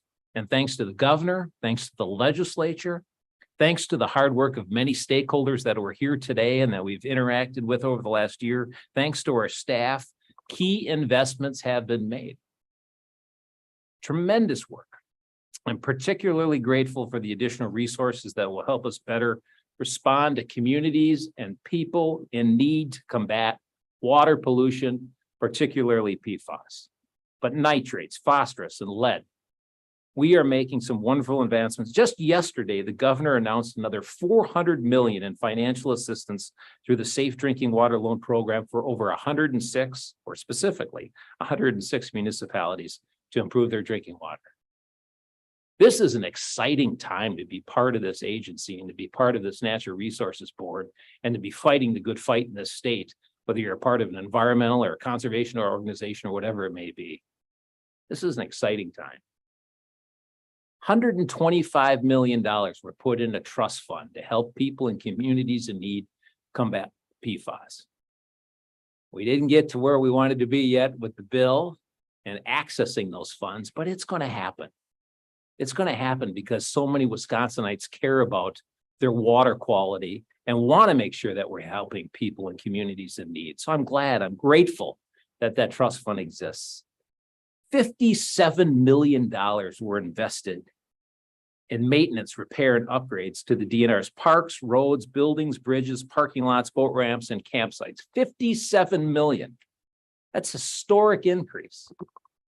And again, reflects on our Fish, Wildlife, and Park staff and everyone involved who championed that and asked for that. Another $1.3 million to help with putting more modern approaches into payment systems and just the utility and everything else in our parks. So really some wonderful investments. The Fish and Wildlife account, a 2-year, $29 million revenue boost occurred in the Fish and Wildlife account, generated by increases in several non-resident hunting and fishing licenses and revenue kindly transferred from the forestry account, which is a very strong account. But again, important funding to help our fish and wildlife, our parks, our programs. I was so pleased to fight not only for water quality on behalf of Governor Evers and his administration, but personnel and supporting our team. You cannot recruit and retain good staff if you don't pay them fairly. And there were some cost of living increases, of course, included in the governor's budget and supported by the legislature and recently shared with all of our staff. But the one example I gave to every legislator I talked to was our conservation wardens. Some that are with you today who have been providing security for us all day today and throughout the year, and the incredible work that they do. I am so proud of them. And I was so pleased to see a market increase provided for them and others. Number of other grants, but overall, our budget overall increased 7.5%. Thanks to Governor Evers, thanks to the legislature, thanks to all the stakeholders and our staff and people we've had to work with. And to compare that to 2 years ago, it was essentially flat or a modest decrease. We made progress. 6 divisions here. So much that we can tout and be proud of, but I'm just going to give 6 quick examples. Did you know in our forestry division, they collaborated with numerous partners and helped suppress nearly 1,000 fires in the past year during a challenging drought season, protecting property, natural resources, and saving lives. Our forestry staff are incredible. And I was so heartened to see how they all pull together for these and everyone they involve. It's just remarkable, all the different jobs they have in forestry. But boy, when it comes to fighting a fire, everyone hands on deck.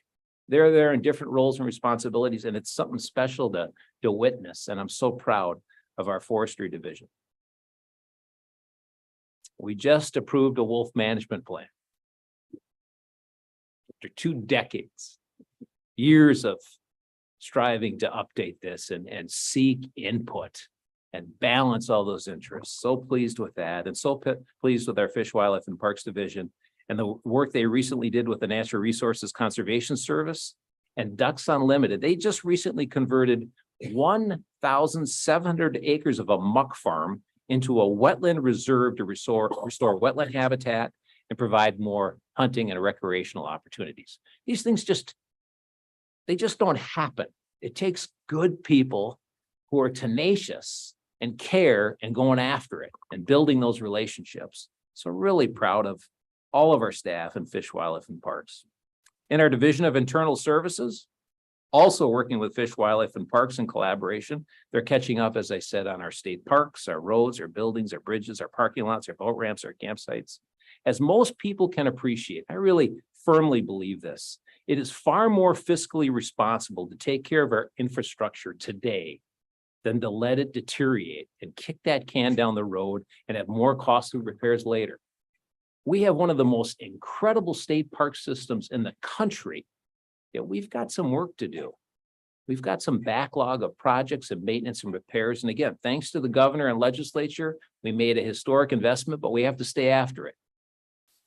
We have to stay after it. And so proud of the work our staff have done. And in the External Services Division over the last year, working in collaboration with environmental management, we've expanded our well compensation and other grant programs in order to assist private well owners grappling with nitrates, bacteria, PFAS. Over 200 contaminated wells have been replaced. 43 are receiving treatment. 120 unused wells have now been abandoned properly. Just good work. And since January, our Public Safety and Resource Protection Division, they have been involved in numerous life-saving events, including drug overdoses, heart attack victims, car accidents, train derailments, hunting, boating, and ATV emergency responses, as well as investigations and recovery efforts. Our conservation wardens are examples of service above self. Really proud of our team. So appreciate what they do for this state and all the different areas they step up to be helpful. We've got wonderful leadership in all of our divisions. We have a strong leadership team here, and I am so grateful for the opportunity I had to work with them and to see the incredible progress they've made. Finally, over the past year, we also focused greater attention on environmental justice, climate and resiliency, and the new Office of Agriculture and Water Quality. Some really cool initiatives going on there, really good people working in those areas, and I'm excited about these initiatives and the positive impact we can continue to make in this state. In closing, I am just, again, so grateful for our DNR leadership team, all of my coworkers. Thank you, Stephen Little, Mark Okino, who's not in the room today, but a number of our leaders are. Thank you for your support. Thank you for your incredible work. So proud of you. So pleased to have worked with you. I had the opportunity to meet, learn from, and work with so many thoughtful people, including tribal leaders, the Conservation Congress, environmental and conservation associations, landowners, businesses, local, state, and federal officials. And I am so grateful to have worked with this Natural Resources Board. I don't know if the state fully appreciates how fortunate we are that Bill Smith is the chairman of this board and Marcy West, the vice chair. This is a really wonderful group. And I could just tell today by the interactions and the discussions that we turn the page to a level of professionalism and respect and collaboration with not only stakeholders, but our staff. Really appreciate you helping raise the bar. We always should be striving to do that. And Bill, I have worked with a number of chairs over my career, dozens. And I don't know if I've ever worked with a better chairman than you. You're kind, you're thoughtful, you're measured. You do an excellent job. And you and Marcy working side by each, we're lucky. We're lucky. So I thank you for the opportunity to serve at this agency. I thank you for the opportunity to work with this board and again, the many people I mentioned. But the DNR is in good hands and life's good. Life's good. So thank you, Mr. Chairman. Thank you, Mr. Secretary. And I would like to return that compliment as well, both on a personal level and certainly speaking for our board members of Vaughn. It's been a very productive and enjoyable relationship. Appreciate your partnership and especially appreciate your commitment to good conservation in Wisconsin and your strong leadership of the department internally and externally. As you've noted, you've made a lot of progress in a very short period of time and set into motion more good things that will mature along the way, and we look forward to it. You can only say thank you. I wish you the very best, and hope we see you again and often. Stay engaged. Thank you very much.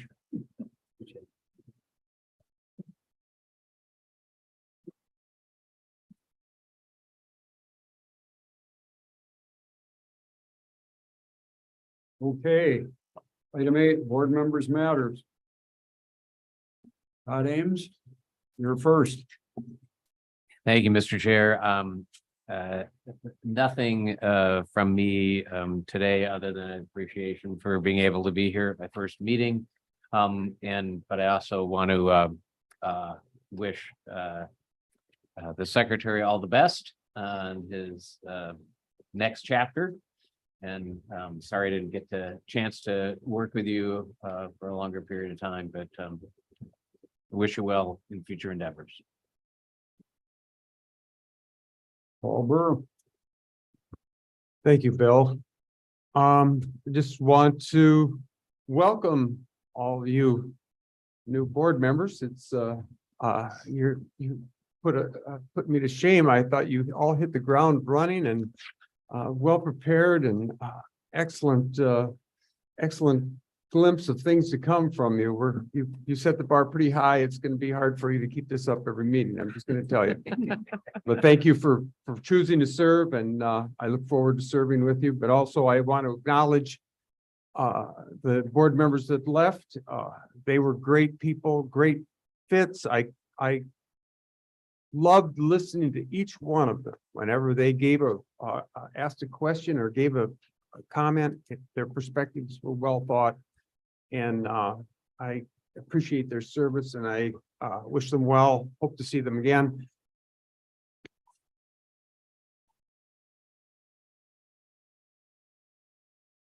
But I can't tell you how much I enjoyed serving with you. Your optimism and vision were great to hear every time. So thank you, Secretary. Doug. Thanks, Chair.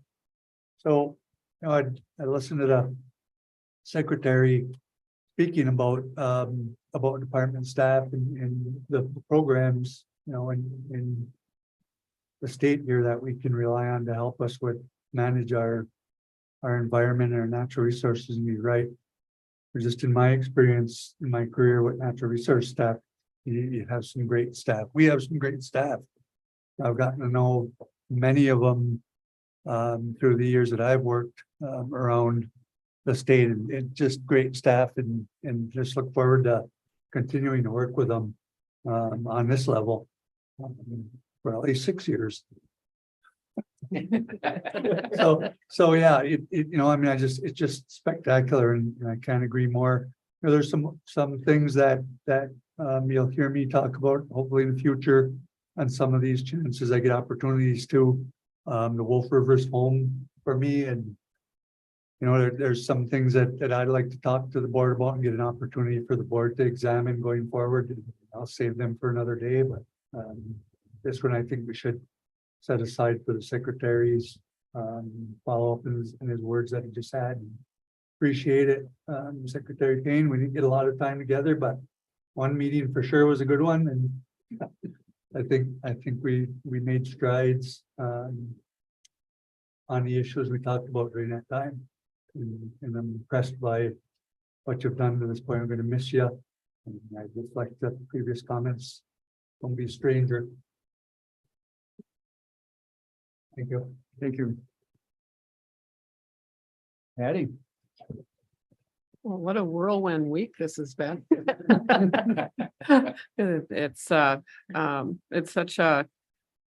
It is such an honor to be here, but then to listen to all the accomplishments that have been done in such a short time. The importance of this group is clear, and stepping into some big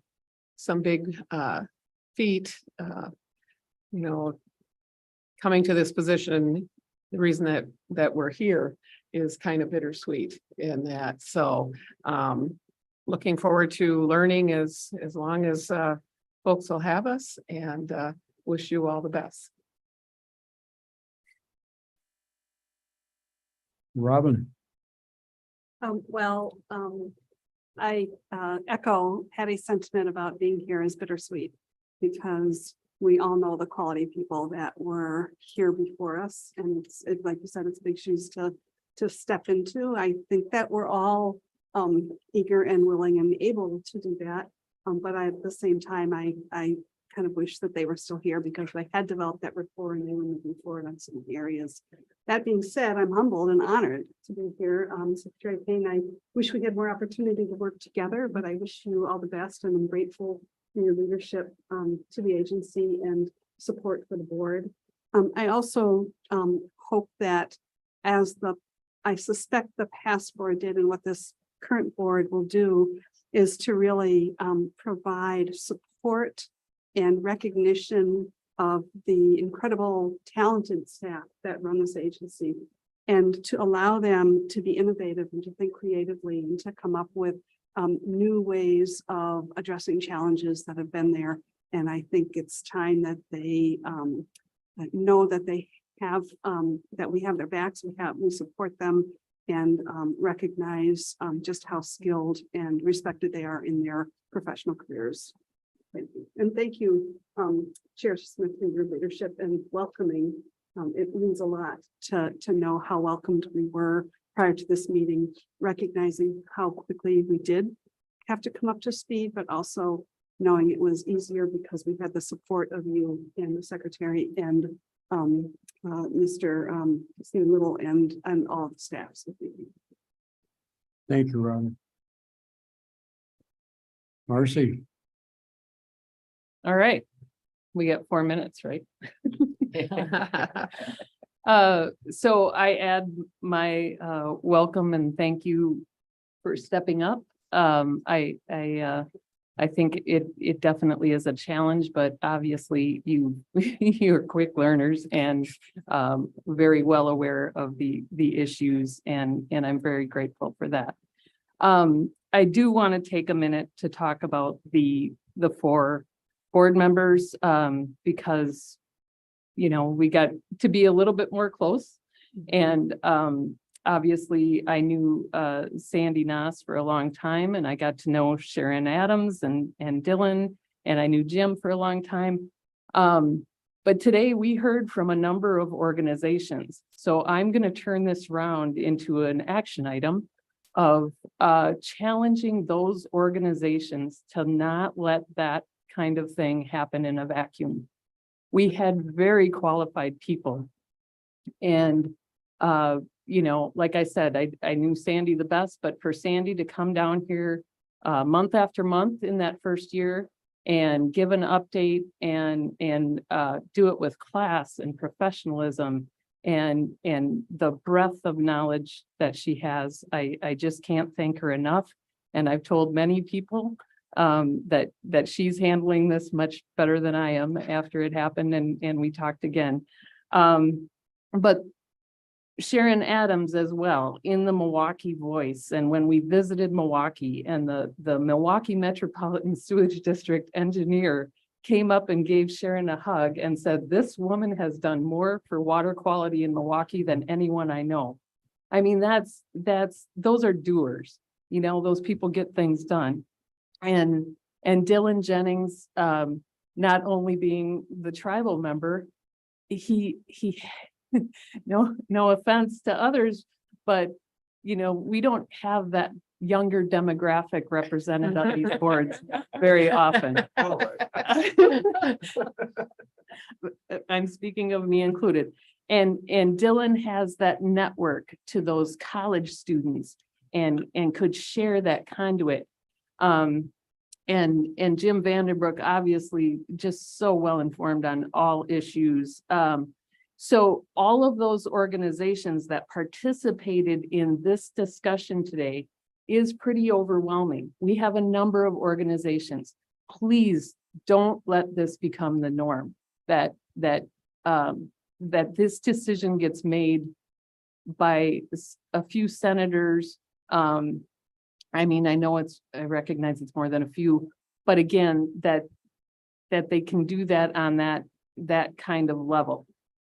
People should speak out and be heard that this is different, and the future of this board and this department is better with a mix of citizen input like this and making decisions.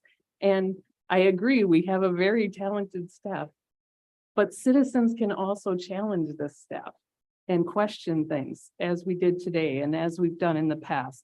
So that's my board member matter, is all of these organizations trying harder and having discussion at your leadership level on what you expect in the future for how those kind of appointments and confirmations go through the process and what the senators hear.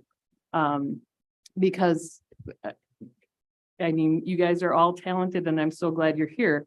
But again, it was very qualified people, and they went through a very different hearing process than I did just a short time ago. So that's my challenge, and you know, here's to the future. We'll get some more good things done. But for now, I think we get November off. That's all I have, Mr. Chair. Thank you, Marcy. Very, very thoughtful. I'm going to take a very short time here. I pretty much said my piece on multiple occasions. I'm not going to repeat all that. But I will extend a very big thanks to everybody in the room for your endurance and your stamina to get through this day. It's been a long one. And I can only have sympathy for the new board members and the amount of information, the hours you put in to get ready for this and to participate in a very thoughtful and very thorough discussion and decision-making process. A day of lots of changes, very mixed feelings, very bittersweet with some of the endings here and the transitions that we're going through, but also a sense of renewal, looking at new faces, seeing the board remain a viable body, able to conduct business, hearing from our conservation partners, our citizens, and able to continue and look to the future. So we're all grieving in our own way. We're celebrating in our own way. But I think the main thing to me is that good conservation moves forward, and we've got opportunity in the future. And I look forward to working on it with all of you. So again, thanks all the way around the room and best wishes. With that, it's very late in the day. It's time to go home. And I think a motion to adjourn would be appropriate. Who wants the honor? I'll say I move to adjourn. Got a motion to adjourn. Is there a second? I'll second. Don't fight over it. No. We got a motion, and I'll give Todd credit for the second. All those in favor signify by saying aye. Aye. Motion carries. We're adjourned, and safe travels to everyone. Thank you.